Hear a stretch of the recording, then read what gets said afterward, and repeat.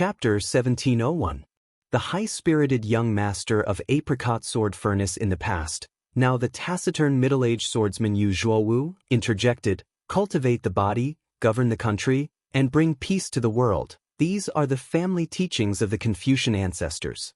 If you can't even be a good person, how can you be a good official? Don't even mention governing the world and helping the people. What I hate the most is this kind of literati fishing for fame. For the sake of leaving their names in history, they conduct themselves without any bottom line to speak of. Especially that previous Grand Secretary of Liang Baiyan, he's especially not a good thing. Su Fengnian suddenly came back to his senses. He turned his head and said, "It's hard to say about others, but only Zhang Julu, in my eyes, is a true scholar.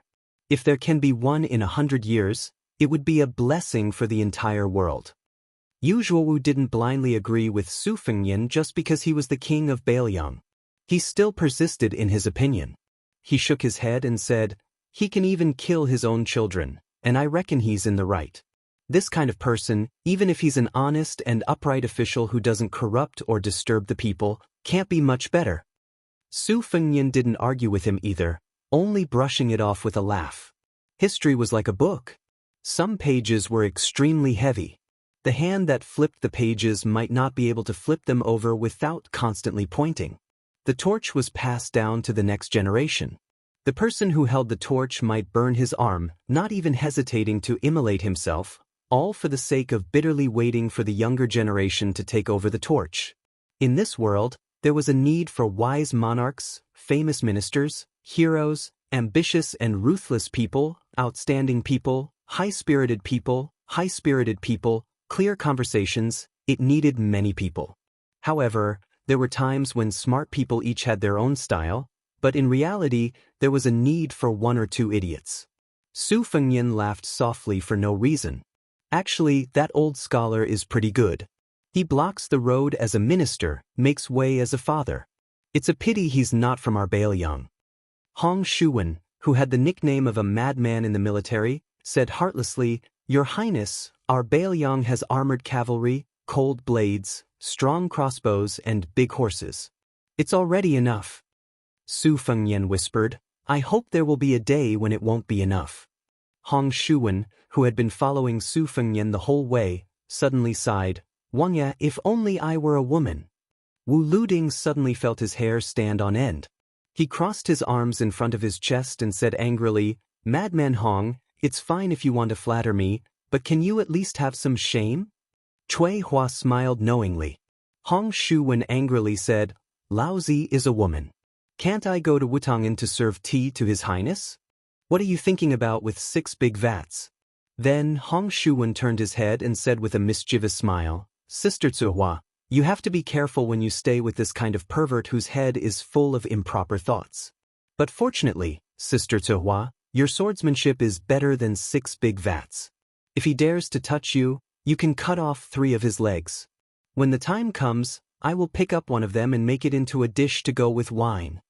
Not only Wu Luding couldn't take it anymore, Lu Jianji, Zhang Wantai, and the other men also couldn't take it. They all laughed and scolded Hong Shuwen for having such a strong taste. Cui Hua, who liked to close her eyes all day long, slightly opened them. She looked at Hong Shuwen and slowly said, "What if one isn't enough to go with wine? How about I add yours?" Hong Shuwen subconsciously covered his crotch and said awkwardly, "Sister Tsuhua, there's no need. There's really no need. I just stopped drinking." After talking and laughing, Su Fengnian narrowed his eyes and raised his head. Then he quickly raised an arm. An extraordinary bird of prey slanted down and stopped on Su Fengnian's arm. After Su Fengnian read the secret letter in the bamboo joint, the gerfalcon that had accompanied its master on 3 trips to Jianghu and 2 trips to the capital, lowered its head and intimately pecked the back of Su Fengnian's hand. Then, it flapped its wings and flew away. Su Fengnian called Yuan Zhuozong with a complicated expression. He said softly, "Brother Yuan, the main force of West Chu is under the command of Xie Shibian. She personally led the troops and began to break through the encirclement in the west. Chao Changqing has quietly left for Great Peace City alone." Yuan Zhuozong was stunned and asked, Chao Changqing is going north alone? Su Fengnian nodded heavily. Yuan Zuozong sighed. Why did this official, who was known to be good at ending things, end up in such a mess at the last moment? Su Fengnian said with a low voice, I can only make a rough guess. Chao Zhangqing might have chosen to betray many people in the end.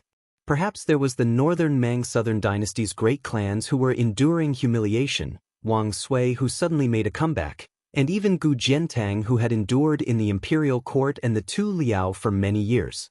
In order to restore the country, Chao Changqing had worked hard for 20 years. Unexpectedly, he was able to let go of it. Su Fengnian did not continue. Yuan Zuozong was, after all, a person who knew a lot of inside information. He asked, Is the rumor about West Chu that my foster father told me in the early years true? Su Fengnian suddenly smiled. It is said that scholars are the most heartless. Fortunately, there was Chao Changqing who told the world that scholars can also be the most infatuated. Yuan Zuozong wanted to say something but stopped. For the first time, Su Fengnian was a little embarrassed. He stared at Yuan Zuozong and obviously did not want Yuan Zuozong to say anything. Yuan Zuozong, who was always serious, smiled but did not say anything. After a moment of silence, Yuan Zuozong could not help but say something. However, he did not use the honorific Your Highness as usual. Instead, he called him Xiaonian, which sounded like a family. Xiaonian, no matter what others think, I am very happy that you led the army to the south. The reason is very simple. I think this is what my foster father's eldest son should do. Su Fengnian was a little helpless. This kind of unreasonableness was indeed Su Zhao's style. Birds of a feather flock together. Yuan Zuozong quickly added with a smile. Of course, the Central Plains has not heard the sound of the horses of the Su family for 20 years. We have to teach them a lesson. Yuan Zuozong raised his head and looked into the distance. My foster father said that the only sound louder than thunder in the world is the sound of the horses of Bailiang. Su Fengnian whispered, Su Xiao would not say such heroic words. It must be my master who said it first. Then he borrowed it and did not return it. He also privately told my master not to say that he plagiarized it. Yuan Zuozong was suddenly speechless. He rubbed his chin. Now that you mention it, it is possible. Su Fengnian laughed. But there are some words, whether it is Su Xiao who said it first or not, as long as he said it, it is heroic. The fact was also so. The Spring and Autumn War had already proved one thing. There were some words that could only be said by the lame man. At this time, the Bailiang cavalry was heading south to the Central Plains. A Confucian in green went from the south to the north. Back then, the Chao family of Dechu was the pride of the world. Nobody knew when he became a dissolute scholar. He left casually. When he became a chess piece waiting for the imperial order that day, he had never been so relieved. After the mountains and rivers were shattered and the country was no more, this man in green entered the Liang imperial palace. However, this was the last time he did not enter the city or the palace. He was only one person in Great Peace City. There was no one like him in history. The overlord of West Chu, Chao Changqing. Chapter 1702. The Bailiang cavalry broke into the hinterland of Gangnam-do. With the example of the tens of thousands of Lianhuai border soldiers as a precedent, this cavalry force that fought to pacify the rebellion was unimpeded. In addition, the cavalry force did not violate any of the places they passed, so it could be considered as giving the Zhao imperial court a way out. If one looked at the current Liang territory, Gangnam-do located north of the Guangling River was actually unworthy of its name. However, in the early spring and autumn period, the territory south of Guangling was always regarded as a barbarian land full of miasma. Back then, the old southern Tang occupied most of the territory south of the Guangling River. Other than fighting a few soul-stirring battles under the leadership of great ancestor Gu, it caused a lot of trouble for the Liang army led by the great general Gu Jiantang.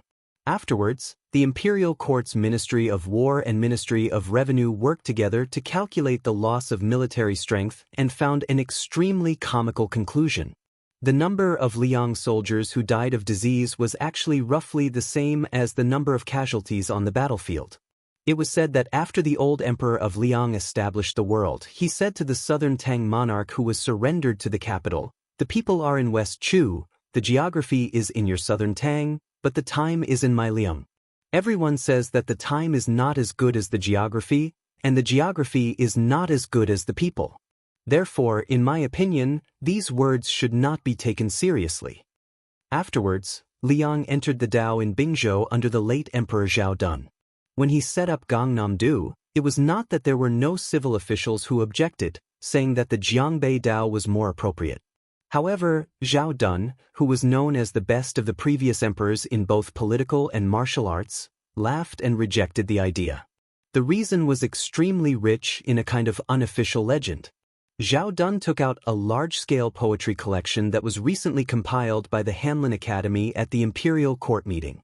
He joked that since ancient times, many scholars and refined scholars had written about Jiangnan's scenery and beauties.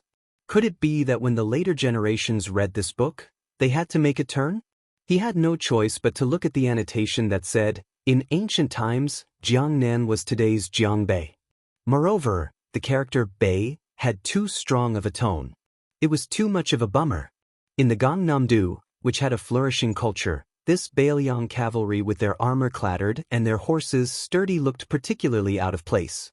Hong Shuwen and his group of young Beiliang barbarians, born and raised in the northwest, were particularly unaccustomed to the environment.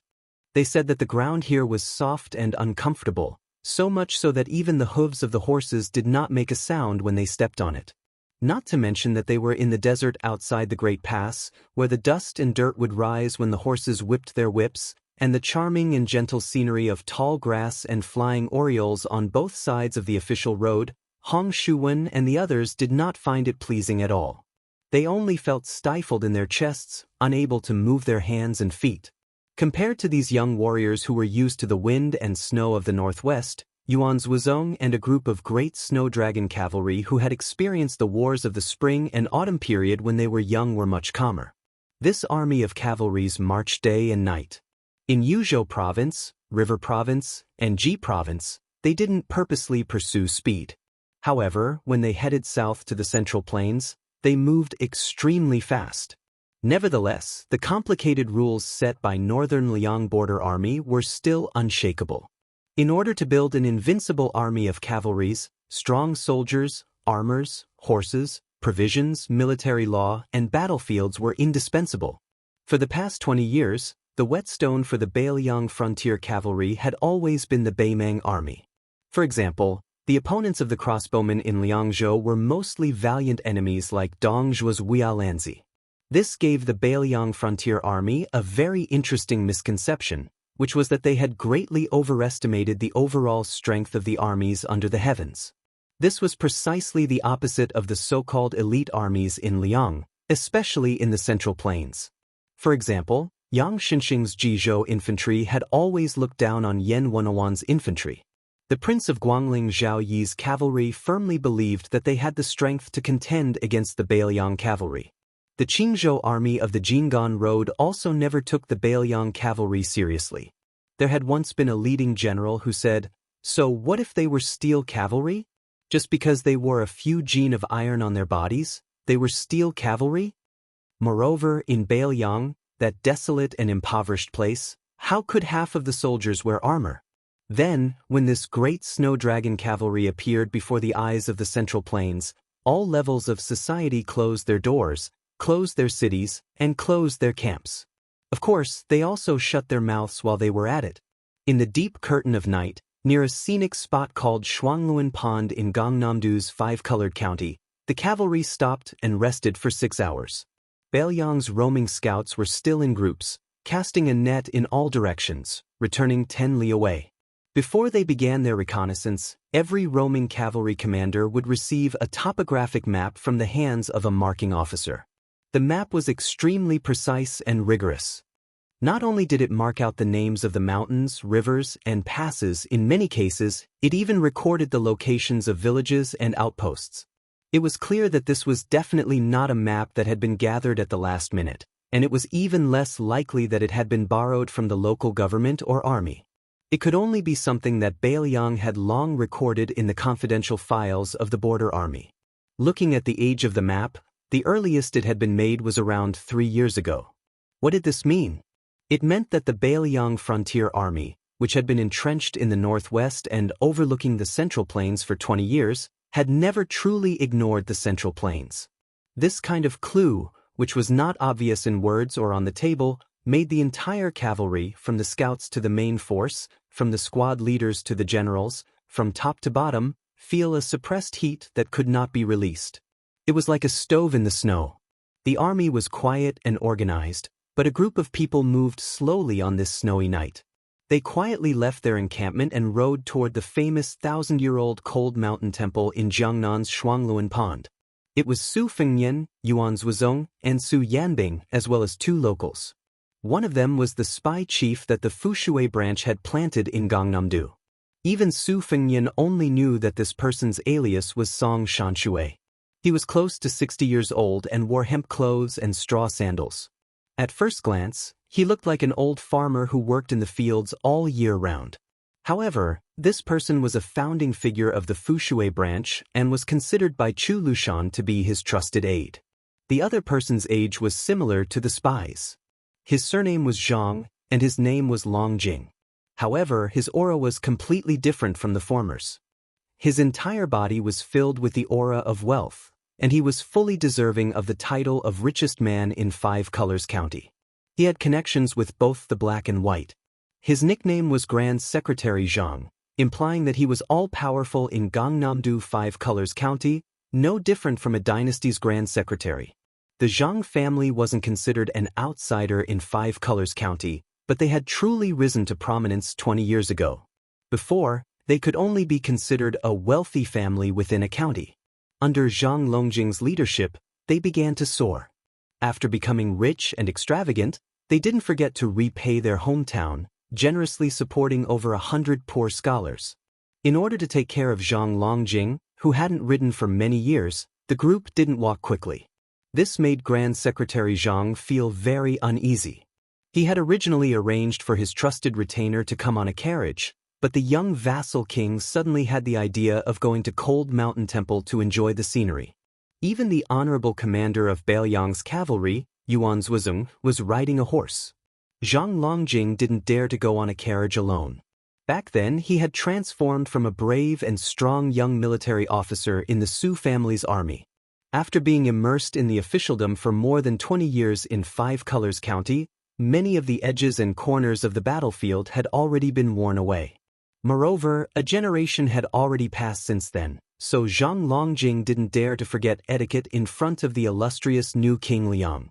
This time, after revealing his identity and sponsoring provisions for the old Master Su family's Bailiang cavalry, Zhang Longjing, who was full of children and grandchildren, wasn't without misgivings.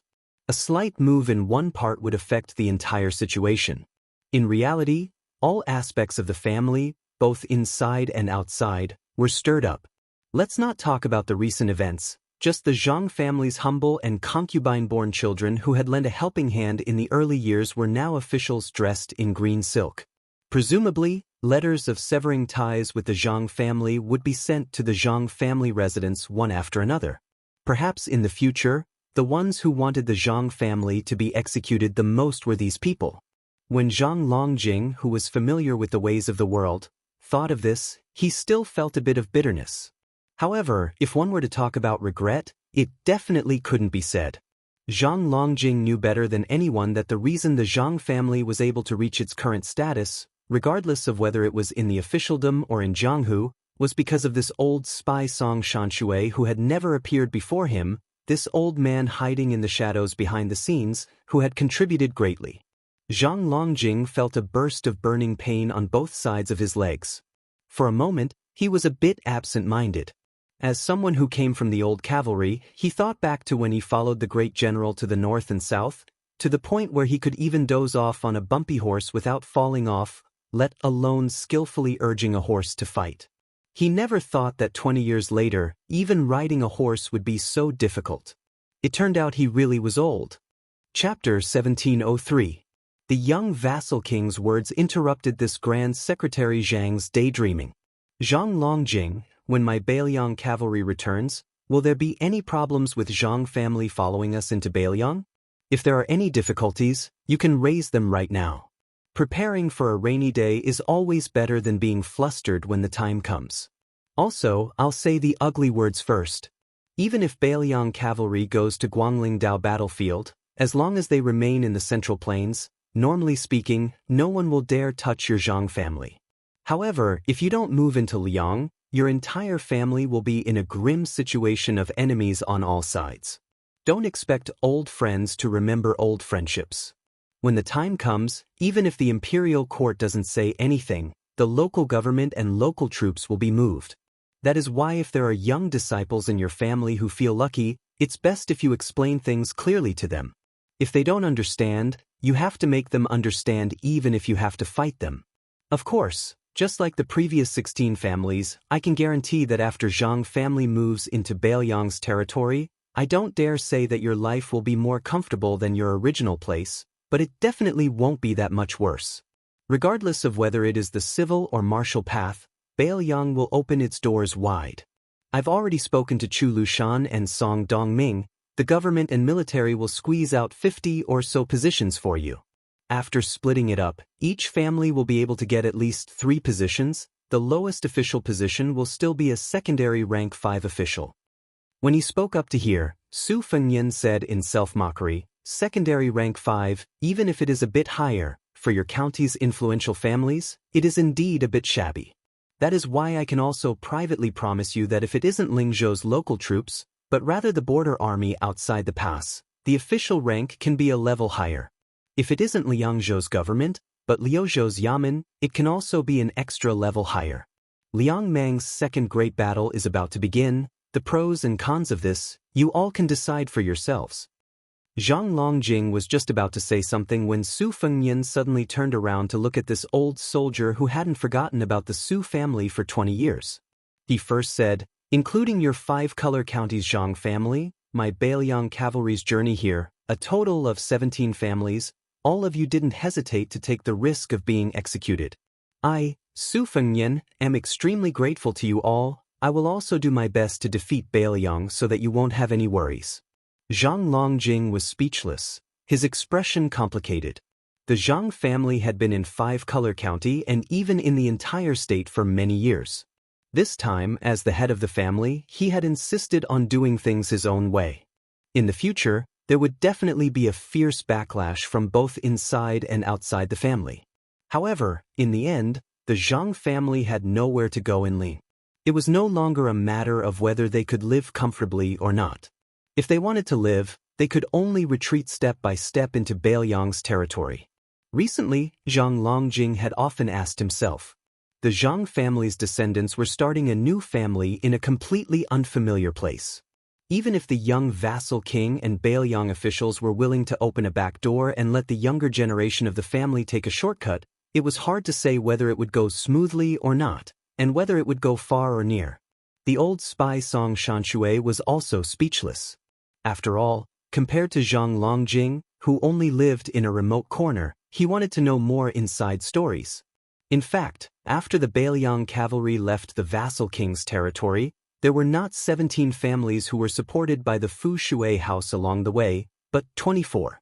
The 4 families in Hezhou and Jizhou all stepped forward without hesitation and completely broke with the imperial court. However, as they went further south, there were people who began to change their minds. For example, there were 2 families in the northern part of Gangnam-do. One of them was an old soldier of the Su family, whose previous head had passed away many years ago. This time, they chose to pretend to be deaf and mute. Later, that family even secretly contacted Zhao Go through the government, trying to draw a clear line with Bailiang. The old head of the latter family was still alive. After that, 6 more families successively made similar choices. Song Shanshui believed that the further away they were from Bailiang, the more treacherous families would choose to protect themselves. However, what Song Shanshui found strange was that the Fu Shui house did not make any moves. Originally, the old spy thought that they would deal with this group of white-eyed wolves in the future. However, after following the new Prince Liang tonight and hearing with his own eyes, the ruthless old spy suddenly felt a little uncertain. His intuition told him that it was more likely that they would mind their own business from now on. Song Shanshui, who used to be a scout, felt a little regretful. He felt aggrieved for Bailiang. However, the old spy was not disappointed in Bailiang, especially that young man. Song Shanshui felt a little familiar with this young vassal king who was like thunder in Liang. Not to mention the soldiers who had died on the battlefield. When had General Su Shao ever mistreated anyone who was still alive? When had he ever haggled over every little thing? In all these years, there were as many vassal families as there were hairs on a cow in Bailiang. There were many hedonistic sons who did evil. Until the general passed away, he did not touch these vermin and these families. He only did his best to build the Bailiang Frontier Army, an elite force that guarded the gate. He patrolled the border time and time again. He more or less ignored the foul atmosphere in Lingzhou behind him. In the end, he kept that promise he made in the past. When I, Su Shao, obtain riches and honor, I will ensure that the old brothers under me will enjoy the riches and honor with me. Was it that if Liang Mang did not fight, the new Prince Liang, Su Fengyan, would not make such a big fuss in Lingzhou's officialdom? Originally, the old spy was very curious about this matter, but now he could not bring himself to ask. As for whether the Bailiang cavalry would go south to the Central Plains next time, and whether the new Prince Liang had any thoughts of sitting on the dragon throne. For some reason, the old spy did not even want to think about it. In the following conversation between the new Prince Liang and Commander Yuan, the two old men learned that not only did the Jizhou army go south to stop them, the 20,000 Shu elites also left Shu to chase east. Moreover, the Jinggan road in the Central Plains seemed to be ready to make a move. Once a battle broke out, the person who was truly responsible for stopping the Bailiang cavalry, the Assistant Minister of the Ministry of War, Su Gong, would definitely choose a place that was not conducive to the formation of the cavalry. In Zhang Longjing's eyes, the Liyang imperial court was inviting him into a trap. Zhang Longjing could not help but be worried. After all, he had been far away from the Su family for 20 years. He had not even seen Liangzhou's Huda City, Yozhou's Gourd City, or Liuzhou's Qingcang City. For the first time, the old spy took the initiative to chat with Zhang Longjing. He lowered his voice and asked, "Are you afraid?" Zhang Longjing, whose thoughts were exposed, did not become angry. He only sighed and said, "I'm not afraid, I'm just worried. I'm worried that the tiger will fall to the plains." The old spy sneered and said, "The tiger will be bullied by dogs? When the tiger roars in the Central Plains, how can dogs bark?" Zhang Longjing was resentful. Suddenly, the young lord's gentle voice came from the front. "Old Song, I accept your flattery, but I can't guarantee that you will be promoted in the Fu Shui chamber. That is Chu Lushan's territory. His words are more effective than mine." The old spy, who was used to not showing his emotions, laughed. Zhang Longjing turned his head and glared at the old bastard who tricked him. "Surnamed Song, don't think that I will invite you to drink again in this lifetime." The old spy, who did not look impressive, replied softly, "I will stay here for the rest of my life. Even if you, Grand Secretary Zhang, want to invite me, you can't." Zhang Longjing asked curiously, "Why not?" The old spy twitched the corner of his mouth. "I'm old. If I stay in the Central Plains and rely on the little experience I have accumulated, it might be useful. If I go to the battlefield outside the Great Wall, I can't afford to lose face. I'm afraid that the young people of the Bailiang Frontier Army will look down on the old soldiers of the Su family." Zhang Longjing was speechless and could only sigh. Suddenly, the old spy raised his voice and shouted, "Your Highness, may I flatter you one more time?" The young lord turned his head and said with a smile, "Just say it. But if you say it, there will be no reward." The old man straightened his back slightly. The spy who hadn't used his real name for 20 years reported the 3 words that he had almost forgotten. He said, "If I, Song Hetien, could be 20 years younger, I would follow His Highness to kill the barbarians. Just like when I followed the general to the battlefield, every time I went to the battlefield, I only had one thought. When I died in the battle, I would be surrounded by my fellow soldiers, and there would be brothers who survived to help me." Su Fengyan continued to ride the horse forward. But Yuan Zhuozong slowly slowed down, took off the saber at his waist, threw it over and said with a smile, "Old Song, the prince has already sent out a lot of new cold sabers. He didn't bring any with him this time." Just take it as a gift for the prince. The old spy caught the cold saber that killed 300,000 Baelyang barbarians outside the Baimeng Pass and said with a bright smile, "Commander Yuan, I don't want the saber. I don't need it for a spy who can't see the light of day. It's not suitable to keep it." Zhang Longjing was confused and wondered, "Then why are you holding it so tightly?" The old spy carefully hung the saber at his waist. An old soldier with a new saber. The old man said in a deep voice, "Let me, an old soldier, hang the cold saber for 10 miles. Chapter 1704. Su Fengnian and the others arrived at the foot of the mountain. There were a total of 108 steps. After Zhang Longjing dismounted, he explained that this incense-burning path was also known as the worry-free path. No matter how many pilgrims there were, they would not be troubled after they finished this path. However, Zhang Longjing added with a smile, "In my opinion, they were just tired. Even if they were troubled, they would not be able to care about it." Su Fengnian smiled after hearing this. Zhang Longjing sighed and said, "Li Yang destroyed the Buddha. A 1,000-year-old temple with a long history is now occupied by a Taoist priest who is close to the government. All the monks in the temple have run away. Back then, the Taoist priest led the soldiers to seal the temple, but the monks in the temple couldn't even take away a single ancient book. Our county's prefectural governor originally didn't worship Elder Huang. In his early years, even his nickname was related to Buddhism. His name was always Fugitive Zen Old Man. This time, with the imperial court's decree, he immediately became a devout believer, and his nickname was also changed to Tranquil Old Man. It's said that not long ago, he successfully established a relationship with the capital's great spiritual master, Wu Lingsu. Last year, in the provincial governor's political evaluation, he outshone all the monks in the temple. Soon, there were rumors that he was going to be a high-ranking official in the capital. Leading the horse, Su Fengnian frowned and said, "Is there a stone workshop in front of the mountain gate with the inscription, Buddha in the present?" Zhang Longjing nodded and smiled. "Your Highness is indeed knowledgeable. There used to be a stone workshop in front of us. The inscription and couplets were made by the previous dynasty's great calligraphy master. They are first-class items. Unfortunately, this time, the Taoist priest has occupied the site. For some reason, someone pushed the stone workshop to it. Your Highness will not be able to see it this time."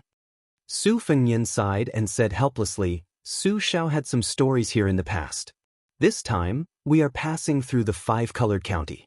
Since it is on the way, we want to try our luck and see the old monk who once asked Su Shao, lay down the butcher's knife. Forget it, let's go back." Zhang Longjing lamented, "There is such a thing? What a pity. If I had known earlier, I would have added tens of thousands of taels of incense money to the cold mountain temple." Su Fengnian dismissed it with a smile. He mounted his horse and went back the way he had come. However, he could vaguely see lights flickering on the side of the road in the distance. This was not a sight he had seen when he had passed by earlier. The old spy, Song Shanshui, instinctively became vigilant. However, he soon felt relieved.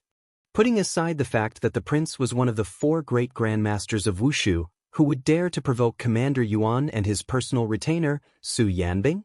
Even if these 2 experts were to be singled out, your imperial court would probably not have the face to come and greet them without mobilizing 700 to 800 troops, right?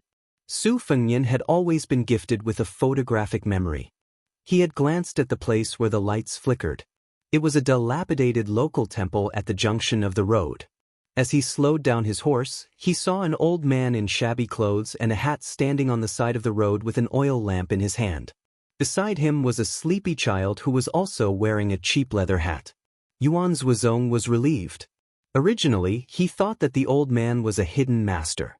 Now, he looked at the old man carefully and found that the old man was just an ordinary old man. However, the old man's physique was slightly stronger than his peers. Su Fengnian did not get off the horse. He leaned forward and asked in a gentle tone, "Sir, is there anything I can help you with?" After all, the old man was old and his eyesight was not very good. In addition, it was night. So, he raised the oil lamp and smiled, "Is your surname Su?" Su Fengnian was stunned and asked back, "Are you an old member of the Cold Mountain Temple?" The old man nodded with a smile. Su Fengnian quickly got off the horse in the surprise of Zhang Longjing and Song Shanshui. He came to the old man and the child and took out a carefully wrapped Buddhist scripture from his arms. He said, "Master lent this Buddhist scripture to my father. Now he has been borrowing it for nearly 20 years. It's time to return it to its owner." The old man did not refuse. He took the Buddhist scripture and said a common saying that disappointed Zhang Longjing. The old man held the lamp in one hand and touched the child's hat with the other. He asked with a smile, "Donor Su, can you give me a few taels of silver? There is no rice left in the rice jar today." Su Fengnian suddenly felt a little embarrassed. The Bailiang cavalry did not lack anything on their way to the south except for these insignificant things. Zhang Longjing, the god of wealth in the five-colored county, was even more stunned. He was not the kind of nouveau riche who wanted to wear gold and silver when he went out. Even if he played with jade, it would not be worth at least 1,000 taels of silver. Of course, he would not bring gold and silver with him on this trip. Fortunately, the old spy found a few taels of silver. Su Fengnian took it and gave it to the old monk of the Cold Mountain Temple who wore a leather hat for warmth. To be precise, it was the monk Fa Xian, the old abbot of the famous temple in Jiangnan. The old monk did not have the misgivings of ordinary monks who did not touch money. He openly put it in his sleeve and did not hide his smile. The little monk beside the old man was beaming with joy. With silver, there would be firewood, rice, oil, and salt. He would not have to starve. How could he not be happy? After the old monk put away the silver, he said with emotion, "The imperial court has decreed that temples and monks are not allowed in the Central Plains, and the Cold Mountain Temple is no exception. Some people return to the secular world, while others travel. I once thought of going to the northwest to beg for alms, but I was too old and my new disciple was too young. His legs were as weak as mine, so it was delayed. After thinking about it, it did not matter whether I went to Bailiang or not. If I went to Bailiang, it would just be an old monk finding a place to settle down. If I did not go to Bailiang, I might be able to give a few more faded people a place to settle down." Su Fengnian said sincerely, "Master, I can send someone to send you and your disciple to Bailiang.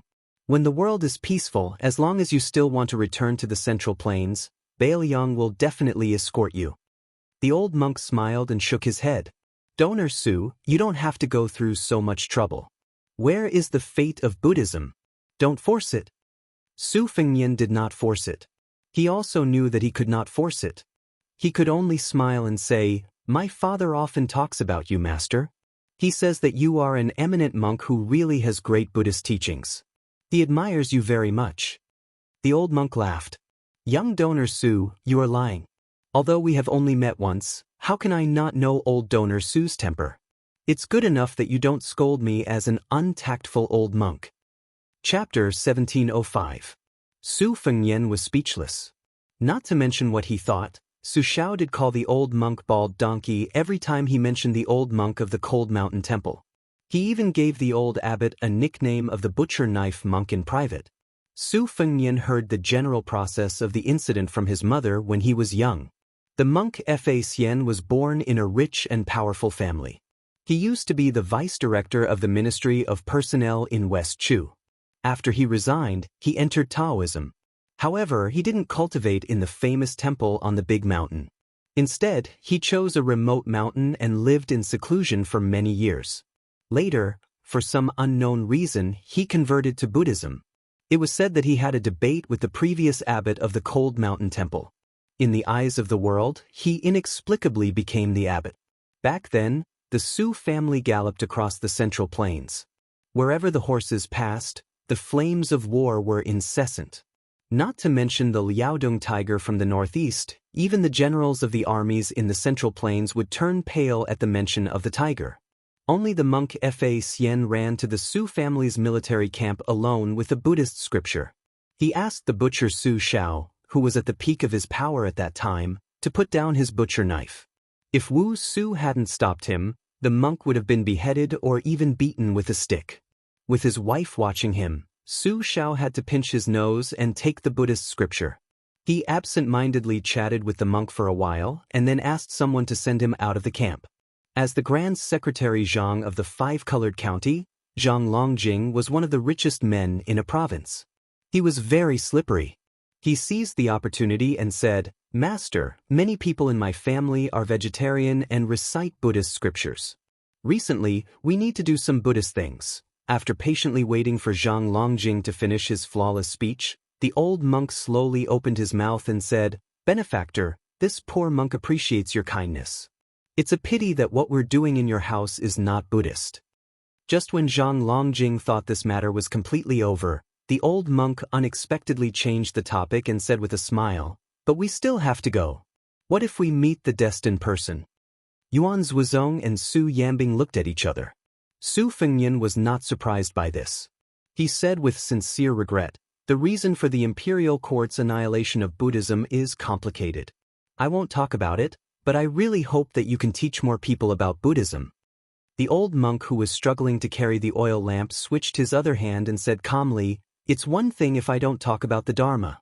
It's another how many people I talk about it to, and it's another how many people listen to the Dharma. Whether there are Buddhist temples, Buddha statues, Buddhist scriptures, monks, and even Buddhas and Western heaven in this world is actually not the most important thing." The old monk paused for a moment and looked at the young man in front of him. "It depends on whether there is a space in the hearts of all living beings to place the Buddhist Dharma. As long as the Buddhist Dharma exists, the temple exists. As long as the monks exist, Buddha exists. Without Dharma, even if everyone in the world is a monk, what's the point?" Su Fengnian nodded. What the old monk said was a bit big. But as long as there was a place for people to settle down, it was the truth. The Buddhist Dharma in the heart of the old monk was the habitat between the very big and the very small. In the past, Su Fengnian hated boastful scholars and was tired of those fortune-tellers. Now that he thought about it, it was probably because he couldn't stand those kinds of unrealistic words, especially the former. They knew the truth but didn't know the reason, as if they had already told you the truth. What to do next was up to you. When he was still in His Royal Highness, Su Fengnian had a lot of opinions about the so-called literati and civil officials. But before and after the hereditary succession, even though he had two unpleasant experiences in the capital, his impression of the scholars in Liyang changed more and more. Among them were Chancellor Wang, Huang Shang, Han Guzi, Qianglong, and so on. These were important figures who didn't blindly view Bailiang as an enemy. Of course, there were also pillars of the imperial court like Zhang Julu and Huan Wen who had always had the intention of removing the vassals from Bailiang. Then Su Fengnian began to think about a question. Could it be that when the young scholars grew older and had more experience, they could also grow into pillars of the imperial court worthy of anyone's admiration and the backbone of the country? The monk Fa Xian glanced at the people around Su Fengnian and withdrew his warm smile. He asked indifferently, "Benefactor Su, Bailiang has already started an uprising. Are they determined to rebel?" Su Fengnian shook his head and said, "They are not rebelling." The old monk who wore a leather hat and didn't wear a kasaya, so he didn't show his identity as a monk. He was a little surprised and continued to ask, "Is the prince receiving an imperial edict to quell the rebellion?" Su Fengnian still shook his head and said, "There is an imperial edict from Great Peace City, but I definitely can't see it. Probably the Jidushi Kai Nan and the administrator Han Lin, who are now bedridden, have already received the imperial edict." The old monk frowned and asked, "Then does Guangling Road need the Bailiang cavalry to help the imperial court army quell the rebellion?" Su Fengnian continued to shake his head and said, "No need. If there is a need, behind me is not 10,000 Bailiang cavalry, but at least 20,000 Yuzhou infantry." At this point, Yuan Zhuozong narrowed his eyes and was filled with murderous intent. After the old monk made an "oh" sound, he asked 3 questions in a row expressionlessly. Is Bailiang in the territory of Liyang? Are the people of Bailiang the people of Liyang? Is the Bailiang frontier army the army of Liyang? Su Fengnian also nodded expressionlessly and said, "Yes." The old monk who held the oil lamp stood in the darkness and was silent for a long time. He asked, "King of Bailiang, were there any immoral and fatuous emperors among the 3 emperors of Liyang?" Su Fengnian smiled and said, "Not only were there no such emperors, but regardless of the personal grudges between the Su and Zhao families, To be fair, the 3 emperors of Liang were all wise emperors in the history books. Zhao Li was talented and wise, even better than the founding emperor of Liang. Zhao Dun was diligent and tolerant, which was rarely seen in thousands of years. Zhao Zhuan was ambitious, but he didn't have high standards. Give him 10 years of peace, and the world will be peaceful. The old monk sneered, and then his smile suddenly disappeared. He said heavily, "What a strange thing." Su Fengnian put his hands in his sleeves and said slowly, "Master, you must be wondering why you, as a remnant of West Chu and a monk who had to live in a temple at the foot of the mountain, can look at the world calmly. Why would I, Su Fengnian, the Northwest vassal king, lead an army to the south for my own selfish reasons?" The old monk stared at the young man, looking at his eyes instead of his face. "Does your highness have something to hide?" Su Fengnian said self-mockingly, "Yes, but for everyone, it's not worth mentioning." The old monk gently lifted the oil lamp in his hand and said, "Really not worth mentioning? I'm old and muddle-headed. If I don't lift the lamp, I can't recognize the road, can't see people, and can't see you. Isn't that also not worth mentioning? Maybe everyone in the world is, but I'm not at this moment." Su Fengnian wanted to say something, but he hesitated. The old monk seemed to be talking to himself and said, "This world is very strange." Bailiang, a barren land, had to be defended by the fierce army under the Su family. Su Shao had to be in charge to deter Beimang. Otherwise, not to mention others, even Gu Jiantang would not be able to defend it. At the same time, removing the vassal state was an irresistible trend. If the Su family was lucky enough to defeat Beimang, removing the vassal state would be as difficult as ascending to heaven. No matter what the 2 successive kings of Bailiang thought, it was hard to guarantee that their trusted subordinates would add fuel to the fire and wholeheartedly want to become the emperor's minister and support the emperor. Therefore, the emperor of Liang and the Su family were very difficult for Bailiang and the Su family. As the son of heaven, he could only let the civil and military officials and scholars scold him, but the Bailiang cavalry could only be surnamed Su. Later, a scholar surnamed Zhang became a high-ranking official and came up with a way to make Bailiang and Beimang wear each other out. It would be best if the fish dies and the net splits. Su Fengnian said with a smile, "Yes, in the eyes of the imperial court, it was a dog-eat-dog situation." The old monk glanced at the young king. Su Fengnian said frankly, "If the Su family implicated the imperial court to not treat the people of Bailiang as the people of Liang, I'll admit it, and so will Su Shao." The old monk became silent. Su Fengnian stood there, lost in thought. To say the least, the Su family caused the Bailiang frontier army to die generously, but couldn't show their bravery. I'll admit it. A young lord and an old monk. At this point, the old spy subconsciously reached out his hand to press the cold saber on his waist. However, Yuan Zhuozong gently pressed his arm and shook his head at the old man who looked indignant. Su Fengnian's sleeves were in front of him. The young men who looked like farmers in the countryside were chatting with an elder about the harvest. There was no resentment in their words, nor was there any passion. They were just talking about daily life. It was as if they were saying that it was going to rain, so they should quickly harvest the grain in the grain-drying field. There was a lot of rain this spring, so there should be more grain this year than last year. Chapter 1706. Su Fengnian said softly, "Before Beimang went south to the Central Plains, there were 2 paths they could choose from. One was to enter Beimang and occupy Shishu, going east from the west and looking down. The other was to go south from Jizhou and enter the Central Plains. That was why they entered Dafeng Dynasty's capital 3 times. Now there are 3 paths. Other than attacking Bailiang's Jizhou, there are 2 more Liao. The reason is simple. Liang's capital is too far north. Emperor Zhaoli used the reason that the monarch should guard the border to reject the suggestion of moving the capital south to Guangling River. Therefore, according to common sense, Beimang's army can attack Liaodong. As long as they win, they can go straight to Great Peace City. It's almost a one-time thing." The old monk said with a smile, "Your Highness, you can say, but now." This time, not only did the old spy have to be held down by Yuan Zhuozong to not pull out his sword to attack, even Su Yanbing, who had been watching coldly from the side, started to frown. He was a bit angry. Su Fengnian said calmly, but there are 300,000 border soldiers from Beiliang. Most importantly, there are hundreds of thousands of elite cavalry.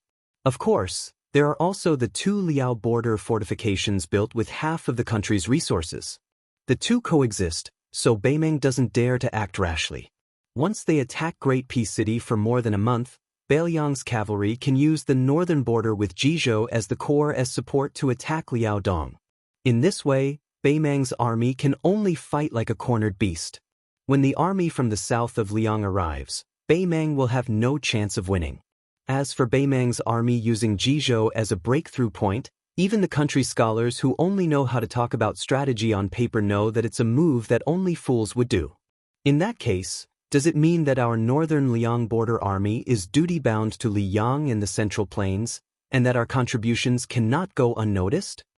The old monk asked back, isn't it? Su Fengnian smiled, no, it's not.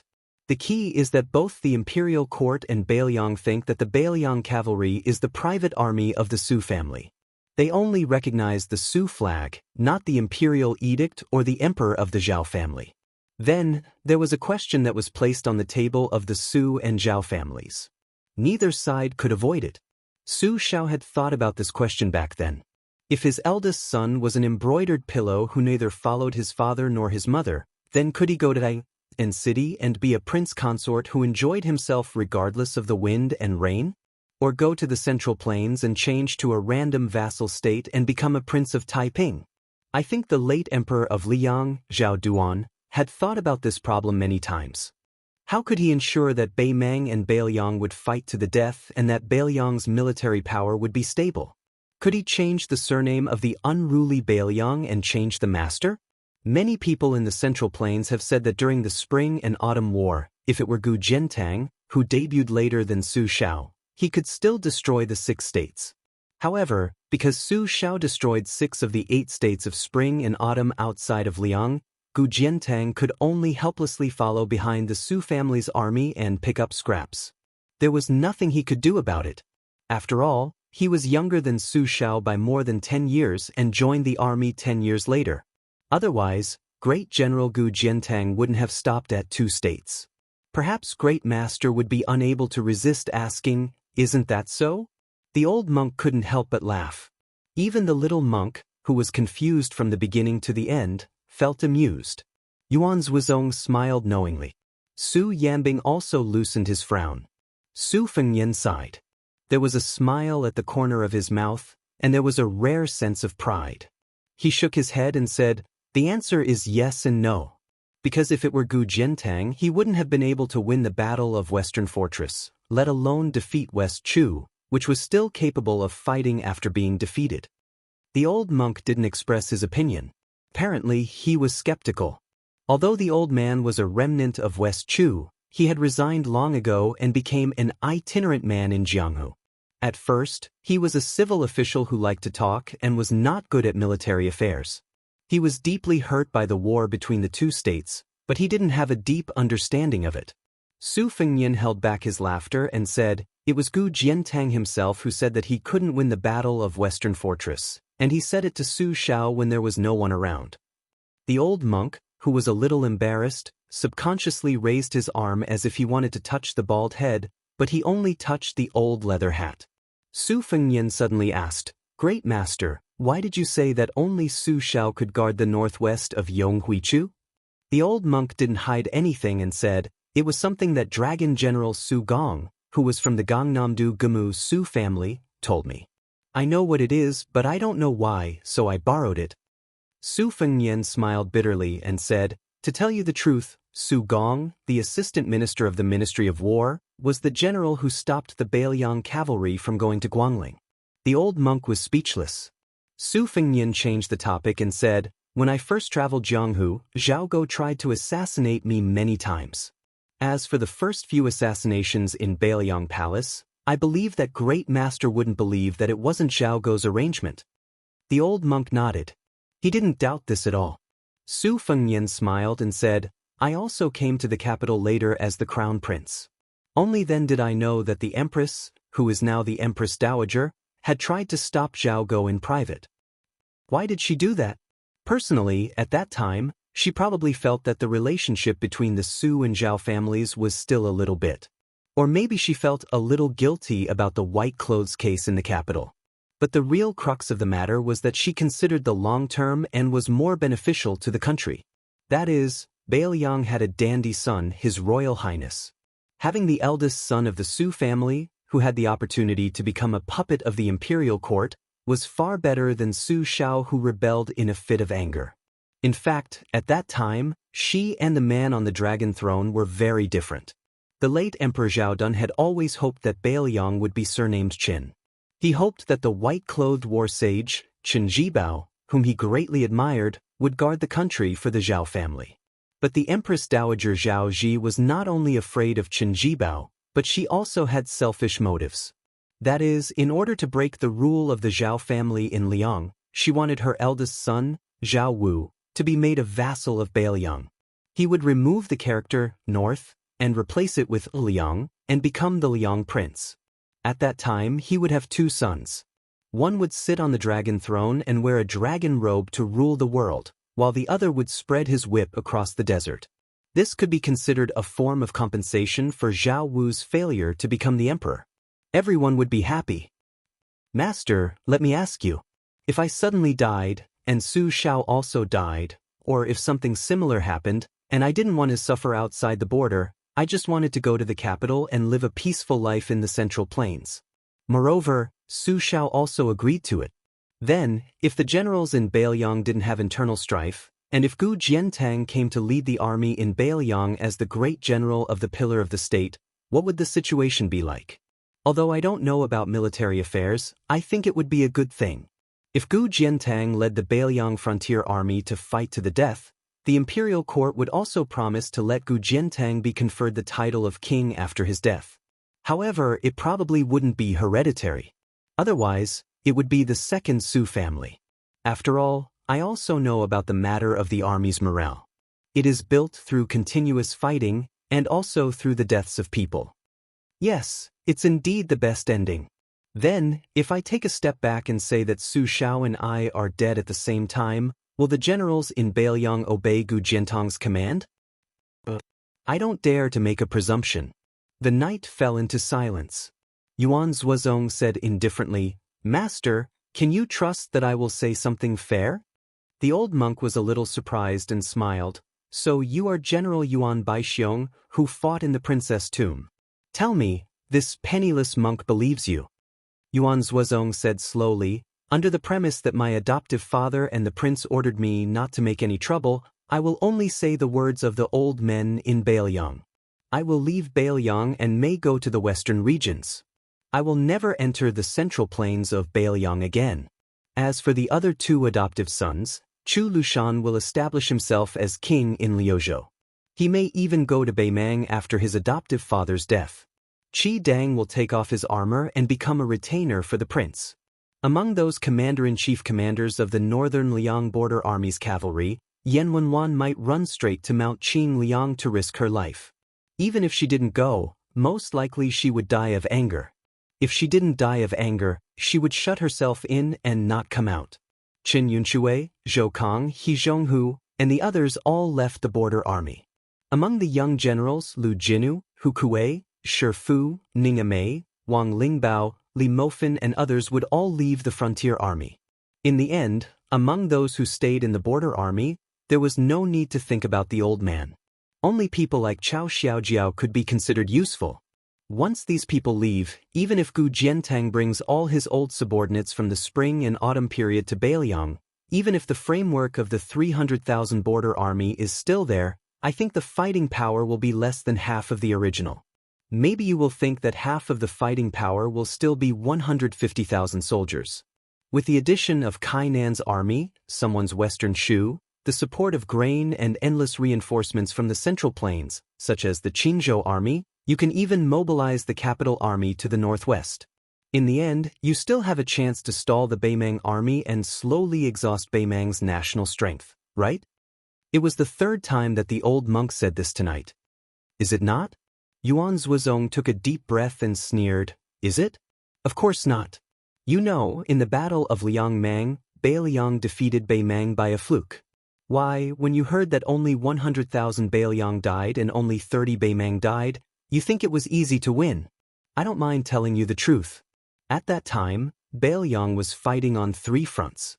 As long as one front collapsed, the whole line would be defeated. At that time, it was not only 100,000 Bailiang that died, but also 300,000 border soldiers plus 300,000. Su Fengnian looked up at the night sky and murmured in a low voice that only he could hear, only 100,000 died. Yuan Zhuozong realized that he had lost his composure and tried to calm down, but these are not the real deadlock. The real hidden danger is... Su Fengnian directly called his name and interrupted Yuan Zhuozong. Yuan Zhuozong. Chapter 1707. Yuan Zhuozong did not say anything and even closed his eyes to concentrate. It was a chance meeting, but they still wanted to continue. At the same time, they did not leave happily. The 5 of them rode slowly. Yuan Zhuozong suddenly smiled and said, "Do you feel better now?" Su Fengnian closed his eyes and took a deep breath. It was as if there was a refreshing spring breeze. He smiled and said, "I feel much better now that I've poured out all my complaints. I can't say that in Bailiang. After all, everyone who follows me is bullied, especially my second sister and Su Beige. They are kind enough not to use me as a punching bag." Yuan Zhuozong smiled, but soon he was worried. Because of the defeat of the border army of Huai and the banner of Jingnan, our journey to the south is safe. But soon, the elite cavalry of Jibei, the infantry of Western Shu, and the army of Qing province will converge. Plus, we are getting closer to the battlefield of Guangling. Wu Zhongshuan's army of northern borderline is eyeing us covetously. I'm afraid that someone will jump out to disgust us so as to flatter the imperial court. It won't hinder us, but it will be troublesome. Su Fengnian shook his head and said, "Since we've decided to go south, we don't expect to have a good reputation in the Central Plains." Su Yambing joked, "Prince, you've helped Bailiang build a good reputation in the past 2 years. Most likely, you'll be beaten back to the original." Su Fengnian curled his lips and said, "It's not a problem." Su Yanbing clicked his tongue and said, "That's what the king of Bailiang said." Yuan Zhuozong echoed, "That's what the Grand Master of Wushu said." The old spy and Zhang Longjing said at the same time, "Yes." Su Fengnian put on a serious face and said, "How dare you? Drag this king out and behead him." A burst of hearty laughter spread far and wide in the night. As one of the ancestral temples of Buddhism, the Cold Mountain Temple had always been famous for its small temple but big Buddha. Unlike the 2 Zen temples, which occupied a large area and had many monks, the Cold Mountain Temple had no more than 100 monks in its history. As one of the 3 founding ancestors of Buddhism, Monk Quanxin was highly respected by the emperors and ministers of Dafeng dynasty. The last emperor of Dafeng dynasty even honored him as the Bodhisattva of flesh. The origin of the Buddhist prayer beads today was also the soybean count that Monk Quanxin first proposed. This ancient temple was able to escape the calamity of the Spring and Autumn War, preserved in perfect condition. However, the imperial court destroyed it with a single order. After the 5 riders disappeared into the night, the old monk, Fa Xian, let the young monk return to the earth temple with the oil lamp to sleep. The old man strolled alone on a small path that was soaked with night dew, like a wandering ghost in the wilderness. After about an hour, he finally returned to the earth temple. Unlike the small temple from before, which was as cold as a grave, the earth temple had been decorated with lanterns and colored banners in just an hour. It was grand and magnificent, and had the air of a noble family. Not only were there stone steps laid out to add charcoal to the stove, there was a middle-aged man who was as elegant as an immortal sitting by the stove. There were also several maidservants who were as beautiful as fairies serving him attentively by his side. The old monk was not surprised. He walked up the steps and squatted by the stove to warm himself. The middle-aged man was like a man in a painting. He asked softly, "How is it?" The old man took off his leather hat and put it on his knees. He said softly, "He's more reasonable than his father. Moreover, when he talks about reasons, he also has a way of talking. In short, he's better than his father, Su Shao." The old man raised his head and looked at the man who could be said to be the only remaining schemer of the Spring and Autumn War. Mr. Naylan, are you really going to incite the Gangnam-do scholars and the people of Jianghu to go against the Bailiang cavalry? Aren't you afraid of overreaching yourself? I don't think that young man is someone who can be easily fooled. Aren't you afraid of going too far? The middle-aged man called Mr. Naylan by Fa Sien lowered his head and fiddled with the charcoal. His face was like jade, glowing with a beautiful luster. He did not answer the question. You Buddhists have 16 visualizations. Is there a saying about visualizing oneself? I don't think so. It's too late to sacrifice oneself, so what's the point of visualizing? The old monk sighed helplessly. You're more like a monk than I am. Naylan Yusi sneered. Fa Sien, don't forget that you were supposed to be an important chess piece in Hong Jia's escape to the north. You were supposed to go to Beimang to be the head of the Buddha. You nodded and agreed at that time, but you went back on your words. That person can forget about this, but I'm not as narrow-minded as him. The old monk touched his bald head. I can't help it. Back then, I couldn't find a place to belong in the Confucian books. After that, I couldn't find a place to stay in Elder Huang's teachings. Originally, I was just making a last-minute effort to escape with everyone. I didn't think that I would really treat this foreign land as my home. Since I've really become a monk, I shouldn't care about the secular world anymore. Naylan Yusi said angrily, not caring about the secular world, not caring about the secular world? Not caring about the common people in the world? The old monk chuckled. Living in the secular world, I'm just throwing away my skin in this life. All living beings have their own happiness, and all living beings have their own suffering. Naylan Yusi suddenly stood up and shouted angrily, Uncle! The old monk stared at the basin of charcoal fire in a trance. Naylan Yusi said angrily, Chao Changqing secretly contacted the old people of the southern dynasty. Even Wang Sui and Gu Jiantang were persuaded by him. He promised that after West Chu was done, Wang Sui would be allowed to restore Dongyue. He promised that Gu Jiantang would become the most powerful person in the world, not just the Liang pillar state that Su Shao didn't want. Once the Central Plains were pacified and Beimang was annexed, he also promised that the Jiang family of West Chu would only exist for one generation. Then Jiang Yi would abdicate and the descendants of the Gu family would be the emperor. This was the end of the spring and autumn period that Chao Changqing had set in his heart. The old monk sighed. All living beings are suffering. Naylan Yusi stood on the steps and pursed his lips. His eyes were gloomy. The old monk no longer called the younger generation of the family teacher. Instead, he asked straightforwardly, You forced Su Fengnian to oppose the imperial court and forced the Central Plains to regard Bailiang as an enemy. Are you plotting for King Zhaobing or Crown Prince Zhao Zhu of Yan dynasty? Naylan Yusi's face was cold and hard. He said in a deep voice, As long as Beimang loses the power to go south in the future, the Su family with the powerful army will not be allowed in Liang. Bailiang, which is like a feudal town, will not be allowed to exist in the world. This is the general trend. Anyone who becomes the emperor will do the same thing. Not to mention the current emperor, Zhao Zhuan, even if Zhao Zhu, who is assisted by Naylan Yusi, becomes the emperor, even if he and Su Fengnian have been sworn brothers since childhood, as long as Su Fengnian is still the king of Bailiang, the situation of Bailiang won't change at all. It might even be worse than 20 years ago. Liang can't do anything to the Bailiang cavalry now, but it doesn't mean that it will still be helpless 5 or 10 years later. Monk Fa Sien flipped his palm and changed his palm to the back of his hand to warm the fire.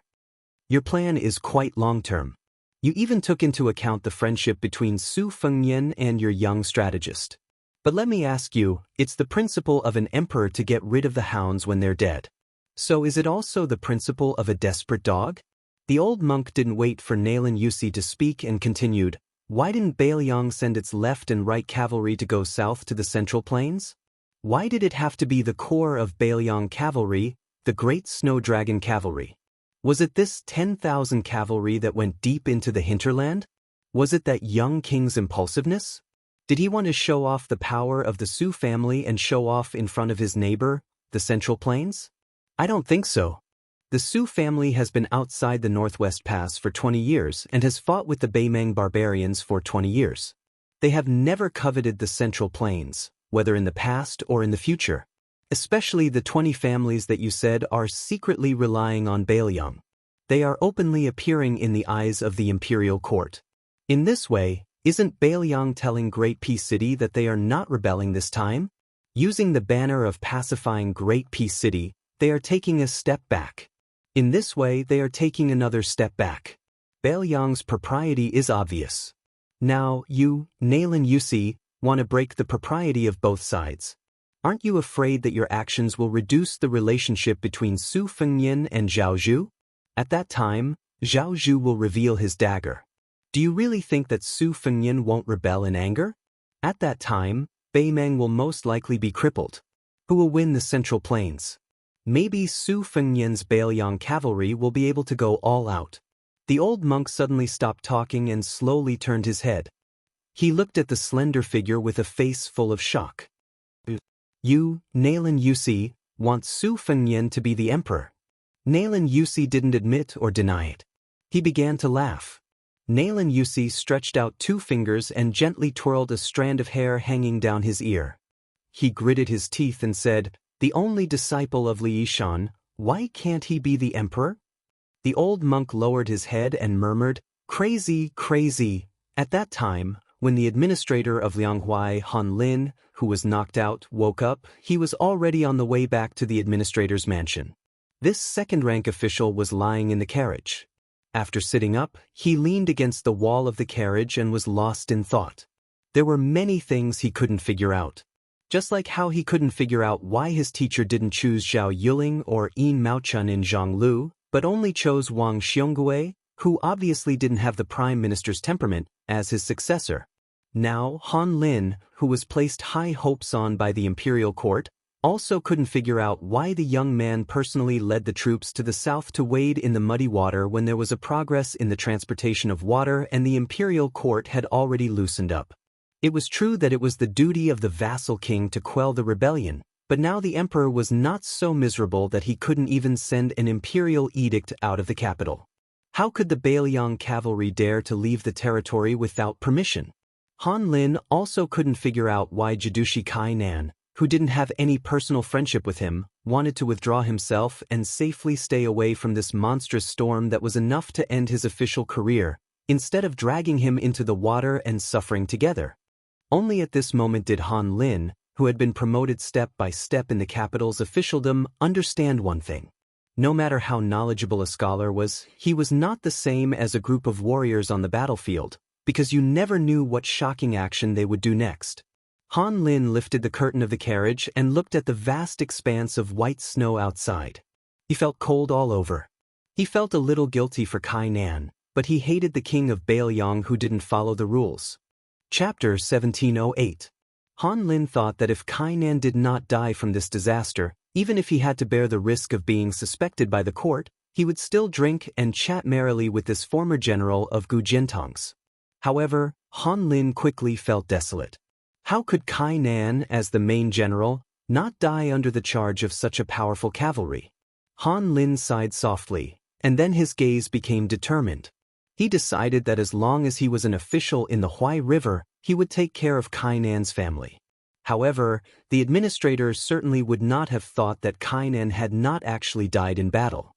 Instead, he had been seriously ill and unconscious for many days. That bed was not in the Kai family's residence, but in the army's tent. From this, one could see the severity of his injuries, to the point where he could not withstand even the slightest jolt of the carriage. So much so that when the eunuchs of the ceremony directorate who had rushed all the way from the capital to Huzhou to announce the imperial edict entered the tent with the rhinoceros horn shaft, they also smelled the strong smell of medicine and the unconcealable smell of blood. In reality, before lifting the curtain, the eunuch had already seen the wives and children of the regional commanders. All of them were in a state of panic. They were worried that the life and death of the backbone of their families was unknown, and they were also worried that the court would be furious and punish them. Along the way, although most of the big military tents were just fleeting glimpses, the mournful scene of everyone being in a daze could not be faked. It was the kind of mournful army that had suffered a great defeat, and it must have been a crushing defeat. As one of the 8 eunuchs of the ceremony directorate, whose seniority could not be considered the oldest in the imperial palace of Great Peace City, it was far from his turn to announce the edicts of a major second-rank border official. However, this time, the announcement of the edict was clearly an evil task that all the important figures in red python robes had tacitly agreed upon. The head of the ceremony directorate, Song Tonglu, could not leave the Son of Heaven's side. As the second-in-command eunuch, according to the law, he could only hold up the white jade scroll edicts. Otherwise, it would be too shameful. Next was the official eunuch. Of the 8 eunuchs, he was the one with the least seniority and backing. If he did not come, who would? The self-pitying middle-aged eunuch had a stern face and narrowed his eyes. He first looked around, and then slowly cast his gaze on the sickbed. Beside the bed stood a pale-faced young general. He could not even stand straight and leaned on a cane. The eunuch frowned. Before he came, Zhao Go had given a general description of the situation of Kainan's army. Some of the main generals had described it in detail. The tall and sturdy young man in front of him should be Kainan's only adopted son. He was the orphan of a comrade who had died in southern Tang early on. He had taken Kainan's surname from a long time ago and was called Kai Bai. In the Kai family, Kai Bai's status was not lower than Kainan's 3 sons. It was said that Kai Bai had personally taken care of many matters that could not be shown in public. Zhao Go, who was responsible for keeping an eye on Kainan, had also given some good comments. He believed that Kainan was worth the imperial court trying to rope him in and nurture him. Once he succeeded, the tens of thousands of troops trained by Kainan in the future would naturally become soldiers that the imperial court could use. Originally, the middle-aged eunuch would have absolutely no access to this kind of inside information. However, on this journey of 1,000 li to announce the edict, there were just too many things outside the imperial edict. From the very beginning, there were many mysteries. First, the powerful eunuch who held the writing brush found him and had a heart-to-heart talk. He repeatedly warned him that this trip to the Lianghuai path to announce the imperial edict had to be done in secret. Even stranger was that the edict that was handed to him was not 1, but 2. Only the boxes were slightly different. When the writing brush eunuch handed over the 2 boxes, he used his fingernail to scratch a hidden mark on one of the boxes. He said that if Kainan's army stopped the Bailiang cavalry, he would announce the imperial edict in this box. If they lost, and it had to be a crushing defeat, then the other box would be opened. If they dealt with it carelessly and put on a show of great battle array, but in reality, they were secretly allowing the Bailiang cavalry to swagger across the border, then there was no need to open either of the boxes. You could just take it as you had left the capital to patrol the border. You could return as you went, say nothing, and see no one. But it was important to remember that no matter which imperial edict it was, it had to be announced after the dust had settled and the situation was clear. It could not be too late, and it could even be delayed by a few days. If the timing was not right, then there would be someone to help advise. Therefore, after this eunuch from the ceremony directorate received a hint from Zhao Go, he came to Kainan's tent in a daze. Kai Bai limped forward a few steps and bowed with cupped fists. He said in a low voice, "General Kai Bai greets eunuch." The eunuch nodded and said in a shrill voice, "General Kai, has the regional commander not woken up yet? If so, then it will be difficult to receive the imperial edict." Kai Bai did his best to hide his sadness and said softly, "Reporting to eunuch, foster father woke up once yesterday, but he quickly fell unconscious again." A few of the military doctors and the divine Dr. Ma, who we invited from Liuji County in River Province, all said that foster father's internal organs were injured this time. Even if he woke up one day, he might not be able to charge and break through the enemy lines again. The eunuch asked calmly, "Divine Dr. Ma from Liuji County? Is that the Ma family that produced 6 or 7 imperial physicians?" Kai Bai nodded and said, "Yes." The middle-aged eunuch nodded. In fact, after the divine doctor left Kainan's tent, Zhao Go had secretly found him and confirmed Kainan's injuries. It was indeed very serious, injuring his internal organs. Normal people would have to lie in bed for 100 days to recover from their injuries, let alone this case. He finally revealed a sorrowful expression and said emotionally, I never thought that the regional commander would be so seriously injured. Forget it, just treat it as the regional commander receiving the imperial edict while lying down. I believe that His Majesty will not blame us. Even if there is some punishment, it is our family's matter. No matter what, even if we have to risk our lives, we will not let the loyal regional commander suffer any grievances. After hearing this, Kai Bai, who was a tough man who bled on the battlefield but did not shed tears, actually knelt down without waiting for the eunuch to announce the imperial edict. He just sobbed silently as if he had suffered a great grievance and did not say anything. At this time, the middle-aged eunuch was truly moved. If this young man showed the slightest sign of gratitude, then he would be suspicious. Kai Bai's personality was clearly recorded in Zhao Gou's secret files. He was definitely not the kind of person who would flatter others. After probing, the eunuch moistened his throat and began to read the imperial edict. The handwriting was naturally good. It did not look like the handwriting of any of the Hanlin Academy's Huangmen. It was rather similar to the handwriting of his own eunuch. The contents of the imperial edict were very shocking. Even the eunuch himself was stunned. However, he hid it very well. The general idea was that Bailiang's 10,000 cavalry had left their territory and rushed to Guangling Road to carry out the imperial edict. The imperial court originally wanted the Bailiang cavalry to secretly leave the border at the end of spring and join forces with the general of the southern expedition, Lu Shengxiang, and the minister of war, Wu Zhongshuan, to deal a heavy blow to the Guangling rebel army. Therefore, when they heard that Bailiang had sent out troops early for no reason, the imperial court had no time to inform the Huai and Huai, resulting in this disaster. Kai Bai suddenly raised his head. His face was full of tears. There was shock, bewilderment, unwillingness, and a resentment that should not be shown on his face as an official of Liang. The middle-aged eunuch was very satisfied with this young man's performance. This was the emotion of a normal person. The eunuch, who had received Zhao Gou's secret instructions, was not in a hurry to reveal the truth. Instead, he frowned and said gloomily, "What is it? Is the general dissatisfied?" Kai Bai's expression was pained. In the end, he slammed his fists on the hard ground. "I am not the least bit dissatisfied with the imperial court.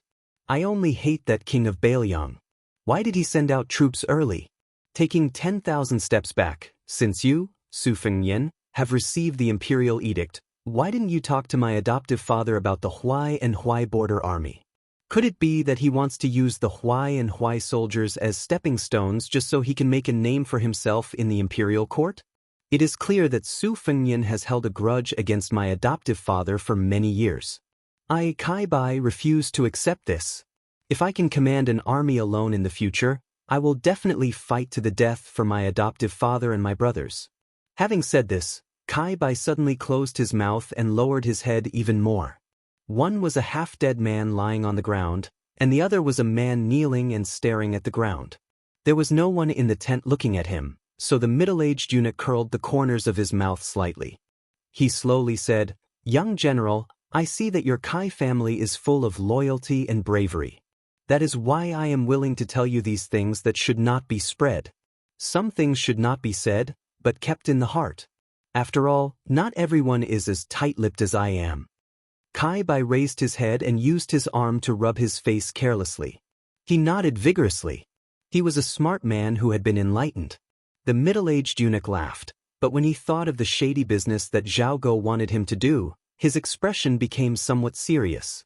However, since the eunuch had already laid the groundwork, compared to the surprise of the imperial edict just now, the secret edict that could not be written on the tip of the pen was somewhat reasonable. He quickly stepped forward, holding the edict in one hand and supporting the young general with the other. His expression was amiable as he said, "I will also be bold enough to make an exception. I will not say the words 'receive the edict.' Young general, just take it." After Kai Bai solemnly received the imperial edict with both hands, the eunuch lowered his voice and said, "Young general, in addition to the imperial edict in your hands, there is actually another imperial edict from His Majesty's mouth. Although there are not many words, you must listen carefully." After a moment of surprise, Kai Bai immediately knelt again. The middle-aged eunuch said in a low voice, "The Huai Jidushi Kai Nan is granted the title of Count Zhongyi." This time, Kai Bai raised his head. His expression was completely different, one of surprise and gratitude. Chapter 1709. The eunuch carefully chose his words and slowly said, "There are some things that little general needs to understand in his heart. I am not a flying immortal on the earth, I am only a eunuch with mediocre leg strength. How can I bring this secret edict to your Ifu today? Is it not because His Majesty, as soon as he learned that the Bailiang barbarians had sent troops ahead of time, thought that your adoptive father and the elites of the two Huai would bravely stop them? Did he think that there would be a day like this? Otherwise, how could your Kai family have such a grand edict of imperial grace? It is clear that in His Majesty's heart, he greatly relies on your two Huai and is willing to see you as a pillar of the country." Kai Bai faced the east, in the direction of Great Peace City, and kowtowed with all his strength. What followed was not the usual polite greetings between eunuchs and officials of the capital. The accompanying eunuch was about to leave the tent and return to the capital to report. Kai Bai wanted someone to hurriedly send over some good items that were more valuable than silver, but the middle-aged eunuch refused with a smile and left without hesitation. There were eunuchs in the world who were not greedy for money, but there were very few, and he was not one of them. He was only able to become an accompanying eunuch, especially when the first two head eunuchs were Han Xingxian and Song Tonglu. He should understand that sometimes, when dealing with people, not taking money would not only be able to sleep soundly, but it was actually more valuable than taking money. After Kai Bai carefully put down the imperial edict, he limped and insisted on sending the middle-aged eunuch to the gate of the camp. He watched as the eunuch entered the carriage and left until he completely disappeared from sight. Only then did he return to the lifeless tent and sit on the little stool by the bed. He did not say a word, and his eyes were dark and gloomy. A hoarse voice that should not have appeared entered his ears. "Buyer, that eunuch has left?" Kai Bai was not shocked. He nodded and said, "Adoptive father has gone far." Kai Nan's body did not move at all, only his lips moved slightly. He originally wanted to laugh coldly, but it was too difficult. In the end, the root of the illness had been planted. It was absolutely true. However, that young king had acted with great propriety and care. Just like the actions of the 10,000 Bailiang cavalry. It was to open the formation. It was not to break the formation. Did anyone from the Huai border army die? Of course, those who died were mostly Kai Nan's direct subordinates.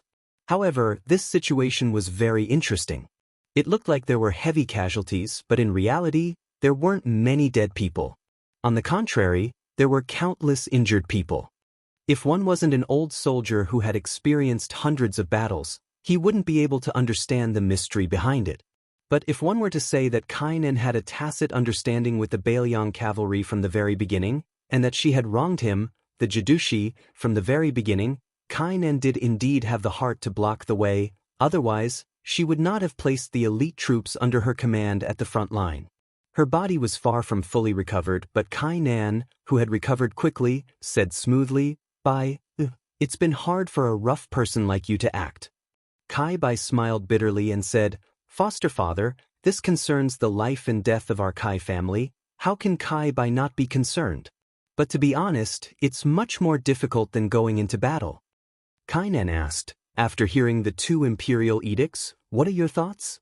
Kai Bai said with mixed feelings, "If I didn't know beforehand that the Bailiang would not be allowed to go down south, and with the strange actions of the Bailiang cavalry, Kai Bai would really have believed that eunuch's nonsense today."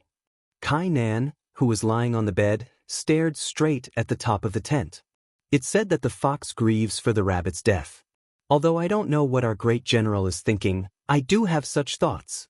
For so many years, I've seen the methods Li Yang used to deal with the Bailiang, both on the surface and under the surface, one after another. It's inevitable that my heart is beating like a drum. Why do you think foster father was able to hold military power at the border all this time? Is it because I, Kai Nan, have great ability to lead troops into battle? From what I see, my ability isn't small, but it's really not that great. Compared to Lu Xingxiang, Su Gong, and the others, I'm still a little inferior. The reason why I was promoted all the way to become a provincial governor is actually because of two people. One is a great general, and the other is a great general. The last sentence sounded like nonsense, but Kai Bai knew that not only was it not nonsense, but the meaning behind it was rich. Not only could it make one's jaw drop, it could also make one's hair stand on end. The first great general was said to be foster father's benefactor, the second pillar of the Liang dynasty, Gu Genting. The second great general was the old Prince Liang, Su Shao, who was called the butcher of the spring and autumn period. Kainan said in a low voice, "But even if I feel sorrow in my heart, I, Kainan, only have reverence for the old Emperor Zhao Li and the late Emperor Zhao Dun. I don't have the slightest bit of rebellious thoughts. But it's simple because they're powerful." Regardless of the internal reasons, they were still able to suppress the two great generals, suppress the civil and military officials of the imperial court. Zhao Li was able to make Su Shao willingly help him conquer the world, and even helped Li Yang fight Bei Mang to defend the world until his death. After his death, he was able to make our great General Gu wear an official's robe instead of armor, and sit on a bench in that cramped Ministry of War's Yamen for no less than 20 years. Zhao Dun wasn't bad either. He wanted that Grand Secretary Zhang, who had the power to overturn the world, to die, and Bai Yan obediently died. After Zhao Dun died, he similarly left behind a large amount of property for the current emperor. It's just a pity that although Zhao Dun had his personal grudges, they were generally harmless to national affairs. In Zhao Zhuan's hands, he couldn't control the scale. However, you can't say that the young emperor is really wrong in this kind of matter. The affairs of the world are like this, we can only explain it as fate making fools of people. That being said, I also believe that if Zhao Li was the emperor, Beiliang might not even have the thought of sending troops to Guangling. As for Zhao Dun, he would have delivered the imperial edict to our hands much earlier, and definitely wouldn't be so hesitant. Kai Bai said hesitantly, "Although I don't have a good impression of the young emperor, if it were me, I'm afraid I would have done even worse." Kainan made a sound of agreement. Zhao Zhuan isn't bad. As long as he's given time, he might have done even better than his father and grandfather. However, in the end, he's still a bit inexperienced. In addition to the current imperial court, with Bai Yan's death and Tantanan's seemingly unchanged, I reckon he's more or less disheartened. Although there's still Qi Yanglong, who was left to our Liang by the previous emperor, compared to this Shangyin Academy Grand Chancellor who came out of seclusion halfway, especially Yuan Benxi's benefactor, Zhao Zhuan naturally trusts Chen Wang, who he personally promoted. Unfortunately, at the same time, he won't place too much importance on Chen Wang's opinion at crucial moments. This is because Chen Wang is young, and the emperor is also young. Without Su Shao in the northwest, Bei Mang immediately attacked. Without Yuan Benxi and Zhang Julu in the imperial court, problems also arose. I'm guessing that if Zhao Zhuan could be more magnanimous in the matter of the water transport, then Su Fengyan would have at least done some superficial work for this inexplicable dispatch of troops, such as sending someone to Great Peace City to request an imperial edict. However, in the bottom of the young emperor's heart, he still hopes to use our Huai and Huai border armies to weigh the weight of the Beiliang cavalry, to see how much of an exaggeration there is. Now, it's a mess, and the imperial court doesn't have a tinker like Bai Yan. As long as I think of this in the past 2 days, the bit of anger in my heart will lessen. Then Kainan sighed and said, "If Qi Yanglong and Huan Wen don't say a few words of justice at this time, Liang, which has a great situation, will probably really be in big trouble." Kai Bai didn't understand. Kainan didn't explain anything. His hoarse and deep voice became even more vague. This time, adoptive father barely escaped death. After thinking about it, there's something I should tell you, but adoptive father hasn't really thought it through. You can think about it yourself. Kai Bai leaned forward and said in a low voice, "Adoptive father, speak, I'm listening." Kainan's tone was calm. Openly guard against the Beiliang Su family, secretly guard against Chen Jibao. Be a good general on the border, great things can be expected. This is the only secret letter that the general has given me in all these years. It's a message not written on paper. Kai Bai's pale face became even paler, but it quickly turned a sickly red. Kainan closed his eyes and said tiredly, "After dying once, I found that now, looking at it, that young man surnamed Su is still the most interesting, the others are just like that. That's right, when I really receive the imperial edict of being conferred the title of Count Zhongyi, you can lead the army. As for whether you can become a Jidushi, that will depend on your own ability. Adoptive father can't help much. Don't try to persuade me. Maybe I feel that there's no meaning in it. Kainen didn't say anything and just kept his eyes open. His ears could vaguely hear the drums of the war of the spring and autumn period, his eyes could vaguely see the smoke of the war of the spring and autumn period, and his heart could vaguely see the bravery of his youth. During the reign of Yonghui, the world only knew that there was a Zhang Lu in the imperial court, but they didn't know that there was a strategist who lived at the edge of the palace. Until now, in the year of the auspicious talisman, the civil and military officials still didn't know that there was a blind guest in a secluded house not far from Yuan Benshi's residence. His surname was Lu, and his name was Su. He only had a personal maid to serve him.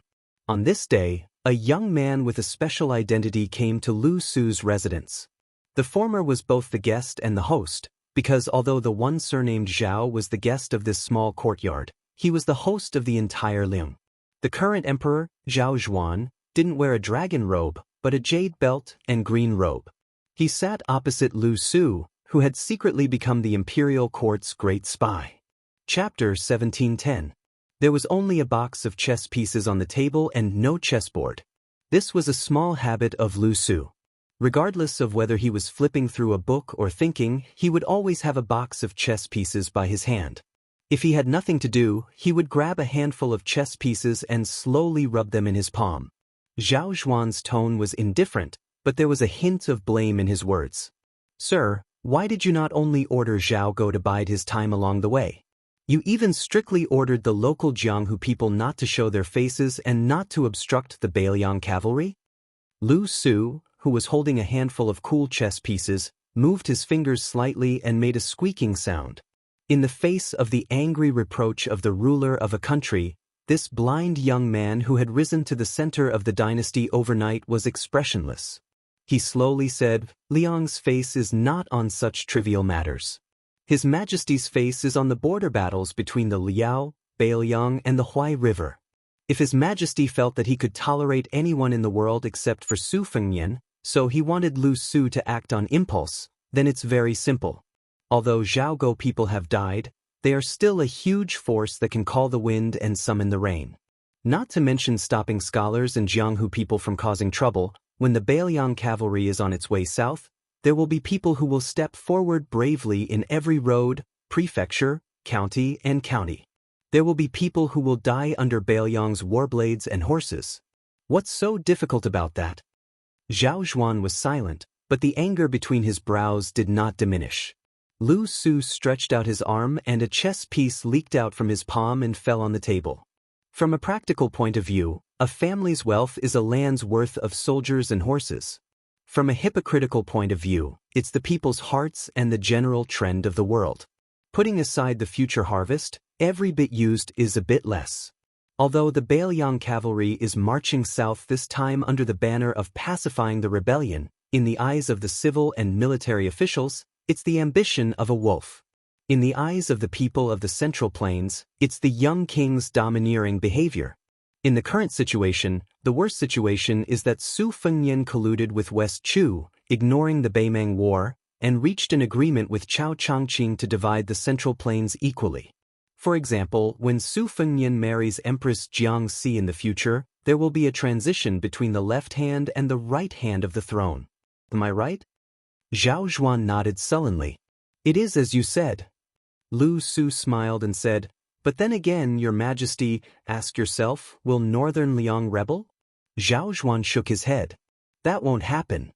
Bailiang frontier army's 100,000 soldiers died outside the pass, and only a little more than 10,000 soldiers went to Guangling. Bailiang won't rebel." Lu Su threw a few more chess pieces on the table. "If that's the case, then the imperial court shouldn't force Bailiang to rebel. At the very least, they shouldn't appear themselves. Let Bailiang and Beimang fight to the death. You want Guangling's grain? Then I'll give it to you."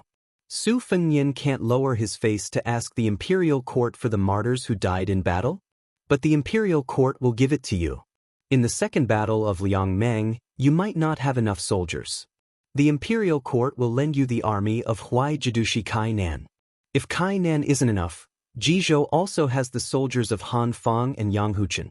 Zhao Zhuan's brows furrowed tightly. Lu Su calmly said, the imperial court shouldn't be thinking about how to guard against Bailiang, but how to separate Bailiang from the Su family.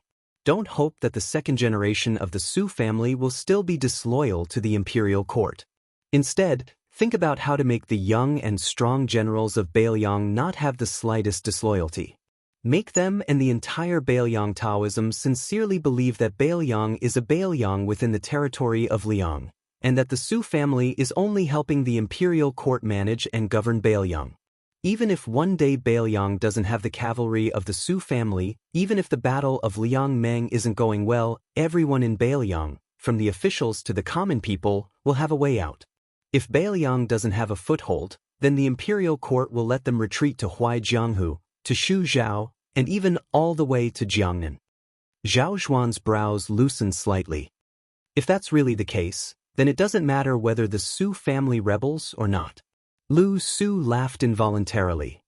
Your Majesty, you must remember that if you want the Bailiang Su family to become water without a source, it's still too early.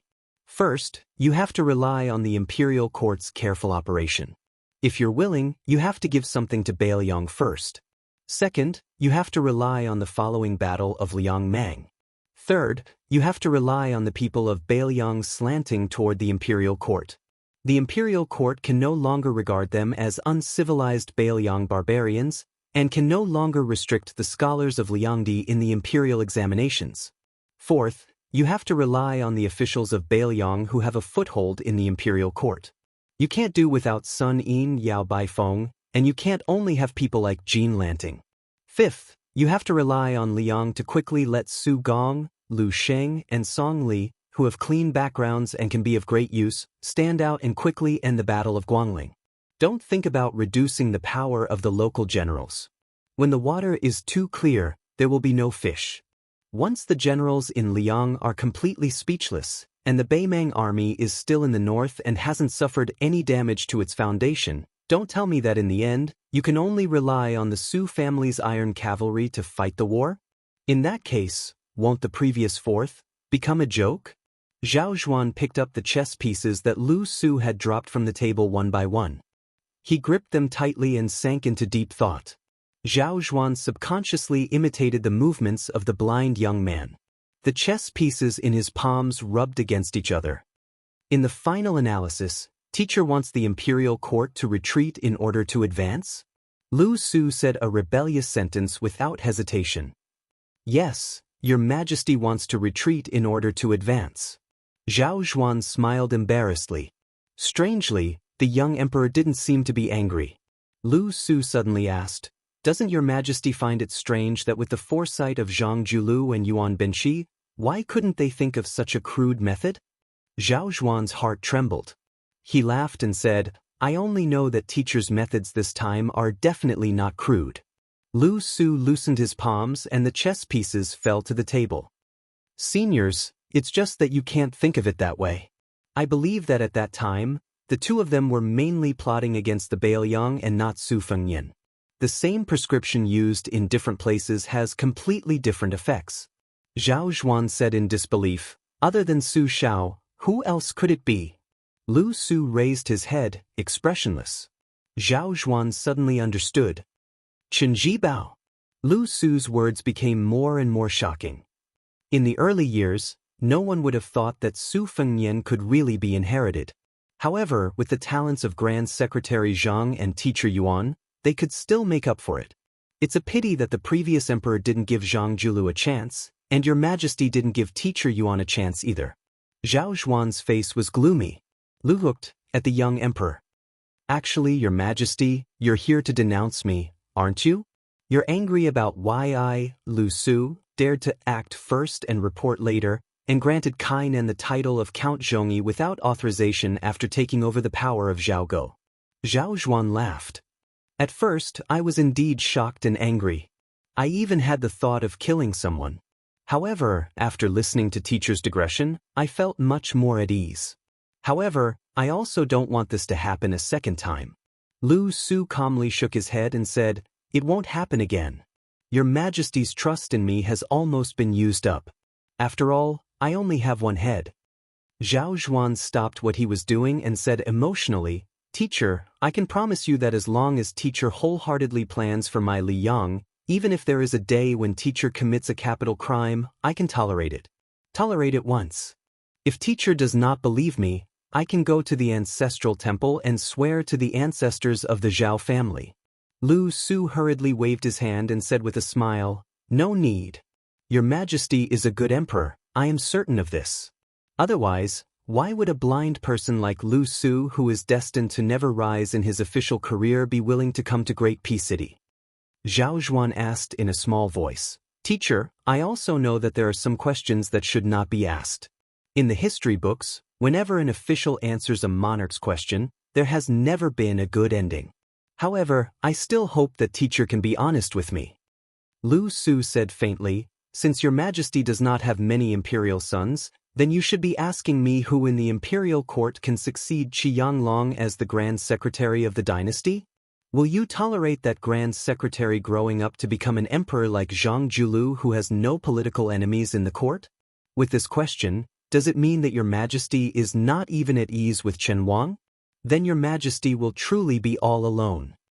Zhao Zhuan said in a sincere tone, "It is not that I do not believe in Chen Wang."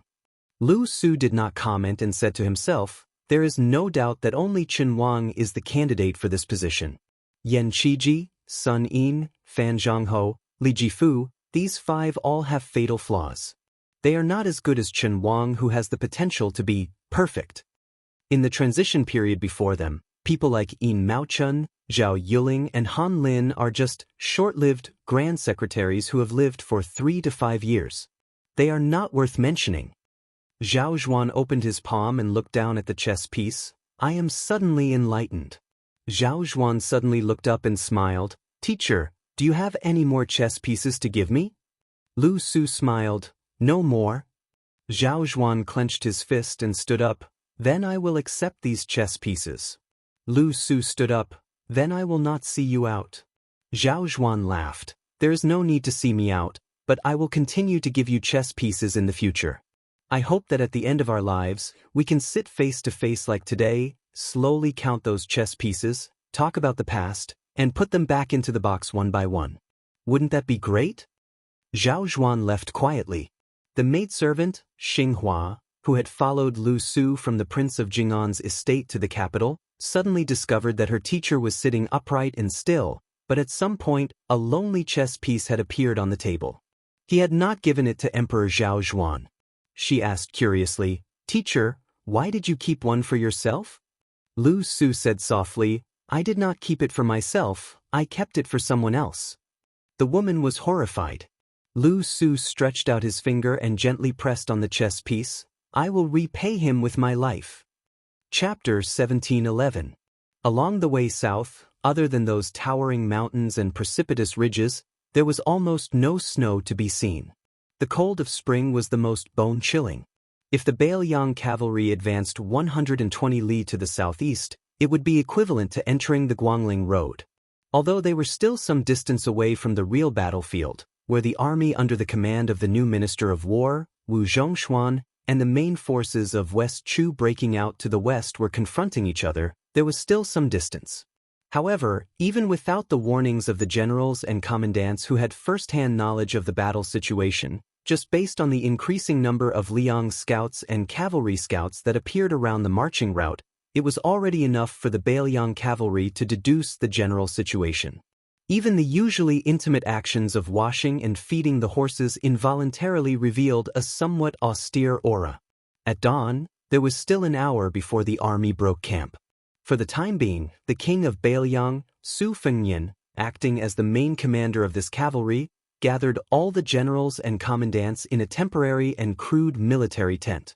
Including Yuan Zhuizong, Ning Amei, and Hong Shuwen, there were a total of 16 people. There was no table in the large tent. The 5 zhang wide and high map of the Guangling Road was hung on the wall. The main passes and cities had long been clearly recorded. Even the number of troops stationed at each place was meticulously marked in vermilion small characters, accurately down to 100 people. Su Fengnian stood sideways under the map, still wearing the famous saber that he snatched from Jiang Fuding's hand that year, the crossing the river soldier, only he took off the cold saber. Su Fengnian looked at the various cavalry officers standing in an arc, raised his saber, and drew a route on the map that was enough to shock the yamen of the Ministry of War. He laughed and said, "Next we will pass through Luhua County, pass through Wei Shui and Merqi, 2 counties, and officially enter Guangling Road. Perhaps we moved too slowly through Huai and Bei provinces, and then moved too quickly through Huainan Road, causing the Imperial Army to be caught off guard. Therefore, they were unable to keep up with our pace.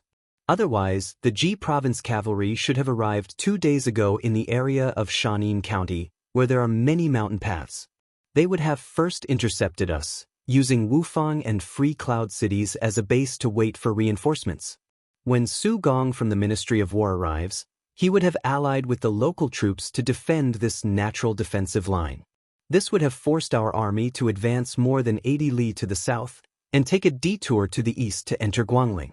However, in this way, we would have to collide with the Qing province troops that are rushing north. As long as there is a slight delay, the 20,000-strong army from western Shu would arrive." Su Fengnian paused here, and the corners of his mouth curled up. It is a pity that the hairy son-in-law of the Gu family is still a bit too slow. Therefore, I estimate that Assistant Minister Su is already pointing at the Ji province general and spitting in his nose. However, if I have the chance to stand in front of Assistant Minister Su, I would definitely say a few words on behalf of the Ji province general. Motherf *Ker, Su Gong is hiding in the right wing of Ji province, slowly wandering about. Why should our tired Ji province cavalry rush up to the Bailiang cavalry and be beaten up? Who doesn't know that the great snow dragon can ride a horse and wear Bailiang armor, and when he dismounts his horse, he does not lose to the Yuzhou infantry in the slightest? This daddy came to the Central Plains to gain merits, not to be in a hurry to reincarnate. Apart from the serious Yuan Zhuozong, the other generals in the tent roared with laughter. This was especially the case for the old cavalry generals who had fought in the Spring and Autumn War. Their grins were even wider. Even though most of these people had obtained their positions at the Bailiang border, when they were still small soldiers, most of them had heard the bragging of the old officers in their respective armies. They said that the great generals would always make fun of the enemy before the battle. It was rumored that even at the most difficult time of the Battle of the Western Wall, the West Chu Yi Bai Kue, who was known as the Spring and Autumn War Armor, could not escape this calamity. When the laughter stopped, Su Fengnian restrained his relaxed expression and said in a low voice, "Our great snow dragon cavalry still has more than 10,000 soldiers. However, as for our true strength, we all know our own matters. In the battle at the Calabash Mouth where we wiped out Yang Yuanzhan's army, our great snow dragon cavalry had the greatest merit, but our casualties were not small either. There were 3,400 people who died on the battlefield. As for the soldiers who had to withdraw from the border army because of their injuries, there were also 1,200 people. Out of 10,000 people, in the end, only half of them were old soldiers. I might as well say something to offend those 2 heavy cavalry armies. Their casualties were also disastrous, but comparatively speaking, I dared to have these 2 cavalry armies choose from Liangzhou's left and right cavalry armies, even from Yozhou's elite cavalry army and Lingzhou's few local garrisons. However, as for the great snow dragon cavalry, forget about Lingzhou, I did not even choose a single one from Yuzhou. All of them were chosen from outside Liangzhou's pass. I, Su Fengnian, can pat my chest and say that every single new soldier has passed through the double screening of Qingliang Mountain and the Protectorate Manor. Every single new officer, their experience on the battlefield, I, Su Fengnian, have even personally seen them. Only after I nod my head and Chu Lushan and Yuan Zhuozong agree can they take up the post. However, even if this is the case, compared to the great snow dragon cavalry that rushed to the mouth of the gourd, it is clear that the current great snow dragon cavalry, all of the military generals who had outstanding military achievements outside the pass, felt a heavy and suffocating feeling. It wasn't only because of the title of King of Baelyang on this youngster's body, nor was it because of some Jianghu master or earth immortal. It was also because of the prestige that Su Fengnian had slowly accumulated bit by bit over the past few years. In order to become a commander-in-chief, one didn't have to be that type of person who could charge and break through enemy lines to face 10,000 enemies. It wasn't just Su Shao who was like this. Even the great Grandmaster Gu Jiantang, in his early years in the Spring and Autumn War, actually didn't take the lead that often. Chen Zhibao was even more so. Being able to win battles and being able to afford to lose battles was actually enough. Meanwhile, this young vassal king in front of everyone seemed to have never lost on the battlefield, in the imperial court, or in Jianghu. Of course, it was rumored that on a certain battlefield, their king of Baelyang had suffered a great defeat. Even Yan Wenluan and Chen Yunshui, these meritorious great generals, when they occasionally heard their subordinates mention this matter, they would never berate them, instead revealing a knowing smile that only great men would understand. After Su Fengnian kept everyone in suspense, he said in deadly earnest, "It is clear that this current great Snow Dragon cavalry, if we want to talk about crushing those Ji province elite cavalry and capital region army, there still isn't much of a problem." This time, even Yuan Zuozong couldn't help but laugh. Su Fengnian said, "This time, I brought you all to Guangling Circuit to wade through the muddy waters. Normal Baelyang commoners definitely don't know the truth, but everyone in this tent has more or less heard a bit. In reality, if it is as you all have guessed, it is true." Without waiting for everyone to express their opinion, Su Fengnian already said in a heavy voice, "No matter what, if anyone has any complaints, or even if anyone wants to curse me, wait until we return to Baelyang territory. This time, when we head south, other than Kainan's Huai border army, we have no choice but to fight. Before we face Wu Zhongshuan's northern frontier army, my objective is to not fight if we can.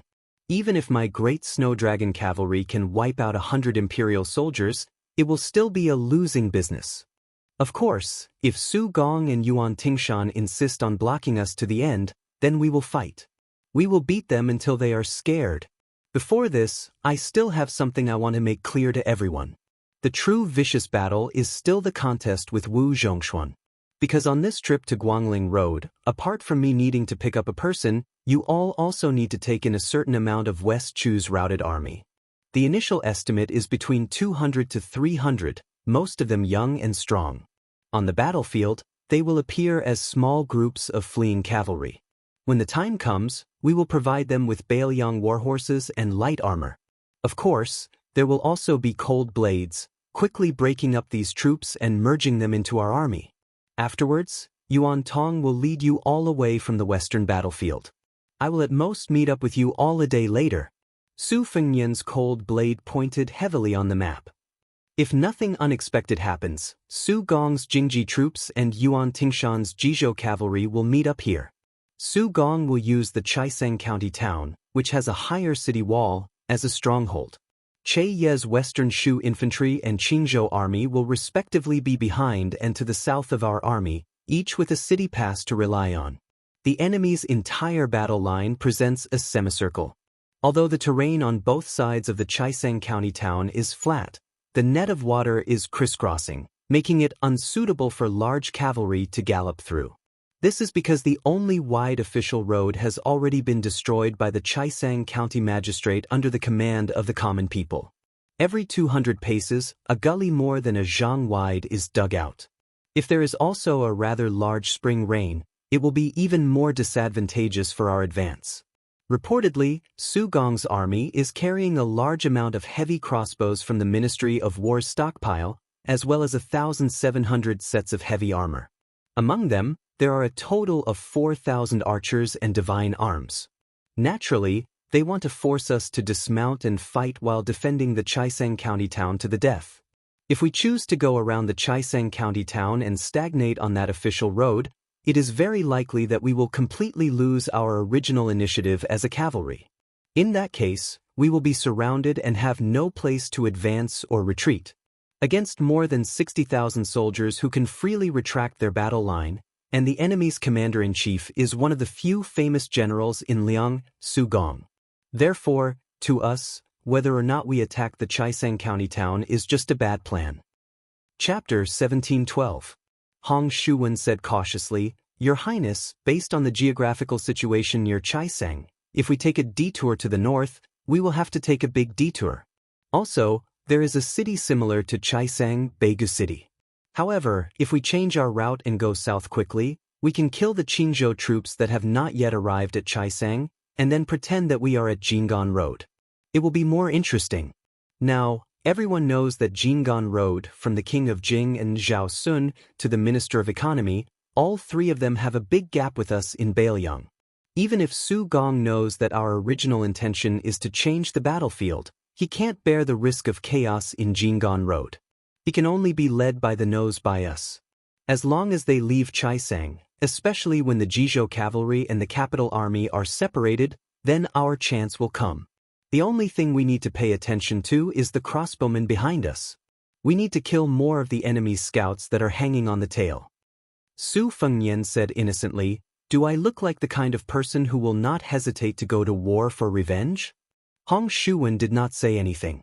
Yuan Zuozong was the first to laugh strangely. You don't? The generals looked at each other in dismay, and then burst into laughter without giving any face. Su Fengnian had expected this, so he quickly smiled and said, If so, then we will do it to the end. Niu Qianzhu, you lead 1,000 cavalry to intercept the Western Shu army. Along the way, you can spread the news under the banner of reminiscing. After all, no one in the army believes that we are here to quell the rebellion. This will confirm their wild imagination. A tanned and burly man asked in a muffled voice, Your Highness, is 1,000 cavalry too little? Su Fengnian thought for a moment and nodded. Then let Pang Jianrui lead another 1,000 cavalry to support them and strengthen their momentum. The charcoal-like man hurriedly waved his hand and said, Your Highness, that's not what I meant. I'm just a lowly lieutenant. I've never led more than 2,000 soldiers in my entire life. I'm just using this opportunity to follow Your Highness around the Central Plains to pretend to be a general. I don't dare to compare myself with Your Highness. 2,000 is enough. If that doesn't work, I can ask old Pang to lend me 500. The more the man spoke, the lower his voice became. It was obvious that he was feeling guilty. Su Fengnian lifted his foot and was about to kick. The captain of the great snow dragon cavalry, Niu Qianzhu, hurriedly hid behind Pang Jianrui. Su Fengnian pointed his scabbard at Lieutenant Niu and said angrily, Fine, I'll give you 2,000 cavalry, and I'll also lend you my Phoenix battalion. How about it? If you're still not satisfied, I can lend you Commander Yuan as well. Niu Qianzhu smiled awkwardly. Forget about Commander Yuan. He only knows how to steal my limelight. 2,000 cavalry and Your Highness Phoenix battalion is enough. It's enough. Niu Qianzhu was kicked by Yuan Zuozong, who was standing not far away. The short and sturdy Lieutenant Pang Jianrui asked, Your Highness, the Qingzhou cavalry has already been wiped out when Zhao Sun went to help Zhao Ying, the Duke of Huainan. Now the 8,000 infantry is really not worth mentioning.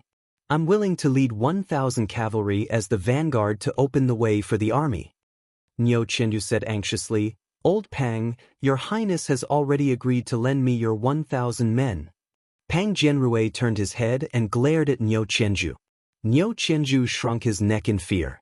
Niu Qianzhu's body looked like two Pang Jianrui. But in the great snow dragon cavalry, he was also a captain of 1,000 cavalry. In front of Pang Jianrui, Niu Qianzhu was like a little wife meeting an evil mother-in-law. At this time, Yuan Zuozong suddenly said, I'll be the vanguard. 500 cavalry is enough. Pang Jianrui scratched his head. Even if he had 10 times the courage, he wouldn't dare to compete with the commander. Moreover, as long as one was a veteran of the great snow dragon cavalry, they all knew about the 10-year siege of Xiangfan City in Qingzhou. Yuan Zuozong was the second commander of the Su family's cavalry after Wu Qi and Su Pu. That year, under Xiangfan City, the battle was so bitter that his cavalry had to be used as infantry. In the end, only 3 out of 10 remained. This was how Chu Lushan managed to conquer Shu. It wasn't that the Su family didn't want to transfer more cavalry, but that they had no cavalry available, whether it was cavalry or horses. Su Fengnian nodded. Then, he raised his cold blade and pointed at the two battlefields of Guangling Road where the two armies were in a deadlock. After passing Su Gong's troops, the West Chu cavalry that we are going to support will break through here. It is located 30 li south of Guazi Island. The Wu general in charge of this battlefield is called Zhou Ran. His total strength reaches 20,000 and cannot be underestimated. Zhou Ran is experienced in using troops and is good at positional warfare. He has 2,000 cavalry under his command. At that time, our main force will be about 20 li northwest of Guazi Island. Here, near Xiangwei River, we will temporarily stop and station our troops. Zhou Ran will definitely send a large number of scouts to keep an eye on our movements. Not only that, because of our arrival, Wu Zhongshuan will definitely order the northern Lai County battle line to be moderately tilted to the south. Although the main general Yuan Jiada has less than 10,000 troops, his cavalry accounts for almost half of the total, more than 4,500 cavalry. This unit was once the vanguard of the southern Jiang army going north to quell the rebellion. Their combat power is obviously not weak.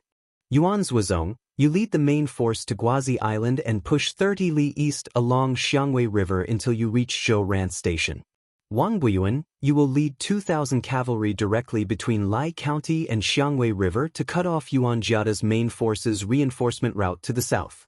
Cooperate with the main force and show that we are going to swallow Zhou Ran's 20,000 troops in one go. Song Jinshan, you will lead 1,000 cavalry and maintain a distance of 3 to 4 li from the middle army's right wing.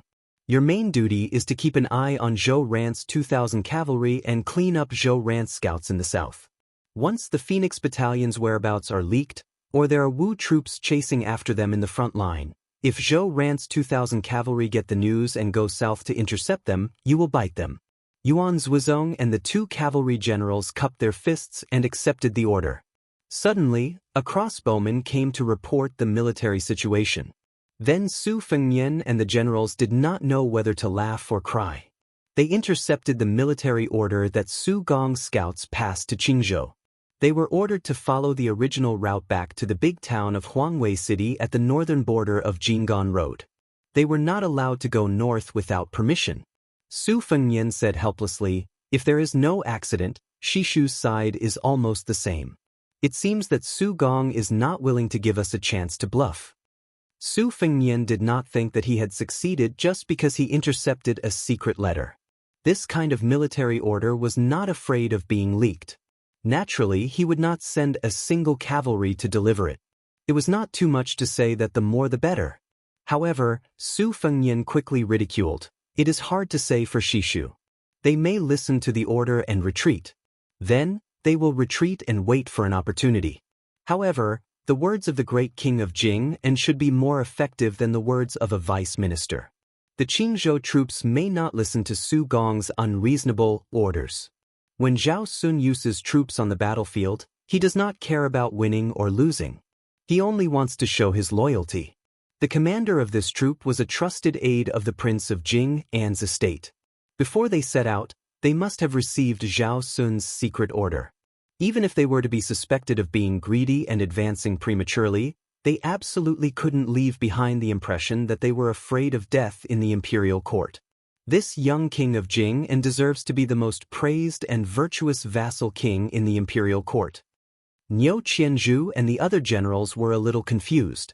After all, the situation in the Central Plains did not concern these Bailiang generals who had been fighting outside the Great Wall for a long time. Only Yuan Zhuozong nodded and sneered. It is very likely that the Qingzhou troops will insist on going north. In the future, Zhao Sun's nickname of Vassal King of Death will live up to his name. Song Jinshan, a veteran general who had experienced the Battle of Xiangfan City, sighed and said, "I heard that the current Qingzhou navy is very unreasonable. However, from the short-lived appearance of the Qingzhou cavalry in the Guangling battlefield last year, regardless of their combat power, their bravery is quite similar to the past. No matter how much we hated Qingzhou and Xiangfan City, we still had to give a thumbs up to the Qingzhou troops. Such an opponent deserves our respect. In the end, we have such a wastrel vassal king. What a pity, what a pity." There was a moment of silence in the tent. Su Fengnian suddenly joked, General Song, you are not insinuating anything, right? Song Jinshan suddenly tilted his head and spat on the ground. This bold action of offending the superior frightened Niu Qianzhu, Pang Jianrui and the others. Soon Song Jinshan smiled brightly. Zhao Sun, that little bastard, is not even worthy to carry the king's shoes. Su Fengyan patted the old general's shoulder heavily. You are indeed an old soldier trained by Su Shao. You are good at flattering even when you are fighting. The smile on Song Jinshan's old face was exaggerated. He didn't forget to raise his eyebrows at Niu Qianzhu and the younger generation. The old man looked like he was asking for a beating. Clearly, he was telling the younger cavalry captains to learn from him. This old man is the real bootlicka. You guys are still too inexperienced. Su Yanbing opened the tent curtain. Su Fengyan nodded to him. Su Fengyan let the generals in the tent leave and then stood side by side with Su Yanbing outside the tent. Su Fengyan frowned and had an ominous feeling. There were guests coming from afar. They came from afar very quickly. Chapter 1713. The sun rose in the sky, shining brilliantly with the first rays of dawn. It was daybreak, and a flying sword had arrived before anyone else. Su Yanbing gazed into the distance and sneered. It seems like they don't come with good intentions. For the first time, Su Fengyan felt somewhat absent-minded.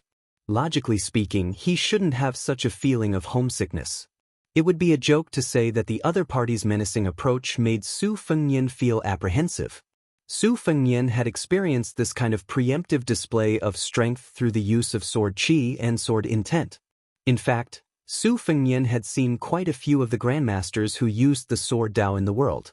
From the earliest old Huang and the old man in the sheepskin fur coat, to Dong Tai, who killed a celestial with a flying sword on the shore of the East Sea, to Song Nianqing, who led his horse into the city to meet his death, to the ancestor of the Wu family's sword tomb, and so on.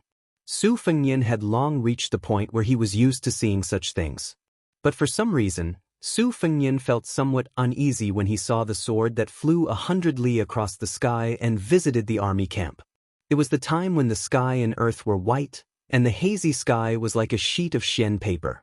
That sword seemed to have written an extremely straight horizontal line on the Xian paper. Su Yanbing asked, Your Highness, do you want me to go and stop it? Although the sword qi is strong, it's still slightly inferior to Dong Tai's. At most, it's on par with Chai Qingshan's. It certainly won't delay the advance of our army. Su Fengyan said something irrelevant. It's West Chu's only remaining grandmaster of the sword Dao, Lu Dantian. Su Yanbing couldn't figure out what Su Fengyan was thinking, so he didn't act on his own. Since he had confirmed the other's identity, Su Yanbing didn't feel that Lu Dantian of West Chu could pose any threat. Even if the great Snow Dragon cavalry didn't have him and the young feudal lord, they still had Yuan Zuozong, who had been hiding his strength for many years, and the Wu family's hundreds of swords. If they really wanted to force their way in, even 10 Lu Dantians wouldn't be able to do anything. Moreover, Bailiang's cavalry heading south to the Central Plains was no different from sending charcoal in snowy weather to the cornered West Chu. Lu Dantian's sword was most likely the result of his interest as a grandmaster of the martial Dao. It only had the meaning of provocation and didn't have the intention to fight to the death.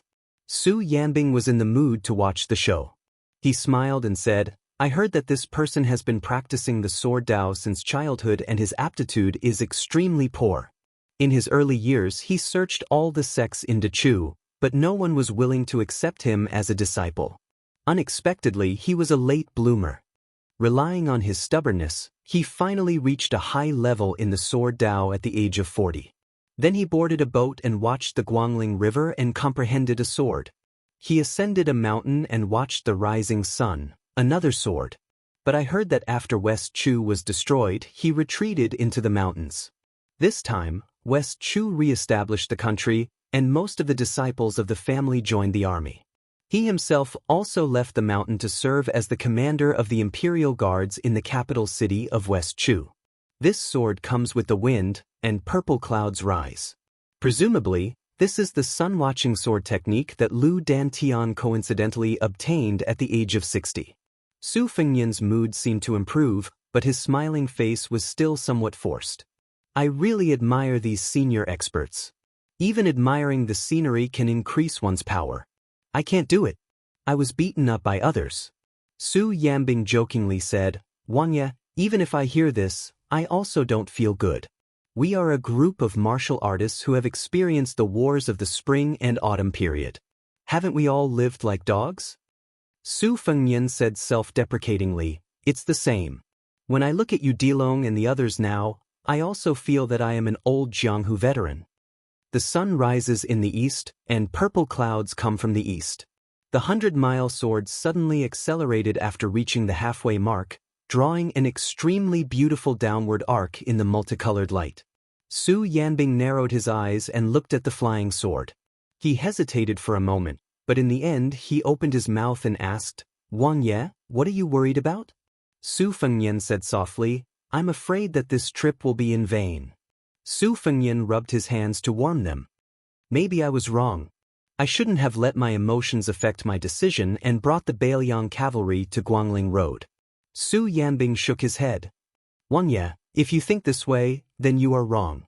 This time, when the cavalry left the border, Yan Wenluan, Gu Dezhu, Zhou Kang and the other old guys must have some concerns at first. They may not be as willing to support Wang Ye as Yuan Zhuzong and Chu Lushan. But if it was Pang Jianrui, Niu Qianzhu and the other middle-level generals, this is a good job. They have endured in the northwest for 20 years. On one hand, people died on the front line, and on the other hand, they were mocked and ridiculed by the rear. This time, they can finally go to other people's doorstep and show off. In any case, they can vent their anger. Even if they die outside the pass in the future, they won't be too aggrieved. This is human nature. Wang Ye, the flying sword is only 30 li away from here. Why don't you make a move? Su Fengnian no longer had his previous melancholy. He smiled and said, What harm is there in waiting a little longer? Yuan Zhuzong appeared in the distance. Su Fengnian waved his hand. The latter understood tacitly and went to order the great snow dragon cavalry to continue with their duties and not pay any attention to this uninvited guest.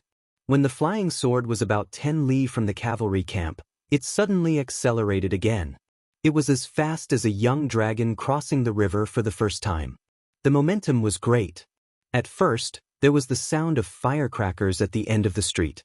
It was only faintly audible, but very quickly, the sound became more and more ear-piercing.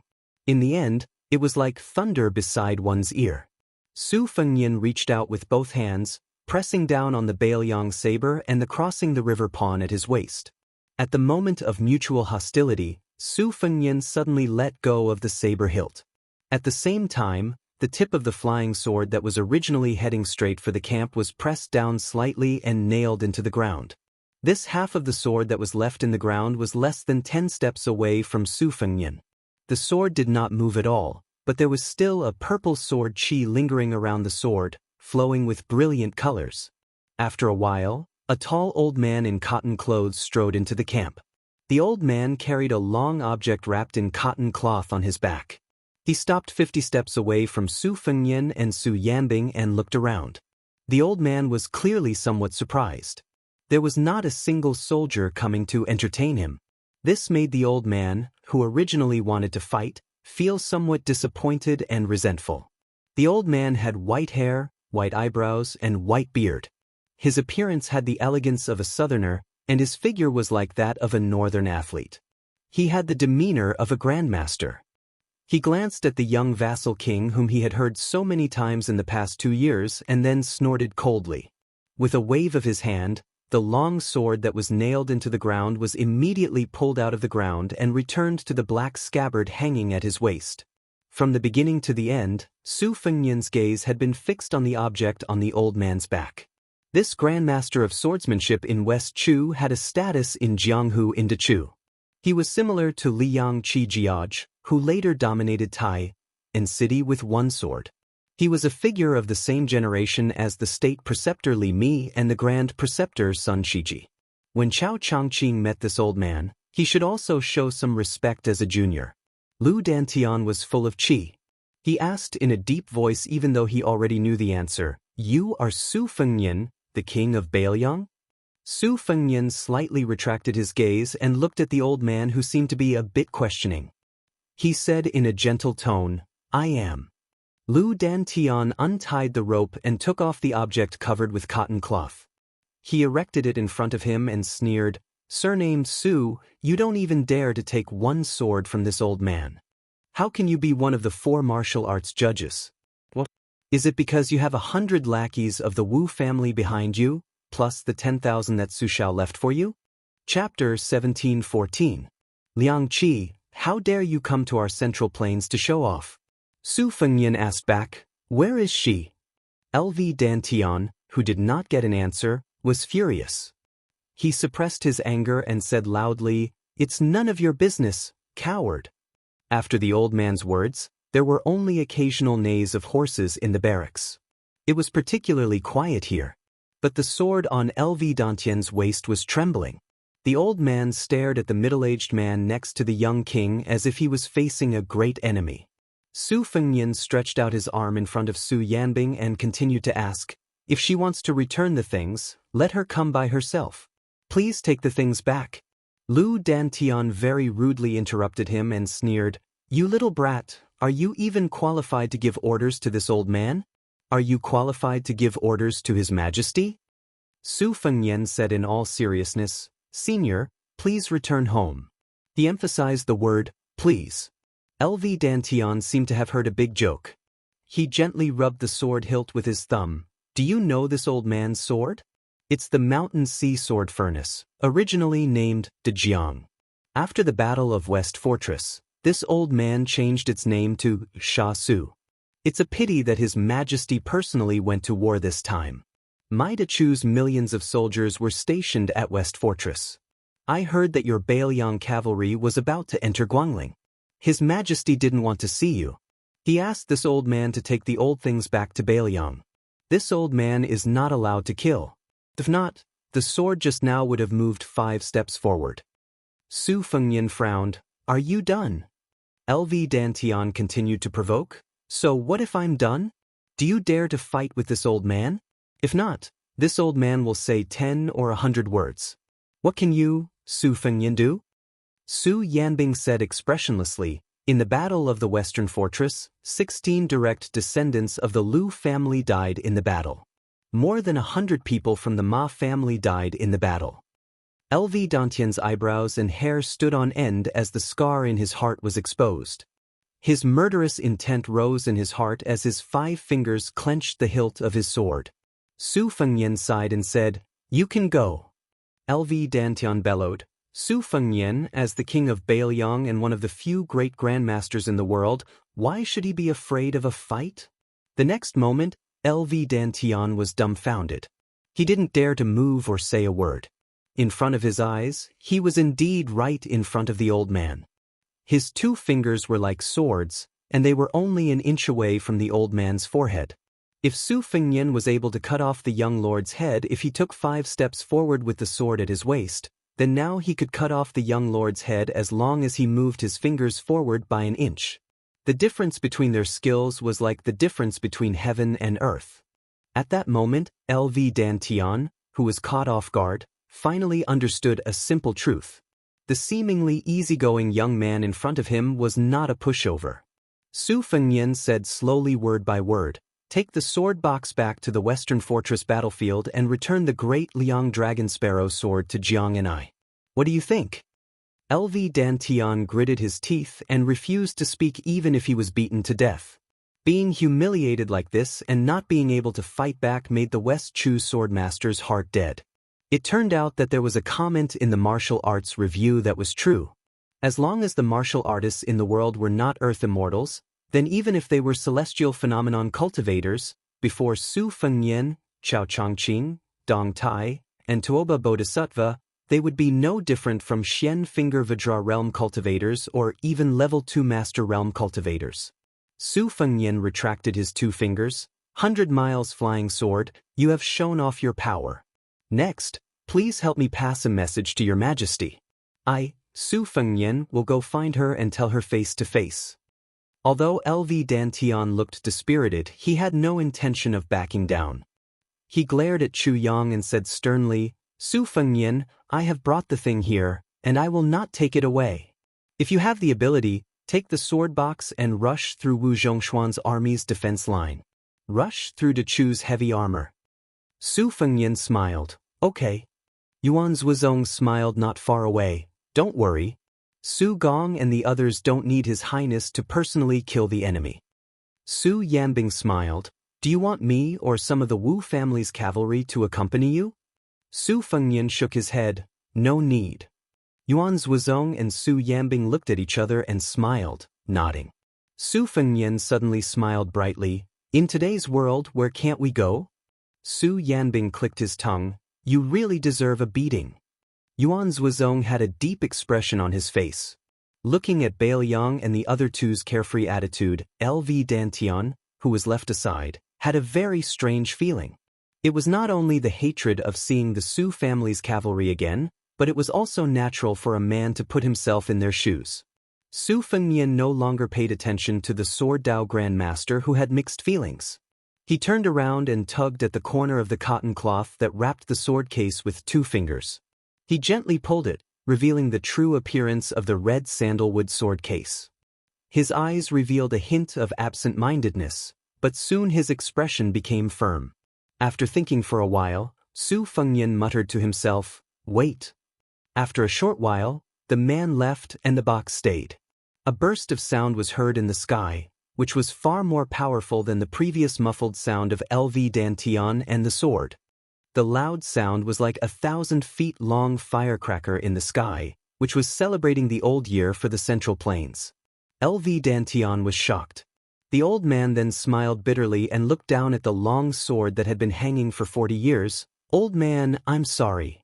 LV Dantian, who was in a daze, also left immediately after Su Fengnian. A thought came to the old man's mind.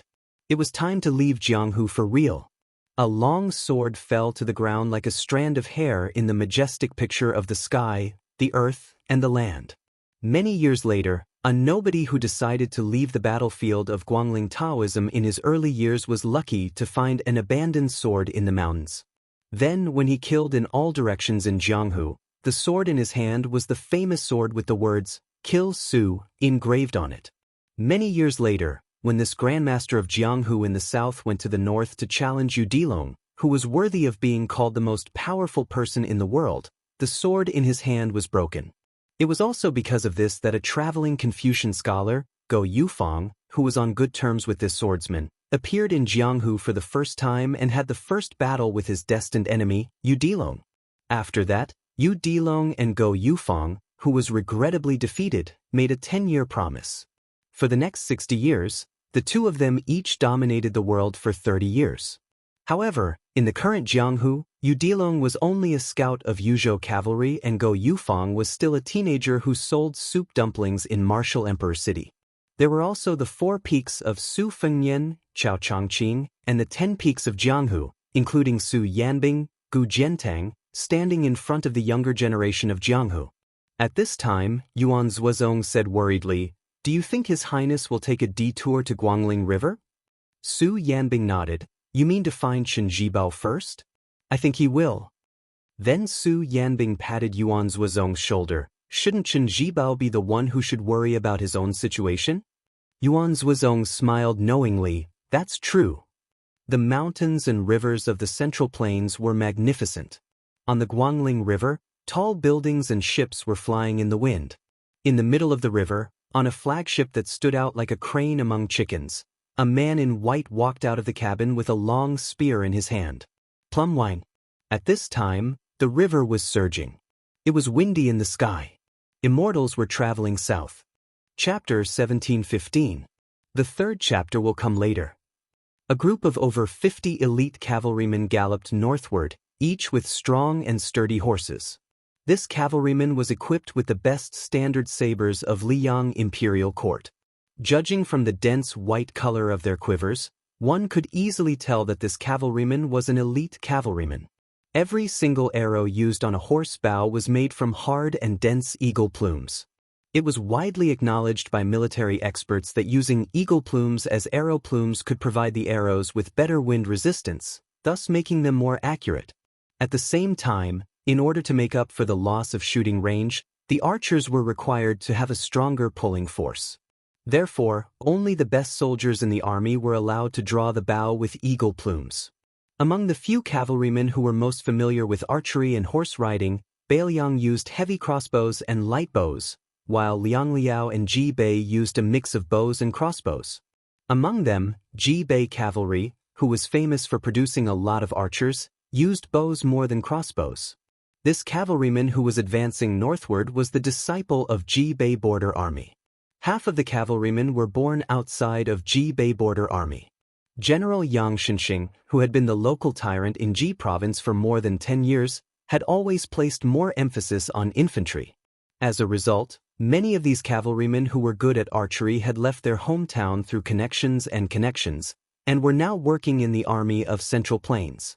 When he left the border with his father, he was still a teenager. Now, he had already gotten used to the local customs of Qing province.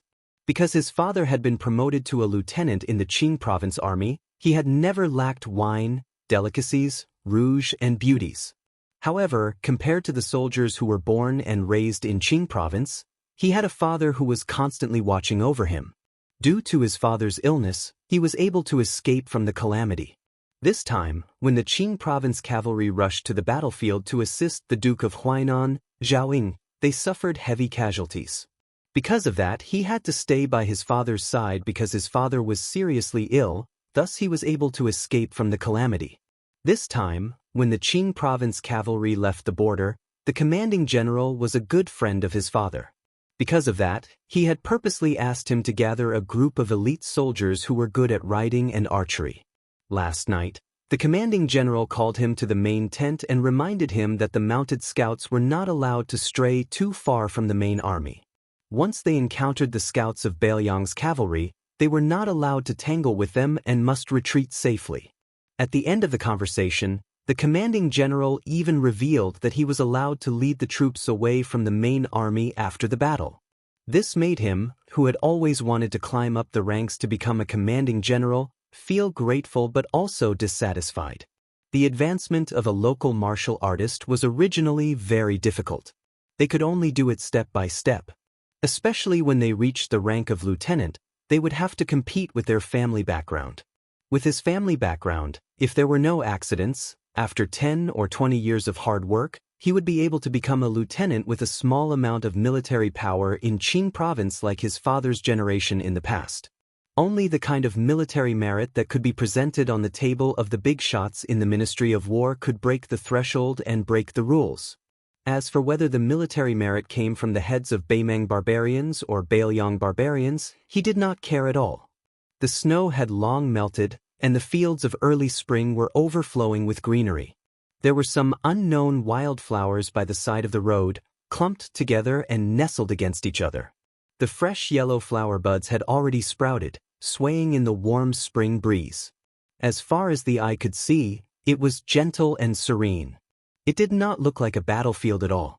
The hooves of the horse trampled on the soft ground, like a man using his palm to pat the tender skin of his lover, like a prostitute in a brothel knocking on a jade board with her red teeth.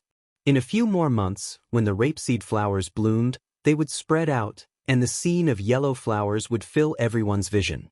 According to the spy report, there was still 1.5 days before they would officially enter the dangerous area patrolled by Bailiang's scouts.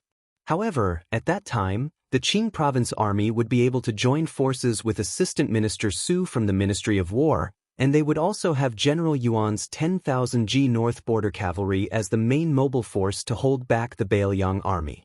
No matter what, as long as they arrived at the designated location on time and cooperated with Assistant Minister Su, the Qing province army, which only had less than 500 cavalrymen, would not become the main enemy of Bailiang's cavalry during this period of time. On the other hand, the 20,000 Shu soldiers led by a little kid had a higher chance of being attacked by Bailiang's cavalry. However, right at this moment when the warm breeze was intoxicating, the body of the regimental commander who was leading the charge suddenly tensed up, and he said in a deep voice, "Enemy sightings. Northwest direction, 600 steps." After the regimental commander's reminder, only then did the cavalrymen notice that at the end of their vision, they could vaguely see a few motionless black dots. If they were to take a quick glance, they would just pass by them. The regimental commander's pupils dilated. He was nervous and excited at the same time. Unlike his father, who had been fighting for a long time at the border of G North, although he had earned himself the nickname of Tiger Chulin in the military arena with his outstanding martial arts, and even his father was no match for him, his father always reminded him that the battle on the battlefield was different from the normal battles in the military, and it was also not a friendly competition between the martial artists of Jianghu. Oftentimes, life and death were separated by a thin line. Originally, he did not pay much attention to it, but this time, when he followed the army, his father actually asked him to wear an armor and wield a saber. For the first time, his father also wore the old chainmail that he had stolen from G North's army years ago. On the training field at home, the father and son had a duel. When his father, who he had mistakenly thought was a toothless tiger, in the blink of an eye, his father had forcefully slashed his shoulder with a saber and placed the same saber on his neck. With just a little bit more force, he would be able to behead his father. At that moment, he finally understood what his father meant by exchanging a wound for a death. After the duel, when he bandaged his father's wound, his father told him earnestly that for an old soldier like his father, who did not come from a high family, to be able to live to this day, it was all because of luck. In the military, there were countless disciples from aristocratic families who thought they were pretty, but their corpses were dismembered the first time they fell into the enemy's trap. The regimental commander of the mounted scouts quickly caught up with them. His voice was trembling as he asked, "Regimental Commander Jiang, what do you say? Should we fight or not?" Regimental Commander Jiang exhaled, narrowed his eyes and said, "To be honest, the higher-ups do not want us to fight without permission. Even if we wipe out those 4 to 5 Bailiang barbarians, it might not be pleasing to them." Because the Qingzhou mounted scouts did not receive orders from their regimental commander, they did not charge in pursuit nor did they stop. Bit by bit, they closed the distance between them and the small group of Bailiang scouts. Perhaps influenced by the regimental commander's calmness, the originally nervous regimental commander also began to calm down. Although they were facing the Liangzhou crossbowmen, who were known as the best scouts in the world, their side had a total of 51 mounted scouts. Almost all of them were top-notch elites in the Qingzhou army. Previously, the regimental commander had complained that as a mounted scout, he had been strictly ordered by his superiors to majestically investigate the enemy's situation. It was truly unreasonable. However, on the one hand, the Bailiang cavalry was their imaginary enemy, and on the other hand, this was not the barbarians' territory. He believed that the Bailiang crossbowmen would not dare to penetrate too deep into the enemy's territory. Therefore, since they could not truly take on the role of mounted scouts, it did not matter whether or not they were able to display the full potential of their role as scouts. Now, it seemed that by accident, their superiors' excessive caution had instead become their fortune. 4 to 5 enemy heads, if divided up, would still be a considerable amount of merit, especially since the enemy was the Bailiang cavalry that had been boasting about being invincible for 20 years. He believed that no matter how stingy his superiors were, they would at least move up a rank or two, including him, up a rank or two. As a result, the regimental commander's face was ferocious as he looked 350 paces away. He did not know why, but there was still no movement from the riders. Could it be that they were scared silly? However, he could already see the enemy clearly. After the regimental commander confirmed that the enemy was only 5 riders and that there were no other hidden enemy troops nearby, he could not help but grin and say, "Commander Jiang Biao, a total of 5 Bailiang barbarian heads. Although it is not enough to fill the gaps between our teeth, a mosquito's leg is still meat. 3 heads are yours. Lao He and I will take 1 each." Commander Jiang Biao shook his head and said, "This is a good start. There will definitely be even greater merits in the future. For the time being, I do not lack this bit of merit and I am still young. However, Lao Song, you and Lao He are different. If you do not obtain enough merits in this expedition to the north, you can only retire from your pitiful position of deputy commander. Even if you guys don't complain, I will still stand up for you guys. Therefore, this time, each of you can only take 1 head." Commander Jiang Biao, who was nearing 40 years old, cupped his fists and said, "Lao Song is not pretentious. I will definitely remember this." The two groups of scouts were about 300 paces apart. They met on a narrow path. However, just as Commander Jiang Biao of Qingzhou gave the order to draw his bow, the 5 Bailiang scouts actually began to turn their horses around and began to retreat.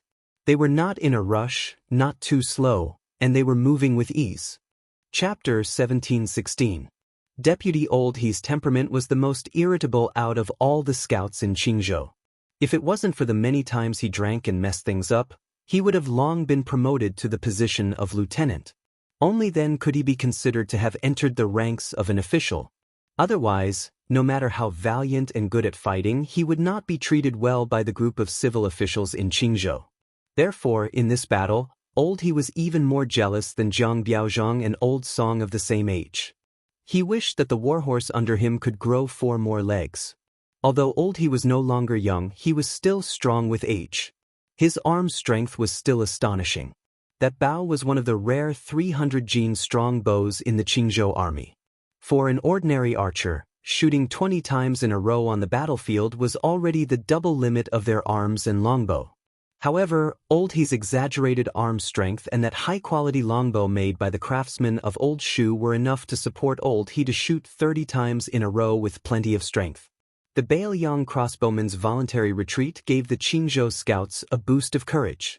Old He clamped his horse's belly and roared, "Kill the enemy!" The 5 Bailiang scouts did not appear to be in a hurry. However, no matter how the Qingzhou scouts urged their warhorses to gallop forward, the distance between the two sides always remained about 150 paces, far out of the range of the horse bows. It was unknown who among the Qingzhou scouts was the first to shout, "Kill the barbarians!" Very quickly, shouts similar to "Kill the Bailiang barbarians!" rose and fell from the horse troop. The 5 Liangzhou crossbowmen turned their heads almost at the same time. Jiang Biaozhang felt an inexplicable sense of unease. The following scene quickly made this Biaozhang, who had been attacked by mounted archers on the border, feel both worried and relieved. He was worried that this battle would break out at any moment. He was relieved that the enemy, who was already at an absolute disadvantage in terms of military strength, had sped up and left, leaving behind only 4 riders to delay their pursuit. The 4 Liangzhou crossbowmen began to turn their horses around. It was a fact that the range of a horse bow was not as long as a foot bow. It was not that the Qingzhou army did not have light crossbows, it was just that there were not many of them. The hinterland of the Central Plains had been peaceful for more than a decade. With the Qing party, who was famous for their unity, controlling the military and politics of Jinggan Road, and with Wen Tai and the others speaking in court, Jinggan Road, especially Qingzhou and Xiangfan City, had always had comfortable days. Outside powers did not enter, and the entire Qingzhou was generally living a comfortable life behind closed doors. For a long time, in Qingzhou, where there were no wars and Qingzhou relied more heavily on naval battle power, the few good crossbows in the military inventory had gradually become the toys of the children of officials.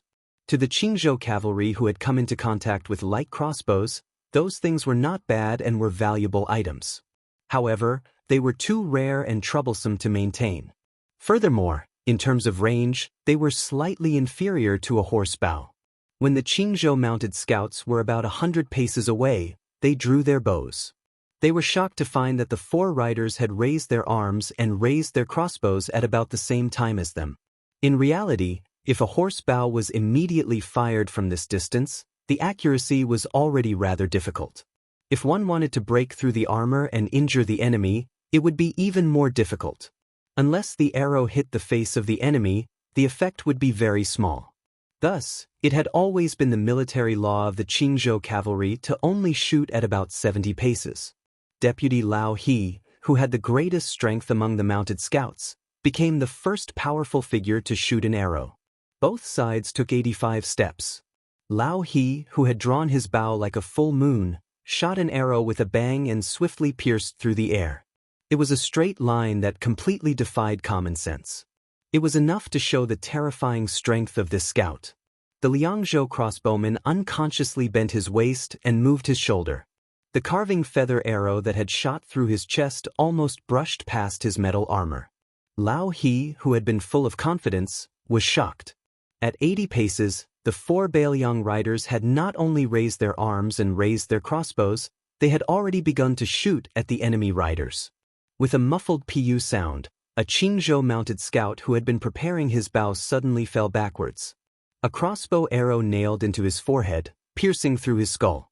A young mounted scout who had hurriedly released a soft arrow because he was too nervous only saw a grain-sized black dot suddenly appear before his eyes. In the next moment his throat was pierced. He threw away his horse bow, his hands covering his neck as he fell off the back of his horse. Deputy Jiang tilted his head slightly. A Bailiang arrow drew a line of blood on his cheek. However, the hands of this well-known member of the Qingzhou cavalry didn't tremble in the slightest. Even though a Bailiang barbarian in the distance made a dodging stance, his entire shoulder was still pierced through the armor and into the flesh. Deputy Old Song of Qingzhou not only dodged the crossbow arrow, the first arrow's accuracy was also extremely accurate. It was just that the Bailiang rider facing him had bent over his horse's back, barely dodging it. Regardless of whether it was the Liangzhou crossbowman with the arrow in his shoulder, the rider who had bent over to dodge the arrow, or the 2 riders who had already killed someone, when the 3 leaders of the Qingzhou mounted scouts fired their second arrow, the other Qingzhou riders had already knocked their arrows and pulled back their bows. Their crossbow arrows had already been shot out. None of these 4 riders continued to target Deputy Jiang Biaozhang. As a result, 4 Qingzhou riders responded and fell off their horses. Without exception, they all fell from their faces and throats, enough to take their lives. However, most of the Qingzhou mounted scouts had already lost their heads out of fear. Not only did their accuracy greatly decrease, the opposing Bailiang barbarians were clearly extremely adept at dodging. As a result, apart from the master archer Lao He who succeeded in shooting a Liangzhou scout off his horse, even Deputy Old Song and Deputy Old Song's 2 arrows didn't succeed in killing the enemy. Deputy Jiang Biaozhang's arrow could be said to be exquisite. Not only did he not deliberately seek to kill with one shot, he even gave up on shooting at the person and directly chose to shoot at the warhorse's head. However, that Bailiang barbarian who looked like a sergeant had astonishing horsemanship skills. He only pulled the reins slightly, and the Liangzhou warhorse, which had a telepathic connection with its master, turned its head. As a result, that arrow only shaved off a large piece of flesh from the sergeant's thigh, temporarily reducing his combat strength. Deputy Jiang Biaozhang already had no time to worry about being frightened by the enemy cavalry's combat strength. He roared angrily, "Steady!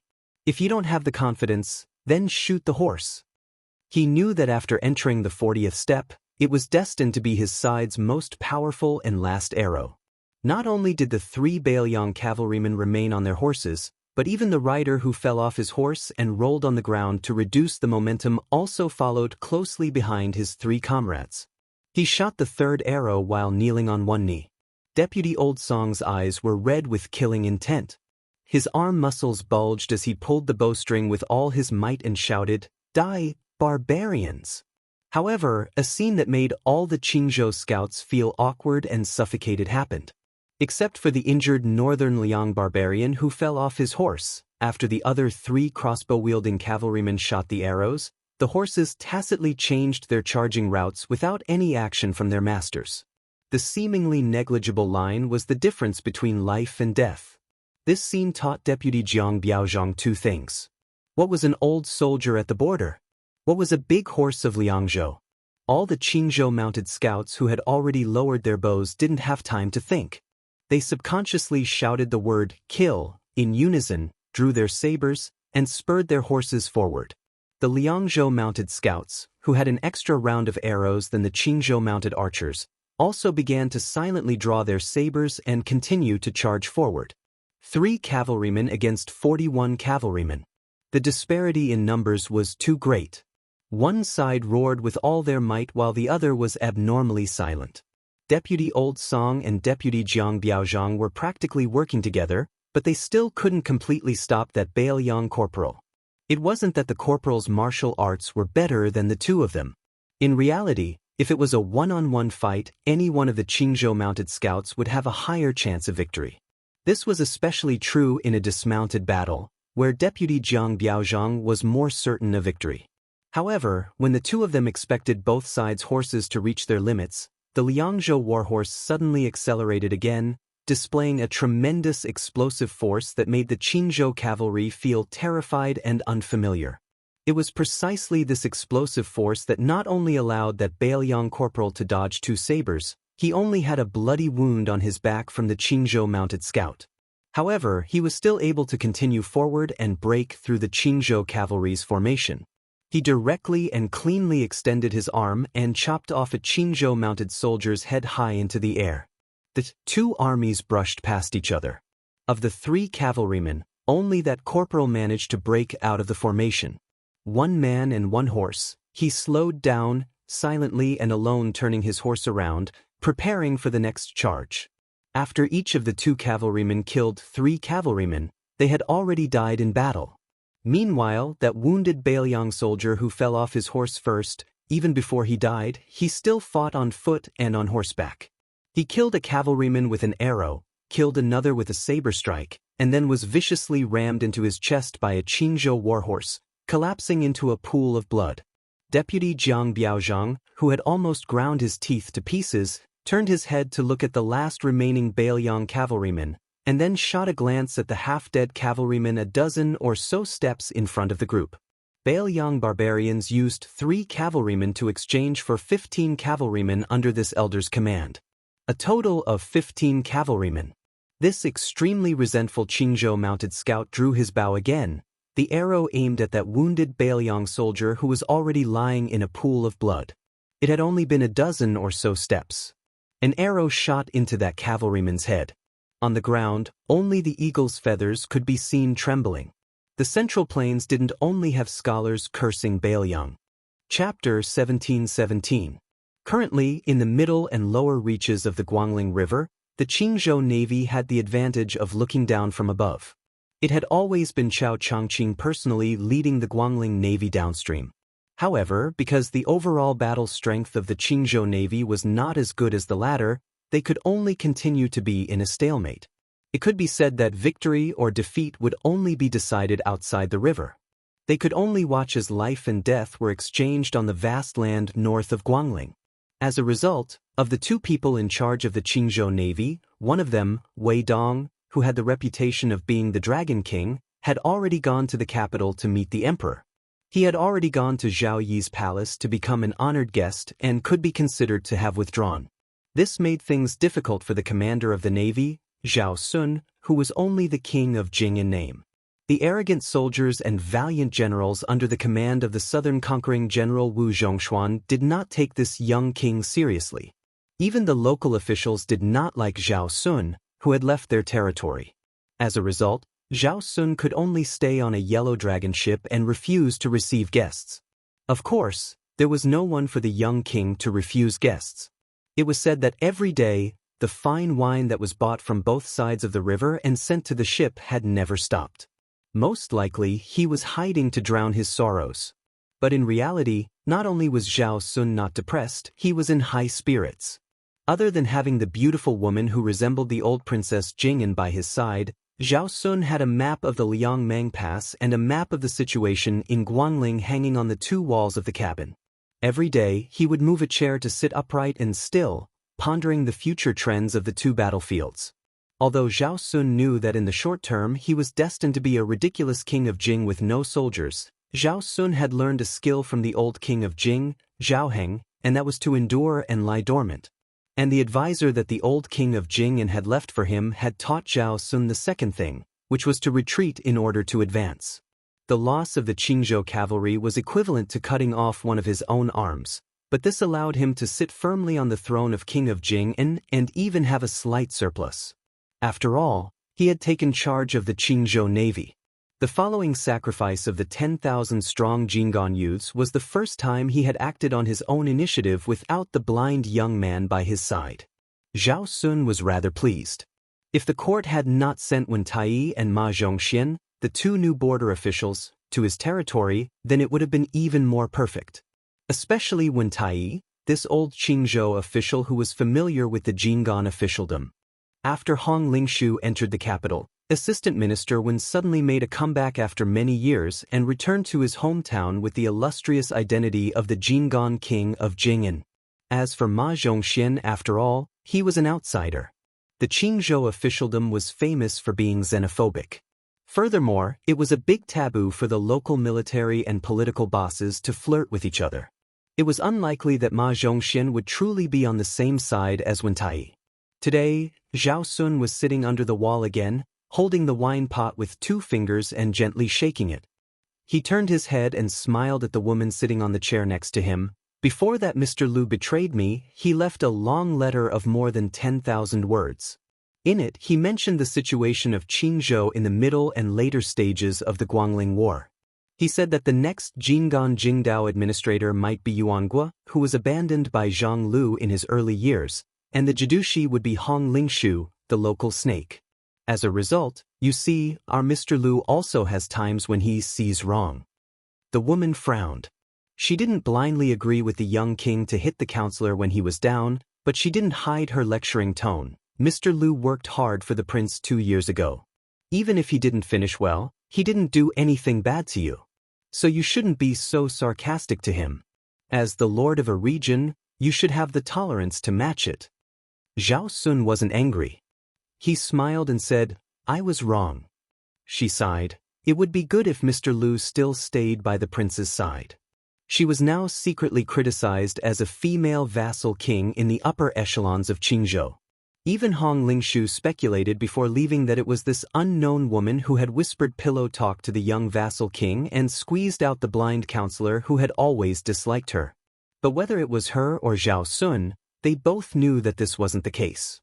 The person who really wanted Lu Su to leave Qingzhou was the young emperor sitting on the dragon throne in Tian City. They were about the same age and had the same surname. One was a young king wearing a python robe, while the other was a young emperor wearing a dragon robe. The difference was like heaven and earth. Zhao Sun knew that Lu Su didn't have a choice, but his feelings for Lu Su had always been very complicated and dark. There was both admiration and fear. He wanted to be a good friend, but he also wanted to convince this person. Zhao Sun raised the exquisite wine jug and took a sip. His smile deepened. The world doesn't know why Mr. Su is marching south, but I know. He loves beauties and not the country. In the past, I was indeed very jealous of him. Now that I think about it, why did he have to be like this? The woman he liked was the monarch of a country that controlled half of the Central Plains. But in the end, she was first coveted by the handsome disciple of the Song family. There were also countless officials in the court who helped to create momentum. When the situation was not good, Chao Changqing had to leave the navy. When the civil and military officials finally calmed down, she was put on the stove and had to personally lead the army. I just received a few spy reports. The great scholars raised by De Chu actually took the initiative to leak secret information to the outside world. That woman actually didn't go to the ancient battlefield of the Western Wall at the first line of defense. Instead, she was secretly imprisoned in the imperial palace. Each one of them was sanctimonious, saying that the ruler could not be in danger, just in case. But in reality, wasn't it because they were thinking that when the West Chu capital was breached, they could push their emperor out as a scapegoat for the civil officials? If they didn't have this priceless proof of allegiance, when West Chu's generals were all dead, as civil officials who rebelled with Chao Changqing, they wouldn't have any bargaining chips to make a deal with the Liang imperial court. At that time, would they have a way out? Zhao Sun sneered. I heard that a few of Wu Zhongshuan's valiant generals had all made a military pledge. Wu Zhongshuan also promised his confidants that whoever breached West Chu's capital city first, he, Wu Zhongshuan, would be able to ask His Majesty to punish the fallen Empress Jiangxi on her own. The one who breached the city would get the beauty. What a great bonus. No wonder almost everyone in the Nanjiang army on the Western Front is fighting like crazy. They don't care about the consequences. Other than the pitiful He Mao, who was beaten half to death by Su Yanbing in Tian City, no one else has such luck. From the #1 halberd user in the world, Wang Tongshan, to Tang He and Li Chunyu, all of them have spent all their money on their subordinates. There were even some who didn't hesitate to take risks and secretly borrow large amounts of money from local officials. Wu Zhongshuan naturally turned a blind eye to this. Zhao Sun rubbed his chin and gloated. Wang Tongshan, who was heavily relied on by King Xiaobing in the past, actually left the old Du Mountain battlefield that he was in charge of when he heard that Jiang Si was personally leading the troops to the front line of the Western Wall. He only led 18 elite cavalrymen and charged 300 li to the north. He even broke through the formation of the two armies by himself and unexpectedly broke through the formation by 200 steps. There were no less than 100 West Chu generals who died under his halberd, and all of them died miserably. TSKSK, it's a pity that Wang Tongshan only found out afterwards that the woman was not the Empress of West Chu. But after this battle, I'm sure you've heard of Wang Tongshan's famous words. Although it's a little vulgar and indecent, it did express the thoughts of many men in the world. Haha, little Jiang girl, I'm General Wang Tongshan. I have a large halberd in my hand and a small halberd in my crotch. I've heard that your swordsmanship is not bad. Do you dare to fight with me, Wang Tongshan? I'll make you admit defeat on and off the bed. When Zhao Sun said this, he couldn't help but laugh so hard that he almost cried. But his eyes were gloomy, as if he was saying, so what if Su Fengnian is the leader of 300,000 cavalrymen? So what if you're one of the 4 grandmasters of martial arts evaluation? Can you really break through several Liang battlefronts to save your woman? Unlike the king of Jing and who was overjoyed, Zhao Sun's eyes were gloomy. She was also a woman, so she naturally felt sad. In this chaotic world, how many women, especially beautiful women, could escape from calamity by sheer luck?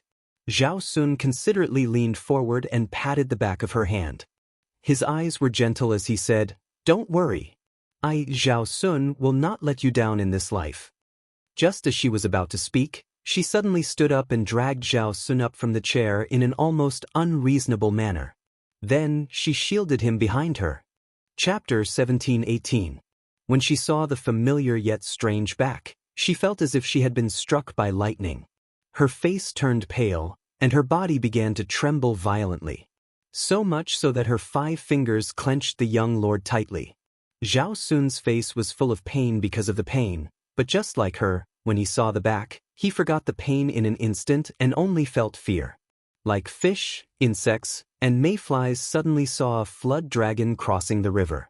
It was a tall and slender figure, 2 blades hanging from his waist. He was currently standing under the opposite wall, one hand resting on the edge of the chair, his head raised as he looked at the somewhat crude map of Liangmang Pass. She bit her lips so hard that blood oozed out, but she didn't realize it. King of Jing'an and Zhao Sun's backs were instantly soaked with cold sweat. The uninvited guest who shouldn't have appeared here didn't turn around. He just continued to stare at the map and slowly said, "We are all acquaintances. Seeing that you are chatting happily, I didn't want to disturb you." Zhao Sun really hoped that he could straighten his back at this moment, even if he could say a few words of courage. But even he himself found that his teeth were chattering when he spoke. "Why are you here?" The man's tone didn't change at all. "I was originally looking for Chen Jibao. I just found that you were nearby, so I came to say hello. If it weren't for you, King of Jing'an, who revealed the secret, this king really wouldn't know that she actually didn't appear at the West Wall defense line." The more this person talked about the old days calmly, the more she and Zhao Sun felt that their guts were going to explode. This person even dared to kill the heavy cavalry that appeared in the capital.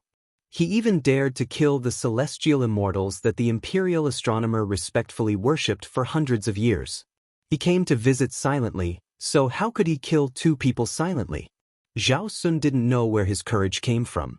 His eyes were red, and he suddenly shouted at the back of the figure, "Su Fengnian, you dare to kill me?" Su Fengnian turned around and pulled the corner of his mouth into a faint smile.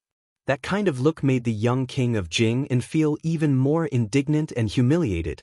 "Are you really going to kill the vassal of Liang and publicly declare a rebellion?"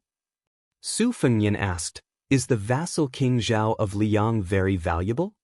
Zhao Sun's expression was uncertain. Su Fengnian added, "The first 2 Jing and palace consecrators to arrive are dead just now. As for those death warriors and retainers from the prince's mansion, even if the yellow dragon worship is packed with people and stacked into a human pyramid, will it really be enough for this king to kill?" Zhao Sun finally broke down and staggered back a step. The young vassal king of Liang, who was the first to succeed in inheriting the throne, tried to take another step forward, but he just couldn't do it. When Su Fengnian appeared in front of Zhao Sun in an instant, the woman was still trembling and didn't have the courage to make a move. She didn't even have the courage to slightly raise her arm. Su Fengnian reached out and grabbed the dignified king of Jing'an by the neck and lifted him off the ground. The reason why I didn't kill you today is because a good-for-nothing like you would be more useful to the Zhao family of Liang than dead. Zhao Sun, tell me, Zhao Heng used his old life to help you fight for your inheritance. Isn't that a loss? Zhao Sun, whose eyes were bloodshot, grabbed that arm with both hands, but his hands were powerless and his efforts were in vain. Su Fengnian carried Zhao Sun out of the cabin and came to the railing. He lifted him up high and smashed the king of Jing and into the water. The strength of the throw was so great that it created a large splash on the surface of the Guangling River. This was already the second time Zhao Sun had become a drowned rat. The last time was when the king of Jing and was his royal highness at the lake of the spring deity. This time, he was already a vassal king and it was at the Guangling River. The woman, whose real name was supposed to be Xu Xiu, was wearing the root-shaped face that she had painstakingly made. She stood not far away with blood flowing from the corner of her mouth. She didn't dare to look at Su Fengnian and said in a trembling voice, "His Royal Highness." Suddenly realizing that this young man was no longer his Royal Highness, Xu Xiu hurriedly whispered, "Prince, Xu Xiu didn't let down Bailiang all these years." The news of Lu Su leaving Qingzhou was also passed to the Fu Shui room by the servant. This servant just didn't. Speaking to this point, she couldn't say another word. She waited for a moment, but the king of Bailiang didn't make a killing move. She then raised her head and saw him looking into the distance, his gaze focused on a particularly majestic yellow dragon ship. She gritted her teeth and jumped into the river. Su Fengnian didn't pay any attention to Xu Xiu's actions and disappeared in a flash. The ship under his feet suddenly sank more than 10 feet. Huge waves surged on the surface of the Guangling River, rumbling loudly. The movement was so great that even a nearby ship began to sway incessantly.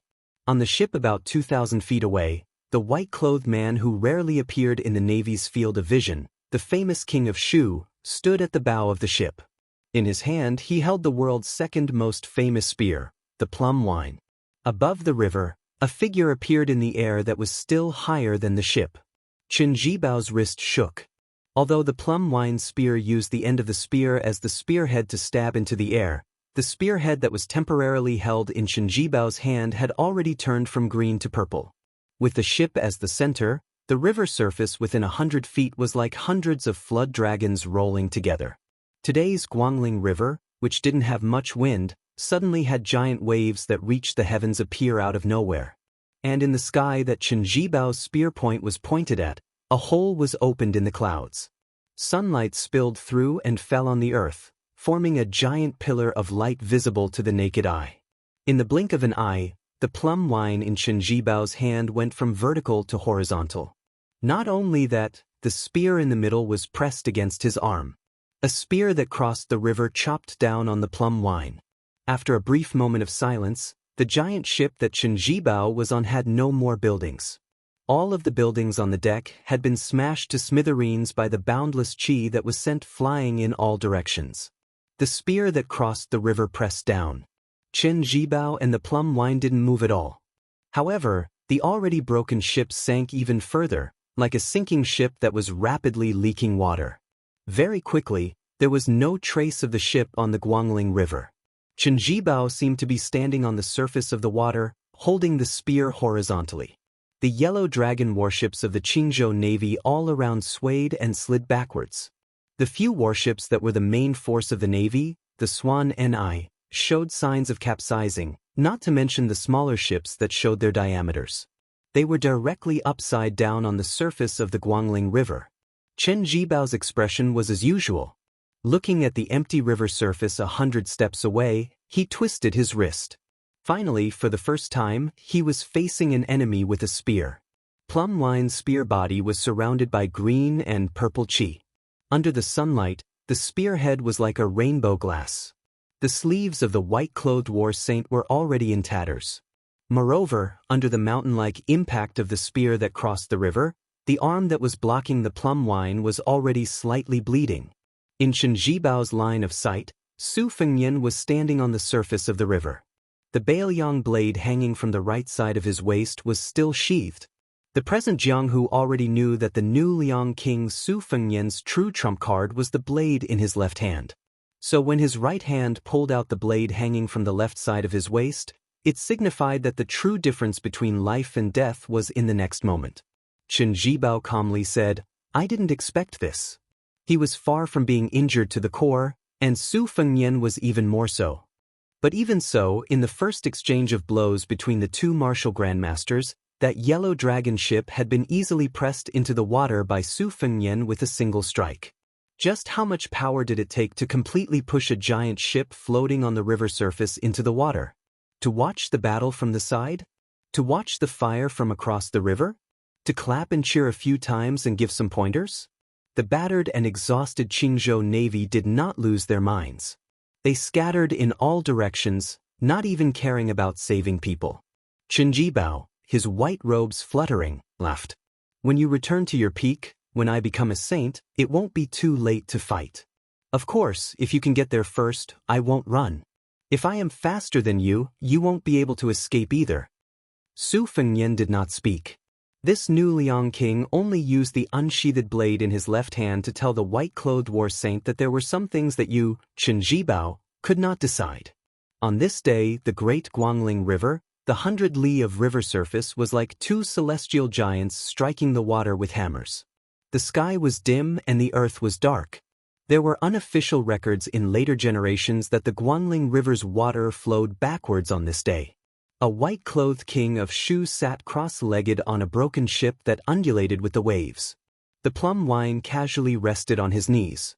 The river surface was calm and the sleeves of his robes fluttered, making this king of Shu, who commanded troops like a god, seem even more like an immortal. His heart was slightly shifted to the left, dripping with blood. Chen Jibao gently placed his hands on the plum wine, neither sad nor happy. He looked up at the sky in silence. He withdrew his gaze and lowered his head to look at the river. Occasionally, a river carp swam quickly near the deck of the ship. This white-clothed war saint, who seemed to have never had any friends, and who had never met with anyone honestly, suddenly thought of a story he had heard when he was young. "You are not a fish. You are not me." On the distant northern shore, there was a young man with two blades again. After crossing the south, he returned to the north. He headed north to see her. It would be good to see her. But before seeing her, he had to kill someone first. Wang Tongshan. Chapter 1719. The front line of Old Du Mountain in Guangling Road was the main attack direction of the Nanjiang Army. It was also the key defense area of one of the main forces of West Chu, the 40,000 troops.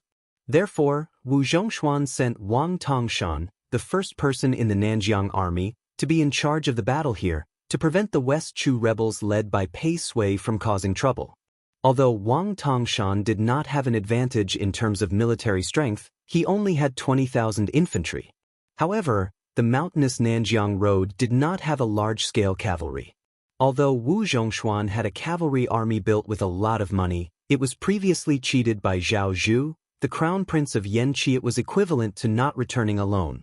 Wu Zhongshuan, who had betrayed Nanjiang and surrendered to the imperial court, did not fuss over every ounce. Wang Tongshan's 20,000 infantry were the most elite infantry under Wu Zhongshuan's command except for the 6,000 personal troops. They absorbed many southern tribes and were the most valiant and fearless. It was because of Wang Tongshan's bravery and his subordinates' willingness to die in battle that Wu Zhongshuan, who valued military discipline the most, did not directly punish Wang Tongshan, who ignored military law. Instead, he let this valiant general redeem himself on the battlefield of Old Du Mountain. In the main general's tent, a burly middle-aged man was bare-chested. He raised his head and poured wine into his mouth. Drinking wine was not enough to describe this person's heroism. The wine splashed everywhere and flowed all over his body. Under his feet was the back of a naked woman. There was a scarlet halberd on the ground beside him. Drinking wine and women were forbidden in the army.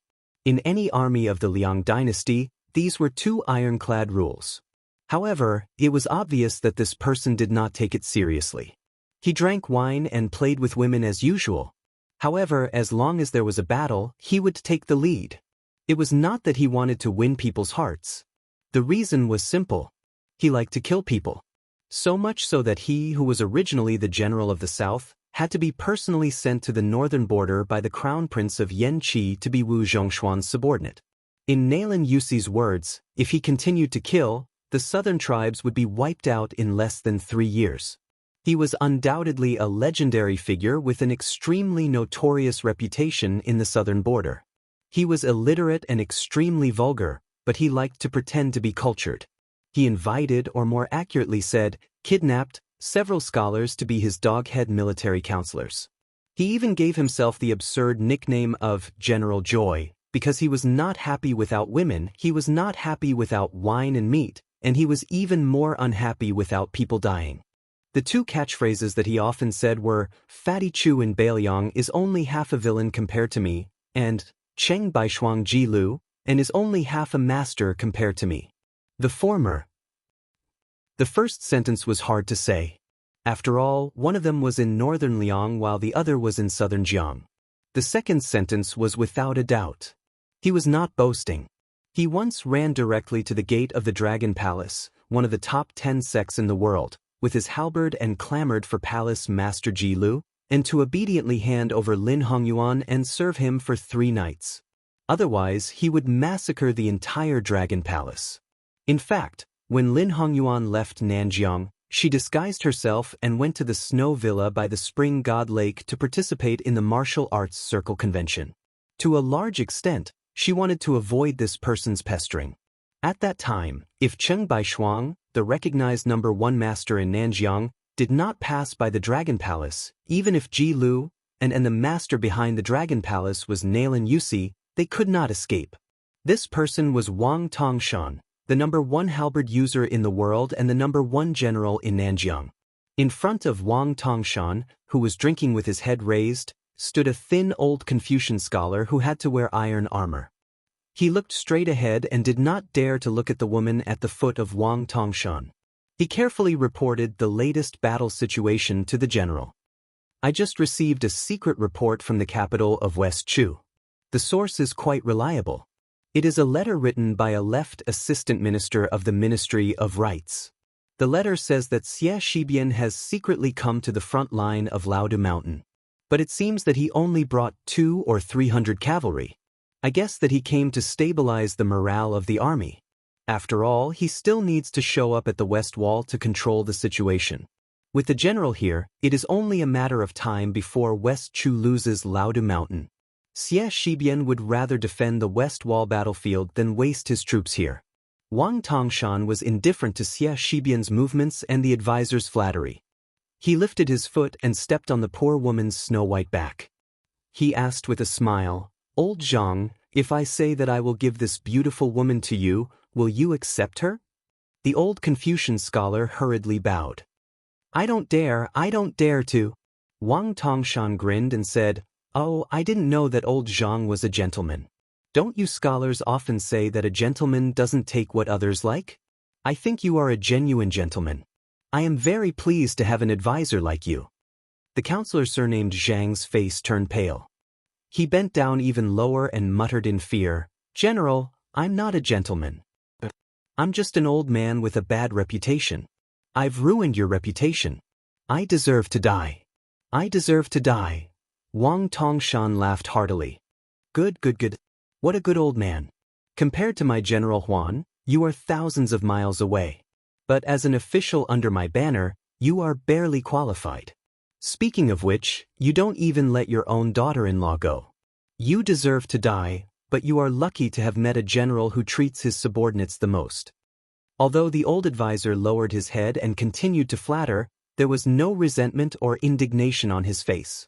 It was Wang Tongshan who forced him to be the infamous old man who had ruined his reputation in Nanjiang. Otherwise, his family of 60 people would all become targets on the martial arts field. He did not dare to die. Even his daughter-in-law with a miserable background did not dare to commit suicide. That woman eventually became a lunatic. She was the one who drove herself crazy. Wang Tongshan's eyes were gloomy and showed a hint of killing intent. But after hesitating for a moment, he curled his lips and said with a smile, "Since you don't want her and I am tired of playing with this woman, she can die." Wang Tongshan's words were understated. It seemed that he stepped lightly, but he broke the woman's spine. Her body fell limp to the ground. For the woman who had a cloth skirt and a wooden hairpin, as well as a wife and children, it was probably better to be dead than alive. Wang Tongshan didn't even look at the corpse. He stared at the back of the old Confucian scholar whose clothes were soaked. This made Wang Tongshan feel satisfied, so he fiercely gulped down another mouthful of liquor and then shook the wine bag. It turned out that he had unknowingly drunk all of it. Wang Tongshan casually waved his hand and the goatskin wine bag heavily smashed onto the old man's head. Seeing the pitiful person still dizzy and disoriented sitting on the ground, Wang Tongshan sneered in his heart. "Aren't you scholars the leaders of the southern border's literary world? Aren't you unyielding? Didn't you point fingers at me, Wang Tongshan, behind my back? Didn't you think that you could scold me after escaping to Jianzhou in the north of Nanjiang? I just want to let you know that our Nanjiang is not the Bailiang road under the rule of Lame Su. I, Wang Tongshan, am not an old cripple who has no ambition. Scholars who dare to gossip beside my ears will be better off dead. Zhao Zhu, that little bastard, wanted to kill me for a long time. What was the result? Didn't I change places and continue to be a happy general? That kid even dared to assassinate me personally. What was the result? Wasn't it because Nalen Yusi sacrificed more than 20 elite men of sacrifice to protect him and escape?" Wang Tongshan asked the old man who had a more broken spine than the dead woman under his feet to get out. Then he leaned against the big chair alone and narrowed his eyes in contemplation. Wu Zhongshuan joining the imperial court was a good thing. He might be able to rely on this battle of Guangling to shock the world, rising from the barren south border to the court of Great Peace City. In the future, it would not be an extravagant hope for him to become a great general. Cruel and bloodthirsty? Strict in governing the army? Wang Tongshan believed that as long as he had the heaviest halberd in the world in his hand, even if he left the southern border alone without bringing a single soldier with him, not only would the imperial court of Liang try their best to recruit him, any army would also offer him their military power. Wang Tongshan laughed. But the most important thing now was to break through the defense line at Old Du Mountain, drive straight into the hinterland of Guangling Road, and reach the capital of West Chu in one go. I don't care if you, Wu Zhongshuan, will intercede with the son of Zhao family. I, Wang Tongshan, will eat that beauty surnamed Jiang first. Then I will completely stand on my own. You, Wu Zhongshuan, can become the Minister of War through your connections. I'm not stupid. I can also temporarily bow my head and flatter a few words. As long as I make the young son of Emperor happy, and with the foundation of breaking through the rebellion in Guangling Road, the title of Great General will definitely be mine. Wang Tongshan's smile grew wider. Thinking of the gossip, he was even happier. Not only was Jiang Si the Empress of West Chu wearing a dragon robe, but she was also rumored to be the woman the king of Bailiang liked. Wang Tongshan snorted coldly and reached out to grab the halberd beside him. What bullshit for grandmasters. Ji Lu, who is in the Finger Xin realm, only needs 3 halberds. Awarding you 30 halberds should be enough, right? At this moment, an armored lieutenant strode into the tent. Wang Tongshan was furious, but before he could vent, the middle-aged lieutenant who was usually good at observing people's expressions cupped his fists and said, "General, 3 teams of scouts have reported back one after another, saying that a young man is heading towards our army's encampment." Wang Tongshan lazily squinted and said, "Oh? How many soldiers and horses did he bring? Is there 5,000? The lieutenant had a strange expression. "General, there is only one person. Our scouts have already carefully checked the surroundings. There are no ambushes." Wang Tongshan glared and said, "Did water enter the brains of those scouts? One head is not a military merit. Could it be that all of them have become kind-hearted and are starting to care whether that guy is a commoner or not?" The lieutenant's expression became even more strange. He swallowed and said, "General, that young man kept saying that he wants to see you. He even dared to mention your name. Our scouts are afraid that he might be an old acquaintance of yours." After all, this lieutenant was a trusted aide who had worked hard even if he didn't have any merits. Wang Tongshan didn't kill him wantonly. He just laughed and said, "What old acquaintance do I have?" Chapter 1720. The lieutenant seemed to have remembered something and hurriedly said, "General, it is reported that there are 2 blades hanging from the young man's waist.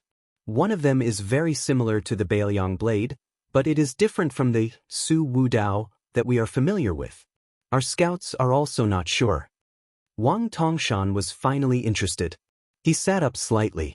"Oh, perhaps it is the 6th generation of the Su family's blade. Let me think carefully. Does he have any friends related to the Bailiang? The key point is that he is very young." The lieutenant wanted to add that the scout had said that the person was very handsome, but he hesitated. He really did not dare to draw legs on a snake. Suddenly, a thunderous sound resounded through the army camp. Wang Tongshan. This time, it was unknown where and from who had called out the name, but it was enough to make the 6,000 soldiers nearby thunderous in their ears. The most frightening thing was that the person's tone was clearly extremely calm, as if he had met an acquaintance on the street and casually greeted them. But at this moment, the person's 3 words actually had a faint echo. Wang Tongshan subconsciously tightened his grip on the great halberd that the master craftsman of Nanjiang had spent many years crafting. His face had a rare gloominess. Wang Tongshan let go of the great halberd and said calmly, "They are about 2 miles away. Pass down the order. Mobilize 300 elites to probe. The one who beheads them will be rewarded 10,000 taels of silver and promoted by 3 ranks." The lieutenant accepted the order and turned to leave. Just as he was about to reach the curtain of the large tent, he heard Wang Tongshan order again. "The 600 cavalry that will be used in the future to chase down the defeated troops of Old Du Mountain will also be dispatched. They will be placed behind the infantry." The lieutenant cautiously asked, "General, how should we arrange the camp?" Wang Tongshan sneered and asked, "Is there a need?" The lieutenant, who knew that he had provoked a great misfortune, hurriedly left the tent. Wang Tongshan slowly stood up. When he stood up, he was even more like a small mountain. This unparalleled Nanjiang general said to himself, "Those who do not have good intentions do not come." But who is the young man related to Bailiang? Su Yanbing? His age does not seem like it. Yuan Baixiong must be the commander of the great snow dragon cavalry. Could it be that young vassal named Su? There was no reason for that. Why did they ignore Su Gong and Yuan Tingshan's armies? Could it be that this guy is really related to the Empress of West Chu? Was that little girl really brought to Bailiang by the old cripple? Wang Tongshan's face was full of disbelief, and he laughed involuntarily. "Or, you, Su Fengnian, have come to make trouble for me alone just because of what I said before the battle?" Wang Tongshan sneered. "Very well, it would be a great contribution if he could kill the king of Bailiang who was seeking his own death." He believed that in the heart of the young emperor of Great Peace City, he would feel better than killing 100,000 West Chu rebels. Wang Tongshan pulled out his halberd and strode towards the door. However, he suddenly stopped and turned around to put on the armor. This invincible enemy of 10,000 men on the battlefield told himself that this was nothing more than being careful. About 1.5 miles south of the camp, a young man with 2 sabers on his back was walking unhurriedly from south to north. He was coming in a straight line. 300 strong infantrymen were in a formation and blocked the path. At the gate of the camp, Wang Tongshan was riding on a tall horse. He held his halberd and his face was dark. Half an hour later, a scout captain came back on his horse. His face was pale like he had seen a ghost in broad daylight. He dismounted and knelt on the ground. "General, that person is a martial arts expert, it is true. He just slowly walked towards our infantry formation. He did not pull out his saber or attack. All the sabers and spears that approached him were automatically repelled. The more they used, the stronger the rebound. There were even a dozen iron spears that broke on the spot. General, our infantry cannot even get close to that person." Trash! Wang Tongshan roared and stabbed the scout in the chest with his halberd. The halberd lifted the scout's dead body high into the air and then threw it to the ground. About half an hour later, the scouts retreated from the front line in a hurry. A man who looked like a captain was at least 20 steps away from Wang Tongshan. He said in a trembling voice, "General, the 600 cavalrymen couldn't get close to him either. 7 or 8 cavalrymen tried their best to ram into him, but they were all smashed into pieces." After that, the cavalry opened up a distance from 80 to 30 steps away. Arrows rained down, but those arrows seemed to have hit a wall and broke with a bang. Without waiting for this commandant to finish speaking, Wang Tongshan urged his horse forward. That commandant tried to roll and crawl away, but Wang Tongshan just happened to tighten the reins and raise his horse's hooves high before stomping down on that commandant's chest. Wang Tongshan was as strong as a mountain. Coupled with the weight of the horse, the 2 heavy hooves of Wang Tongshan penetrated the captain's chest. Wang Tongshan was enraged. He was ready to fight. A demonstration. This was a demonstration to Wang Tongshan. The clearest and most efficient method, but it was also the most shocking. Raising his halberd, Wang Tongshan turned his head and pointed at a lieutenant. "Let the 2,000-foot soldiers form a formation in front. If you have the ability, let him walk all the way here. I'd like to see how powerful this bastard is." When Wang Tongshan's personal infantry got into formation to resist the enemy was only half a li away from them. The young man had already clearly seen the face of the tall general. Wang Tongshan also clearly saw the appearance of the young man. Almost immediately, Wang Tongshan confirmed his identity. The king of Bailiang, Su Fengyan. Wang Tongshan's breathing began to quicken. The 2,000 southern border armors had deliberately decreased the width and increased the thickness. Su Fengyan, who had been walking slowly, began to walk faster and faster. Many years ago, Great Peace City's Master Lu Hao had used this unique method to break into the city. He had almost seriously injured Luo Yang, who was at the peak of martial arts at that time. In the blink of an eye, Wang Tongshan saw the young king standing less than 10 steps away. Behind him was a ghastly and bloody path. The infantry formation had been split in half, creating a path that was 6 meters wide. It was like an immortal had cut open a mountain.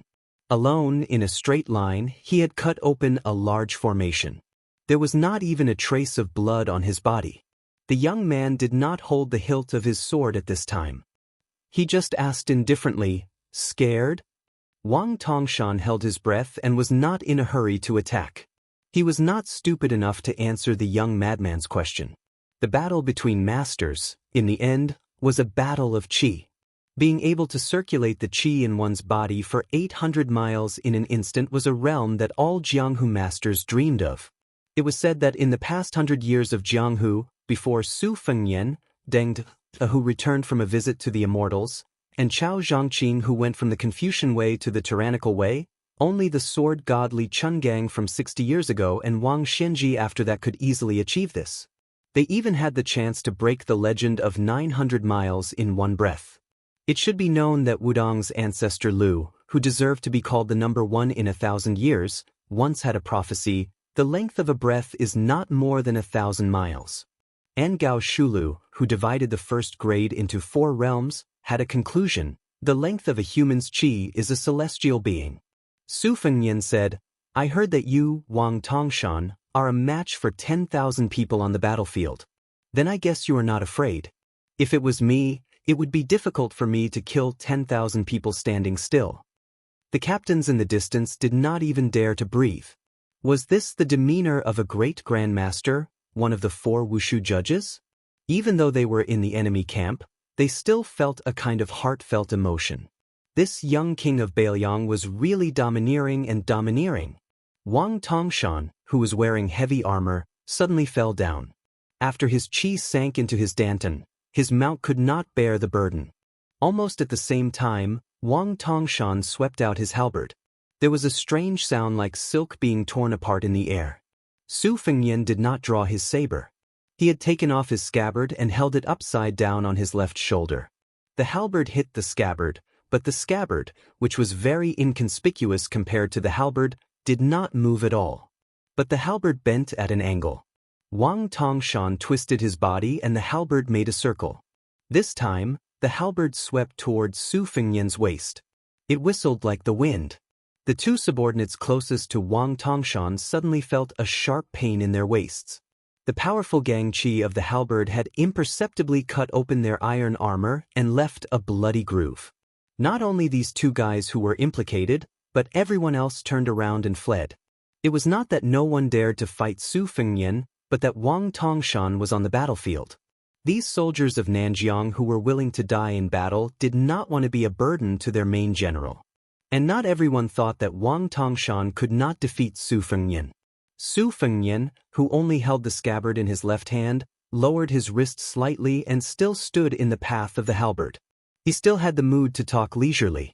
I heard that not long ago you went to the battlefield on the west side of the west wall. You entered the battlefield a few hundred steps and were very impressive. You also said that you, Wang Tongshan, have two halberds?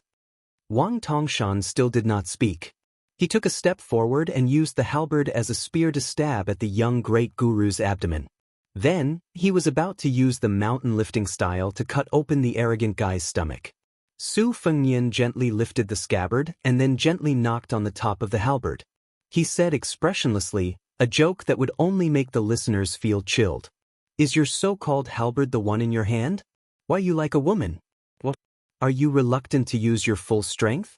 You see, I haven't drawn my saber yet. To be honest, compared to Toba Bodhisattva who doesn't use weapons, your so-called 10,000 enemy is a little disappointing. If you only have this little brute force, I can only say that you are really lucky. You have never been to the hinterland of the Central Plains, let alone to the northwest. Otherwise, someone would have beaten you back to your mother's womb. At that time, the 10,000 enemy should suddenly become 100 enemy, or even 1,000 enemy. Chapter 1721.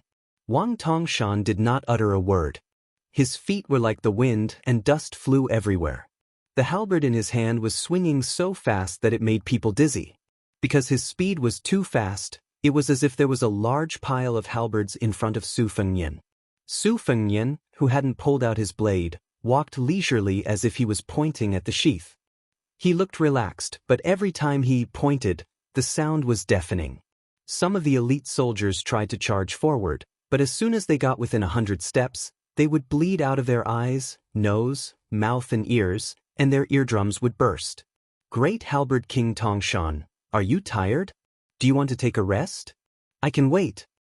After Su Fengnian said this, he took more than 10 steps back, taking advantage of the time when Wang Tongshan was about to take a breath, or he would suffer internal injuries from holding his breath. It was not until this moment that all of Wang Tongshan's subordinates had to admit that this was not a peak battle between two great masters, but a man walking a dog. Wang Tongshan didn't take the opportunity to take a breath. He still attacked like a tide. Wherever the halberd passed, there was no sound, but it was more dangerous. Su Fengnian finally showed a trace of expression. He put his thumb on the hilt of the river-crossing soldier and sneered, "You are indeed the enemy of 10,000 people in southern Jiang. You really don't need to take a breath. Then I won't be polite." Shocked, Wang Tongshan pulled his halberd back without hesitation. He saw Su Fengnian, who didn't have the slightest ripple of qi, slightly lifted his feet off the ground, turned around, and waved his sleeves. A dazzling blade light suddenly exploded in front of him. Wang Tongshan instinctively held the halberd in front of him. Under the collision, Wang Tongshan, who was much stronger than ordinary people, bent his arms to his side and staggered back with the halberd. Without giving Wang Tongshan any chance to change the position of the halberd, Su Fengnian's second strike, which was the same in both trajectory and strength, directly chopped down. Wang Tongshan had to retreat again. He chopped down on the halberd again and again. But Wang Tongshan retreated more and more steps each time. Wang Tongshan's hands were forced to slide to the two ends of the halberd. The blood of Wang Tongshan's palms began to smear on the scarlet-red halberd. Su Fengnian was like a child with brute force chopping wood with a chopper. He didn't feel bored at all. Wang Tongshan, who only had a little bit of strength left to parry, was forced to retreat more than 140 steps. Wang Tongshan, his forehead were covered in sweat. He saw through the dazzling blade light, and then a series of words that didn't fit a young man's identity as a grandmaster. How dare you bully my woman? Wang Tongshan's Wang's, you, and your right use yours of course. Of course you, of A's. Aren't you courting death? Of Wang, S's, I'll smash your face with my halberd. During this time, Wang Tongshan's subordinates, who felt that the scene was too horrible to look at, finally couldn't bear it anymore. They wanted to share the damage with their commander even if it meant risking their lives. Under the lead of a sturdy lieutenant, more than 10 people charged forward with spears and swords. Then the young vassal king only said one word, scram, and more than 10 people flew out at the same time.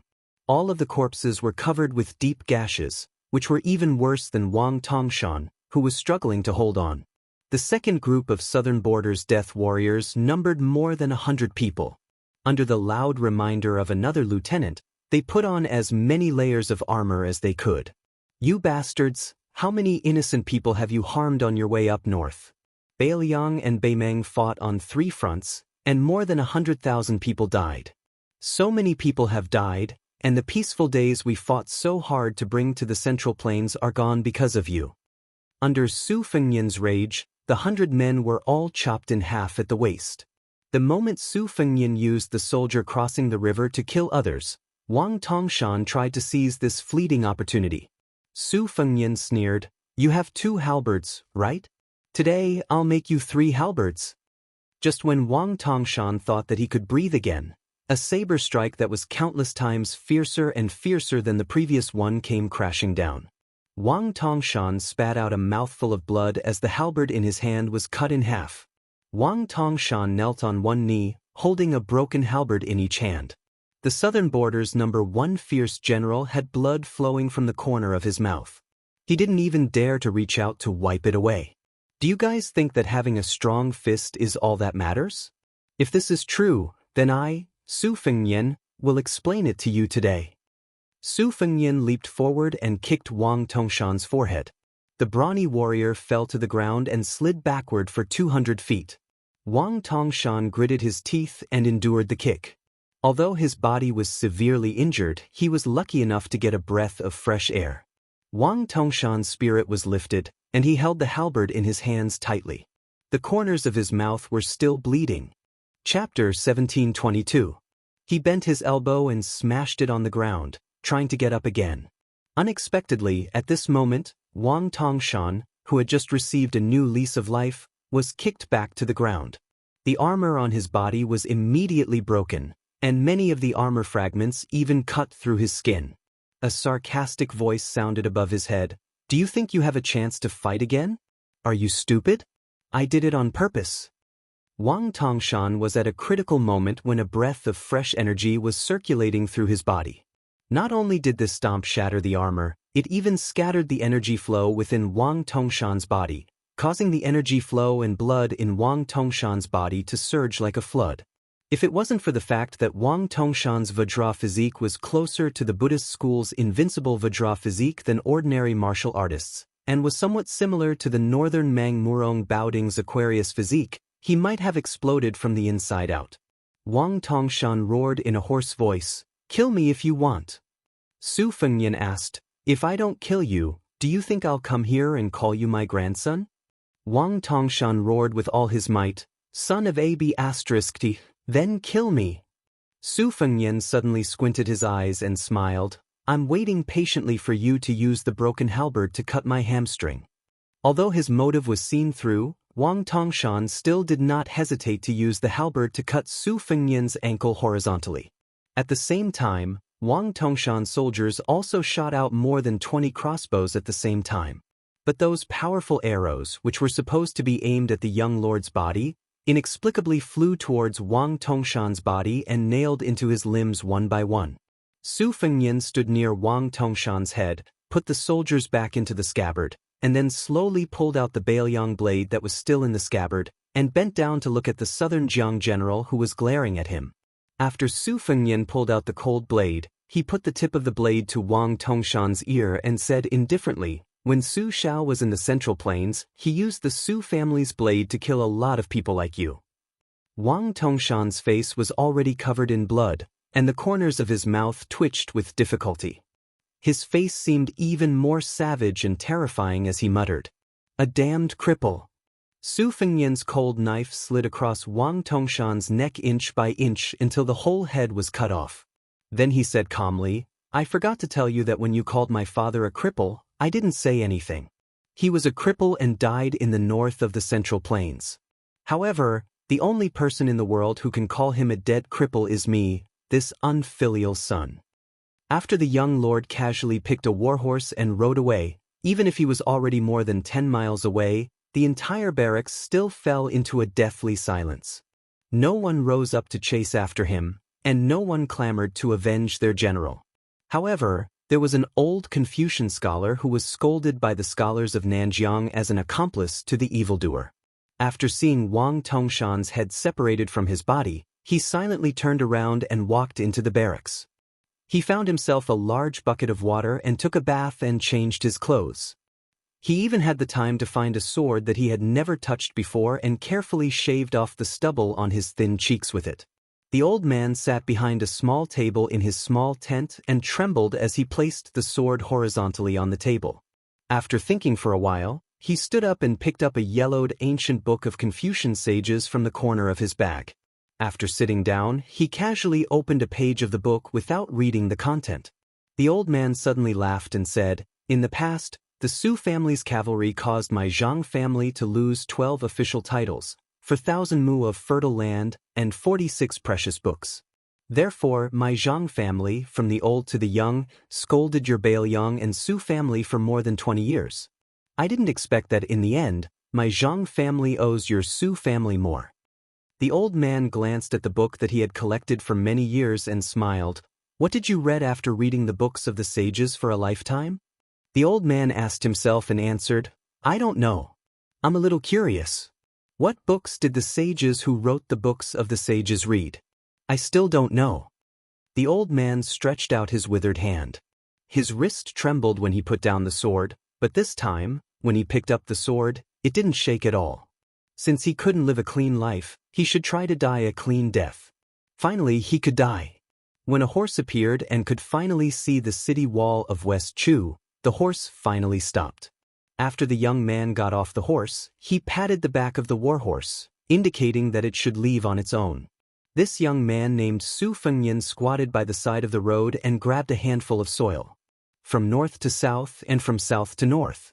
He had been to many places and seen many sights. The young man called Xiaonian grew up little by little. In the process of his growth, many people around him left. He couldn't keep them. Just like when he was traveling in the Jianghu in the beautiful Gangnam-do, he told his elder sister that he wanted to go home together. Just like when he returned home, in the house with loquat trees outside the door, he held the old man's hand and couldn't speak. Su Fengnian released his fingers and stood up. He began to enter the city. He wanted to tell the woman with the dimples in the city, "Su Fengnian liked you. He liked you at first sight. He never thought of not liking you. Perhaps you didn't know before. Then I'll come to you and tell you personally." Chapter 1723. Thousands of riders swept across the flat ridge and arrived at the old Du Mountain defensive line. The main commander was surprisingly Wu Zhongshuan, who led the Ministry of War's Minister of War with the military rank of Great General Zhenan. This veteran general with meritorious service flipped over and fell off his horse. He stood in the middle of the devastated military camp, gripping his horse whip tightly, narrowing his eyes and not saying anything. The bodies of the dead soldiers had been removed, but the bloodstains on the ground were still shocking. It was enough to see the tragedy of the previous battle. Not far away, 4 or 5 military officers came in a line. The armored man in the middle held the head in his hands and knelt down 5 steps in front of Wu Zhongshuan, sobbing. Wu Zhongshuan saw this scene and his face darkened. Wang Tongshan was a key person that the king of Yen used to control the northern troops. In the end, it was because Zhao Bing and Zhao Zhu did not trust him, Wu Zhongshuan, in the northern border. Wu Zhongshuan was recruited by the imperial court. It seemed glorious, but in reality, a tall tree attracts the wind. The notorious Wang Tongshan was originally going to be an important chess piece for Wu Zhongshuan, used to attract the attention of the Liang officials, especially the civil officials. For this reason, Wu Zhongshuan purposely suggested to the young emperor a generous condition that even Wang Tongshan himself did not expect. That was to give Wang Tongshan an official title. Although he was not given the title of Marquis, once the Battle of Guangling ended, Wang Tongshan would be able to control the Jianzhou region south of the Guangling River with the dual identity of Marquis and General of the South to suppress the King of Yan's southern troops and prevent Zhao Bing from going north. Now that Wang Tongshan had died, not only did the imperial court lose an unparalleled valiant general on the Western Front, it had a great impact on the Battle of Guangling. It also had a profound impact on Wu Zhongshuan's future plans in the imperial court.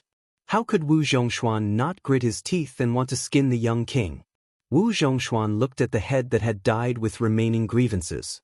His eyes were wide open and his face was ferocious. Even at this moment, seeing Wang Tongshan's head with his own eyes, Wu Zhongshuan could not help but feel a little dazed. Wang Tongshan, who was invincible in the southern border with his military achievements and military power, the valiant general who could overturn an entire tribe with his halberd, died just like that? To be honest, not only did Wu Zhongshuan dislike this person from the bottom of his heart, even Zhao Bing and Nalin Yusi disliked Wang Tongshan, not to mention Crown Prince Zhao Zhu, who had personally assassinated Wang Tongshan. However, this was the reality of the world. No matter how tyrannical and cruel Wang Tongshan was, his ability to lead troops into battle was not an exaggeration. The barbarians of the southern border were extremely difficult to tame, and they often changed sides. Today they would pledge allegiance to him, and tomorrow they would rebel.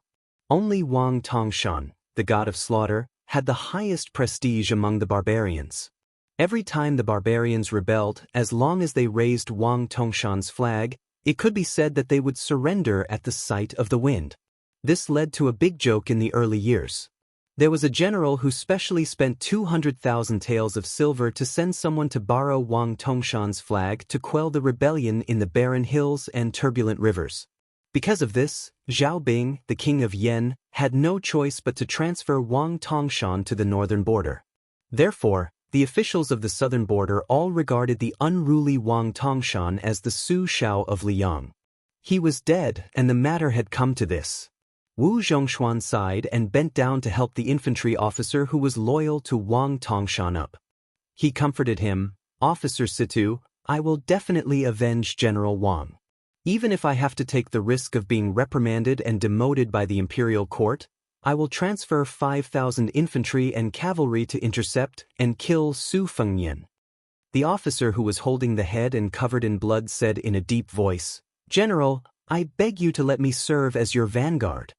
The rest of the officers in Wang Tongshan's army also cupped their fists and asked, "General, please let us take revenge."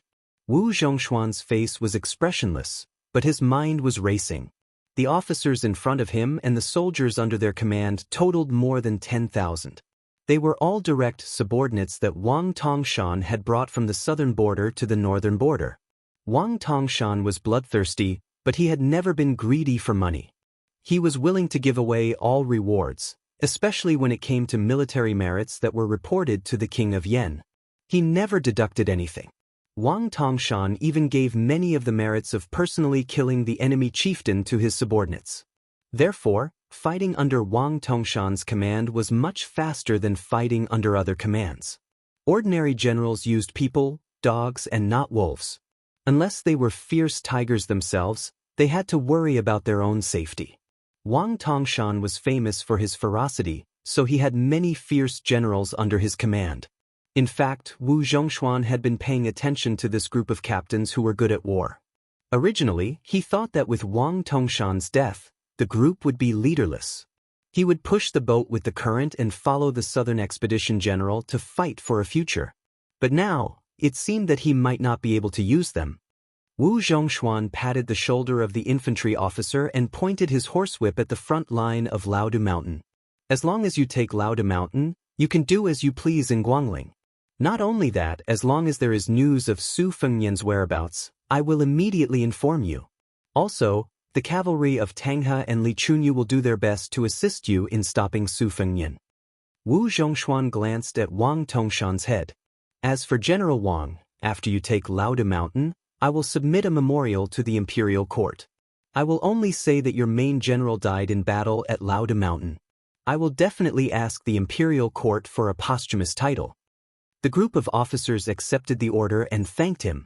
When Wu Zhongshuan left with his troops, he turned his head back to take a look at that military camp, and then said to the personal army commander beside him indifferently, "Pass on a secret order to Li Chunyu. When Old Du Mountain celebrates their victory, let him lead the troops in a night attack. None of the captains with real authority, including Sita Yushan, will be left alive. As for how many soldiers he can gather, it will depend on his own ability. At the same time, tell Li Chunyu that if he does not do his job well, and there is any rebellion among Wang Tongshan's old subordinates, Tang He will take over." The personal guard commander led a group of elite cavalry and left quickly. At this time, Wu Zhongshuan deliberately slowed down the speed of his horse. He waited until a young man in light armor who looked like a scout approached before he asked, "Young Master Yuan, in your opinion, if the whereabouts of Wang Tongshan are discovered, how many people do we need to send to stop the person who killed Wang Tongshan?" The young man who was called Young Master Yuan by Wu Zhongshuan and not a military official did not have the slightest bit of fear and awe that the other officers had towards Wu Zhongshuan. He said calmly, "Is Wu Shangshu joking? Instead, he is asking this question very seriously?" The two expert retainers of Great General Wu both showed undisguised annoyance. They had long been displeased with this young man surnamed Yuan who had joined the army of unknown origins. He had not accomplished anything, but he was extremely arrogant.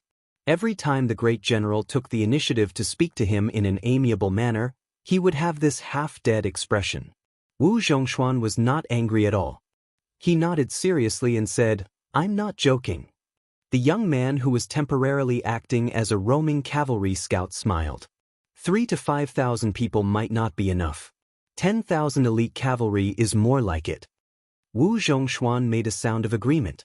Then he said doubtfully, "Didn't you say that after Li Chungang returned to the realm of immortals on Earth, he only managed to break 2,600 people's armor with one sword at the banks of the Guangling River? Could it be that the battle strength of the current 4 great grandmasters of martial arts has increased explosively compared to the top grandmasters of 60 years ago? Does he actually need 10,000 people to kill him?" However, the young man's words were full of sarcasm. Some things can't be calculated like this. Not to mention how high Li Chuangong's true battle strength is, those martial arts grandmasters who died on the battlefield were all idiots who fought to the death. For example, the Shishu Sword Emperor who was trampled into meat paste by the Su family's cavalry. Before this, the Wu family's 9 swords defeated Beimang's 10,000 cavalry. In fact, they were chased and intercepted until they had no way to retreat. Thus, they had no choice but to stake everything on one throw.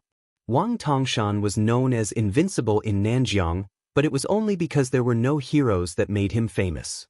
Relying on his natural brute force and Vajra physique, he could naturally exhaust all the experts below the realm of celestial phenomenon. Cheng Baishuang and Ji Lu, and could not do anything to him. However, as long as they went north, for example, if it was Dong Tai, I reckon that the Peach Blossom Sword God would be able to defeat him with 1 or 2 strikes. To put it bluntly, even if I were to fight against Wang Tongshan and he had the upper hand within 50 moves, Wang Tongshan would definitely die after 100 moves. As soon as he said this, the Southern Expedition General was still considered calm. However, the expressions of the 2 arrogant and conceited retainers changed greatly. The young man said indifferently, "Nanjiang? There's no Jianghu there. The sky is high and the land is vast. It's not the scenery of a small well." This young man who had been quietly fighting in the Eastern Sea's martial emperor city for 2 years had now changed his surname from Jiang to Yuan. He looked into the distance and said, "There's no harm in speaking the truth. At Su Fengnian's realm, as long as he wants to leave, no one can stop him, let alone catch up to him, unless it's Chao Changqing, Dong Tai, or Tuoba Bodhisattva. Therefore, what I said about the 10,000 cavalry encirclement was actually nonsense." Wu Zhongshuan sighed with emotion. The Jianghu is higher than the imperial court. It's not a comfortable thing. The young man agreed for the first time. "One day, where we stand, There will be no immortals or heroes. All the dragons in the Jianghu will be fish in a pond. There was a lake in the northwest corner of West Chu's imperial city. The lake wasn't big, but it was quite famous. Its name was even more interesting. It was called Jianghu. It was said that the lake was bottomless, and its water source was connected to the Guangling River outside the capital. A young woman dressed in simple and elegant palace attire sat in the waterside pavilion by the lake. There was no one around her, and it was completely silent. Chapter 1724. Probably because she was used to being restrained, she took off her boots and sat cross-legged on the ground. She did not enjoy the beautiful scenery of the lake at the beginning of spring. Instead, she bent forward and lowered her head. In front of her were stacks of copper coins of different denominations, different sizes, old and new, and different heights. She looked at the copper coins in a daze, her mind wandering thousands of miles. She thought of many things from the past, such as that dilapidated little thatched cottage, or that very small but very green vegetable garden, or that time when she carried a heavy box of books and climbed up the mountain step by step. At that time, she only felt that moving books was like moving a mountain. Or that time when she studied to earn money, the feeling of every word being money was much better. Although the current court in West Chu was much quieter than before, when she sat on that chair every day, she would find that the originally pure eyes were no longer there. Instead, they were replaced by a gloomy aura, like pieces of rotten wood. She only found out much later that the court had changed quite a few groups of people. There were quite a few groups of new faces, and there was an endless stream of disciples from noble families. Thus, father and son sat in the court together, and even 3 generations of officials who were all purple and yellow officials began to appear. She sat in the magnificent hall. There were frequent quarrels in the hall. Scholars quarreled with martial artists, scholars quarreled with scholars, and martial artists who were attached to the wings of the scholars quarreled with other martial artists. Almost everyone seemed to be doing their best for the country. Everyone's words were just and honorable, so everyone seemed to be so impassioned. There was nothing wrong with that. She did not understand. The Grand Preceptor, Sun Shiji, was getting older and older. In the last few court sessions he even had to sit on that royal chair. There were fewer and fewer people wearing the robes of military officials in the hall.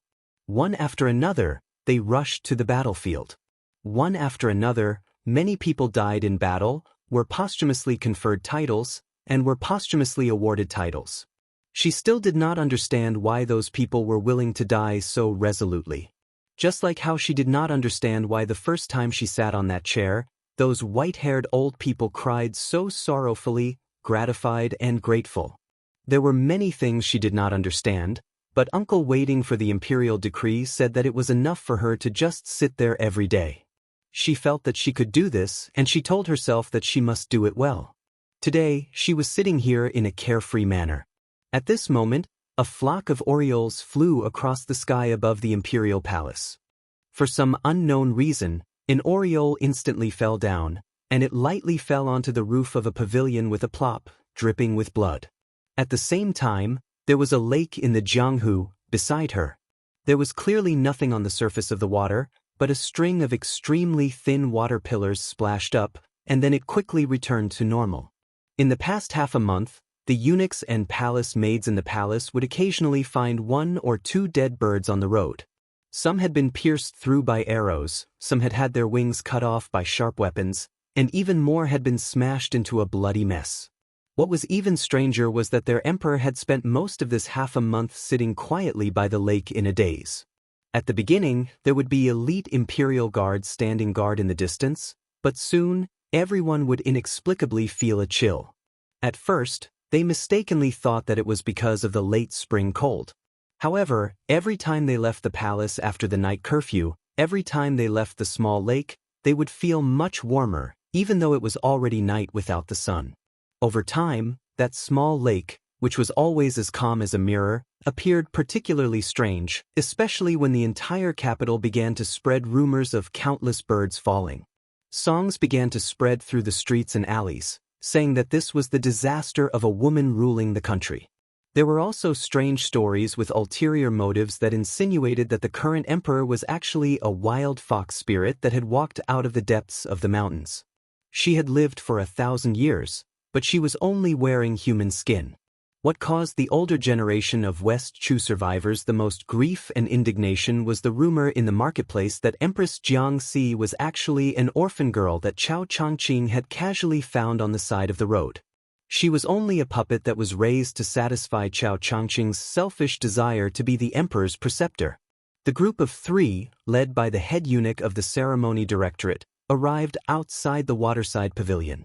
The 3 were surnamed Song, 3 generations of the Song family: Song Wenfeng, Song Qingshan, and Song Maolin. Song Wenfeng, Grand Preceptor Sun Shiji, and the state preceptor of the previous dynasty, Li Mi, could all be considered old men of the same generation. Currently, they were in charge of Dechu's subordinate provinces. Song Qingshan was the current Minister of Rites. The father and son could be considered the leaders of the current Dechu literary scene. They were very similar to the 2 masters of the Song family who had previously dominated the literary scene of the Li Yang dynasty. As for Song Maolin, his reputation had spread far and wide. This was especially true when the 2 simple sayings, Northern Su and Southern Song, and Su Zi and Song Zhang, spread like the spring wind throughout the great river. For a moment, Song Maolin had the impression that there was no one in the world who did not know of him. This was why last year, in the imperial court, there had been a marriage between the Song family's Yushu and the emperor. Even Grand Preceptor Sun Shiji, who had not been too enthusiastic about this matter at the beginning, had changed his stance in the end. He had personally persuaded Chao Chongqing, who was in charge of the navy at Guangling River. The head eunuch was just about to make a report when Song Wenfeng smiled and waved her hand. Her eyes indicated for her son and grandson to stay at the bottom of the steps. She walked up the steps alone and stood in the waterside pavilion that was surrounded by willow trees. Unexpectedly, she did not have the slightest intention of bowing. It was not that Song Wenfeng's eyes were blurred by old age, but rather that she understood a principle.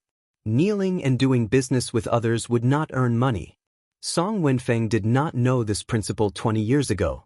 Song Wenfeng softly opened her mouth and said, "Your Majesty, there are some words that I do not know if I should say." The beautiful young woman was indifferent. Song Wenfeng had to admit that even if this woman's status was disregarded, her appearance alone was enough to make her eldest grandson fall head over heels for her. Even the old woman, who had lived a pure and simple life for many years, had some small thoughts of regretting being born 50 years earlier. The old woman frowned and slightly raised her voice. "Your Majesty, forgive me for speaking bluntly, but the current situation is no longer in Dechu's hands. If the Jiang family wants to survive, they have to rely on external forces." When she turned her head and looked away from the strange copper coins, Song Wenfeng met her eyes and actually felt a little guilty. Song Wenfeng gritted her teeth and said in a low voice, "I won't hide it from your Majesty. There are currently many officials who do not want to be subjects. They secretly collude with Liang's Minister of War, Wu Zhongshuan, and the Southern Expedition's Commander-in-Chief, Lu Xingxiang. They continuously leak information about Dechu's military formations and deployment. At this time of crisis, I am willing to be a villain who will go down in history as a notorious villain for 10,000 years for the sake of Dechu's land." She calmly said, "Minister Song, are you trying to say that you are slightly more loyal than those people? They are fence-sitters who have sided with the Liang imperial court, while your Song family has the strength of character to choose the king of Yanqi, Xiaobing?" Song Wenfeng's old face turned red, and she was even more shocked. How did this little girl know about such a secret? She indifferently said, "Not only do I know that your Song family has chosen the king of Yanqi, but I also know that Minister Zhao of the Ministry of Appointments secretly sent someone to deliver a secret letter to Lu Xingxiang. Minister Lu of the Ministry of Works and Assistant Minister Ma of the Ministry of Rites have chosen to side with Wu Zhongshuan." Since the window had been opened, everyone spoke openly. Song Wenfeng did not care about her old face anymore. She straightened her back, stroked her beard, and smiled. "As long as your Majesty agrees with me." Without waiting for Song Wenfeng to finish, Empress Jiangxi waved her hand and said, "You may leave." Song Wenfeng did not move at all. She sneered and said, "Your Majesty, do you still think that West Chu is the same as last year's West Chu? May I ask where Ko Jianghua is? Where is Chao Changqing? Your Majesty, if you are willing to take a step back now, then the king of Yanqi, Zhao Bing, will promise you that you can still be the emperor for 10 years. In the future, you can abdicate the throne to him or his son." She lowered her head and looked at the copper coins. "You can live your lives as long as you are happy. However, if you think that Chao Changqing and LV Dantian are not in the capital, you can do whatever you want and force me to do anything." Song Wenfeng smiled playfully. "I wouldn't dare. Who doesn't know that your Majesty is an expert like a sword immortal?" She suddenly frowned and her face turned pale. The ceremony supervisor eunuch at the bottom of the steps trembled and lowered his head without saying a word. Song Wenfeng exhaled heavily and walked to the side of the river. She looked at the river surface. "At this time, Sun Shiji is almost dead. Your Majesty's qi is also almost gone. If not for the fact that I still remember the previous emperor, it wouldn't be difficult for me to change the surname of this palace to Song." The old man smiled and said, "Of course, it doesn't matter what the surname of West Chu is. It doesn't even matter what the surname of the world is in the future. Because no matter how the throne is rotated, the Song family is indispensable." Her face returned to normal. She didn't even bother to raise her head. She just looked at the copper coins and twitched her mouth imperceptibly. She wasn't afraid or worried. She just felt a little wronged. "Whether I see you or not is one thing, but whether you come or not is another. So, where are you?" A cool breeze suddenly blew through the gates of West Chu's capital. The cool breeze blew through the 12 gates. When the figure suddenly stopped outside the gates of the imperial city, his sleeves were still fluttering lightly. The armored guards above and below the gates were all stunned. The extremely handsome young man folded his hands in his sleeves and had 2 blades at his waist. The young man did something. He cupped his hands to his mouth and said, "Hey." It seemed like he was telling someone, but also like he was telling the entire capital, telling the entire Dechu. I'm here. I've come from the northwest to the southeast." Chapter 1725. When the breeze passed from the gate of West Chu's capital to the gate of the imperial city, almost no passers-by took it seriously. Only an old madman with disheveled hair stood there in a daze. This old man was even treated as a joke by the officials far away in Great Peace City. At that time, the old man in ragged clothes walked through the alleys as usual to ring the night. Normal night watchmen would appear at night, but he was different. He only rang the night watch during the day and said to everyone he met, "They are all dead people." In the first few years, there were still some old people in luxurious clothes who stopped in the distance to look at this crazy old night watchman and cry tears of sorrow. As time passed, there would be a large group of idle children following behind the night watchman, shouting, "Dead people, dead people, dead people." Most of them would be pulled by the ears and dragged back by their parents. After a few more years, almost the entire city began to become accustomed to this sight. When West Chu was restored during the Xiongfu era, for some reason, the night watchman, whose voice had almost gone hoarse from shouting, suddenly began to cry heart-wrenchingly again. The sorrow and bitterness in his voice was even greater than in the past. Before the restoration of the country, the Grand Preceptor's son Shiji, Chao Changqing, and Jiang Si, who had not yet ascended the throne, had once met this old madman on the street. The night watchman had once called Sun Shiji a dead person and Chao Changqing a dying person with a night watch mallet. Only he had stared blankly at the fallen princess Jiang Si and cried out in grief, crying for the only living person left to quickly leave.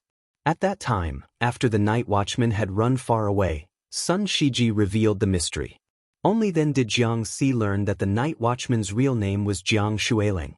He had once been in charge of Dechu's Chongwen Guan at the age of 39. Under his command were no less than 3 academies of West Chu and 600 editors. He was a scholar who had been praised by the late emperor of West Chu as Jiang Shuilang in literature and Chao Boyi in chess. Unlike many of the remaining old people of West Chu who worshipped the peace of Old Huang or who directly fled to Zen Wild Forest, Jiang Shuilang had gone mad. He had gone mad for more than 20 years and had been the night watchman of the #1 city of the Central Plains for more than 20 years. At this time, the old man's turbid eyes gradually regained their clarity, and the gong and gavel in his hands unknowingly fell to the street. The old man suddenly turned around and started running.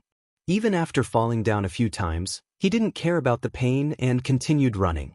When the old man finally ran back to the lonely, dilapidated cottage, the old man's eyes began to look blank again. He scratched his head hard and finally squatted on the ground and whimpered hoarsely, like a dog covered in scars. Some of his cries were not from his mouth, but from his heart that was filled with the memories of the past. Clutching his head, the old man stood up with a face full of pain. He staggered into the cottage and rummaged through the chests and cabinets. Finally, he pulled out an arrow from a pile of junk under the bed with great difficulty. The python's skin had long since peeled off, and the strings had long since been snapped. The old man held the arrow in his hands, lost in thought. After an unknown amount of time, the old man slowly exhaled a mouthful of turbid air. After standing up, he moved a small broken stool and sat down in front of the cottage that had no stairs. The old man straightened his clothes and closed his eyes. Then he extended a finger and dipped it in his saliva. There seemed to be a zither score placed in front of him, but it also seemed to have been flipped open by the old man. Only then did he begin to play the arrow. The song in the old man's heart was called Spring and Autumn.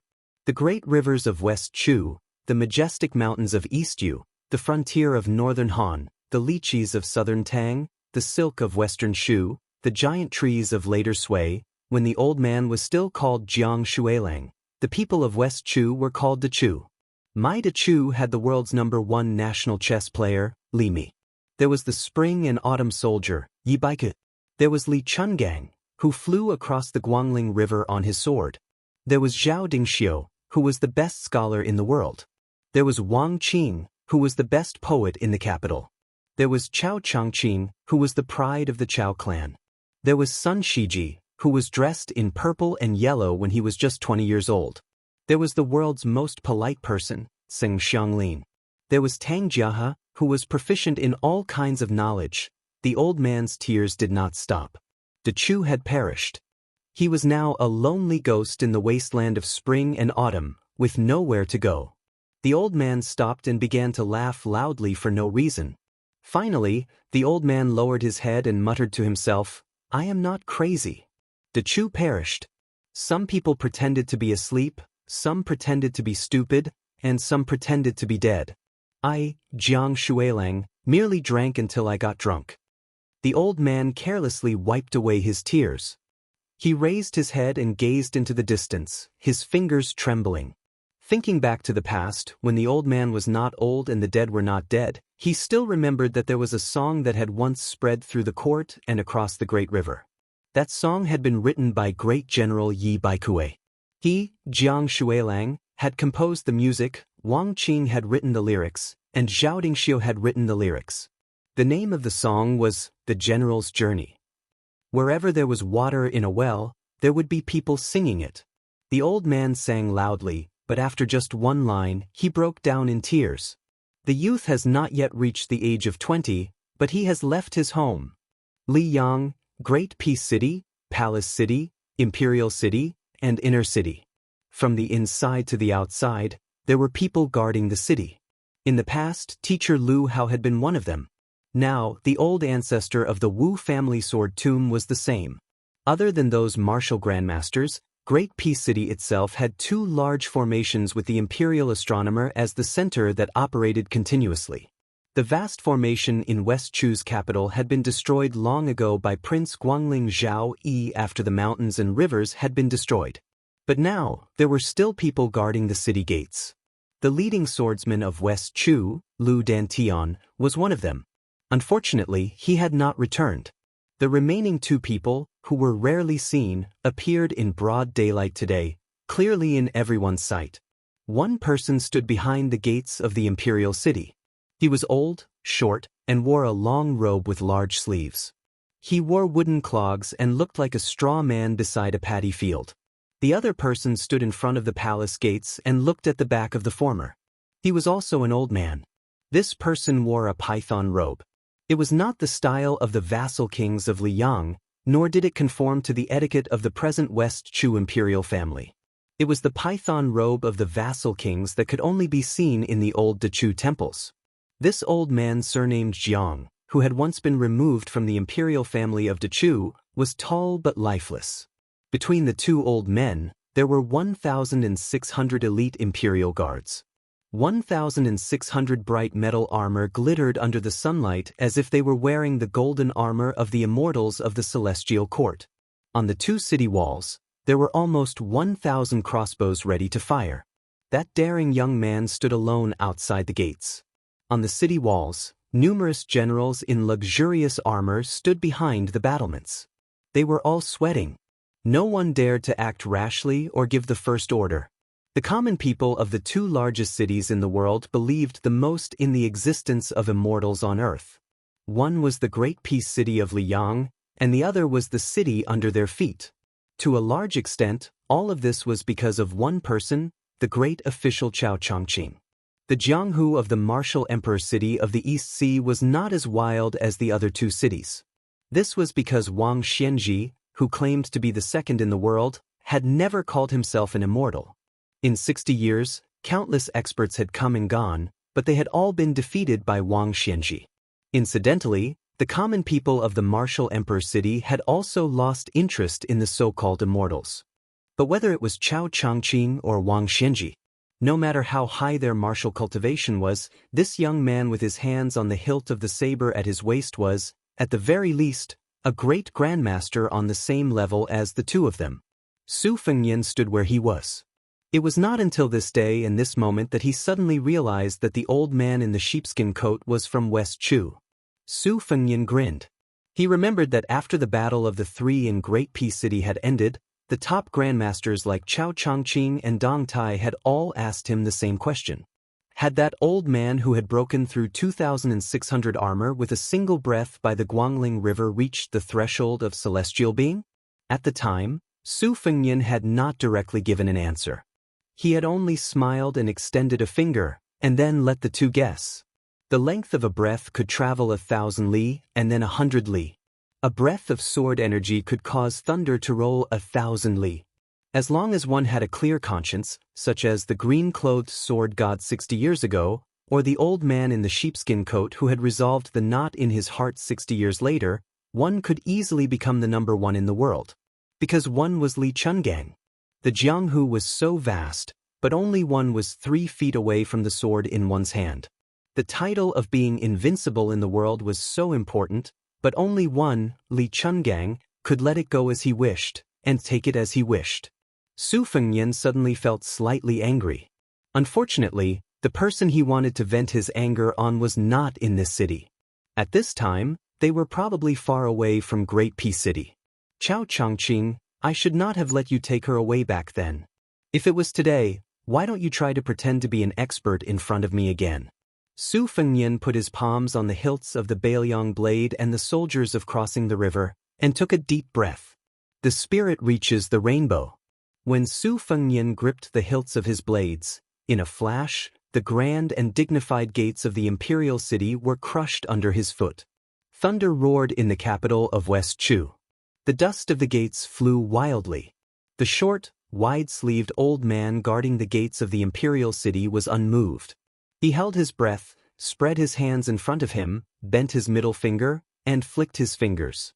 With each flick, the old man, whose sleeves were swollen like they were filled with wind, slid back dozens of feet.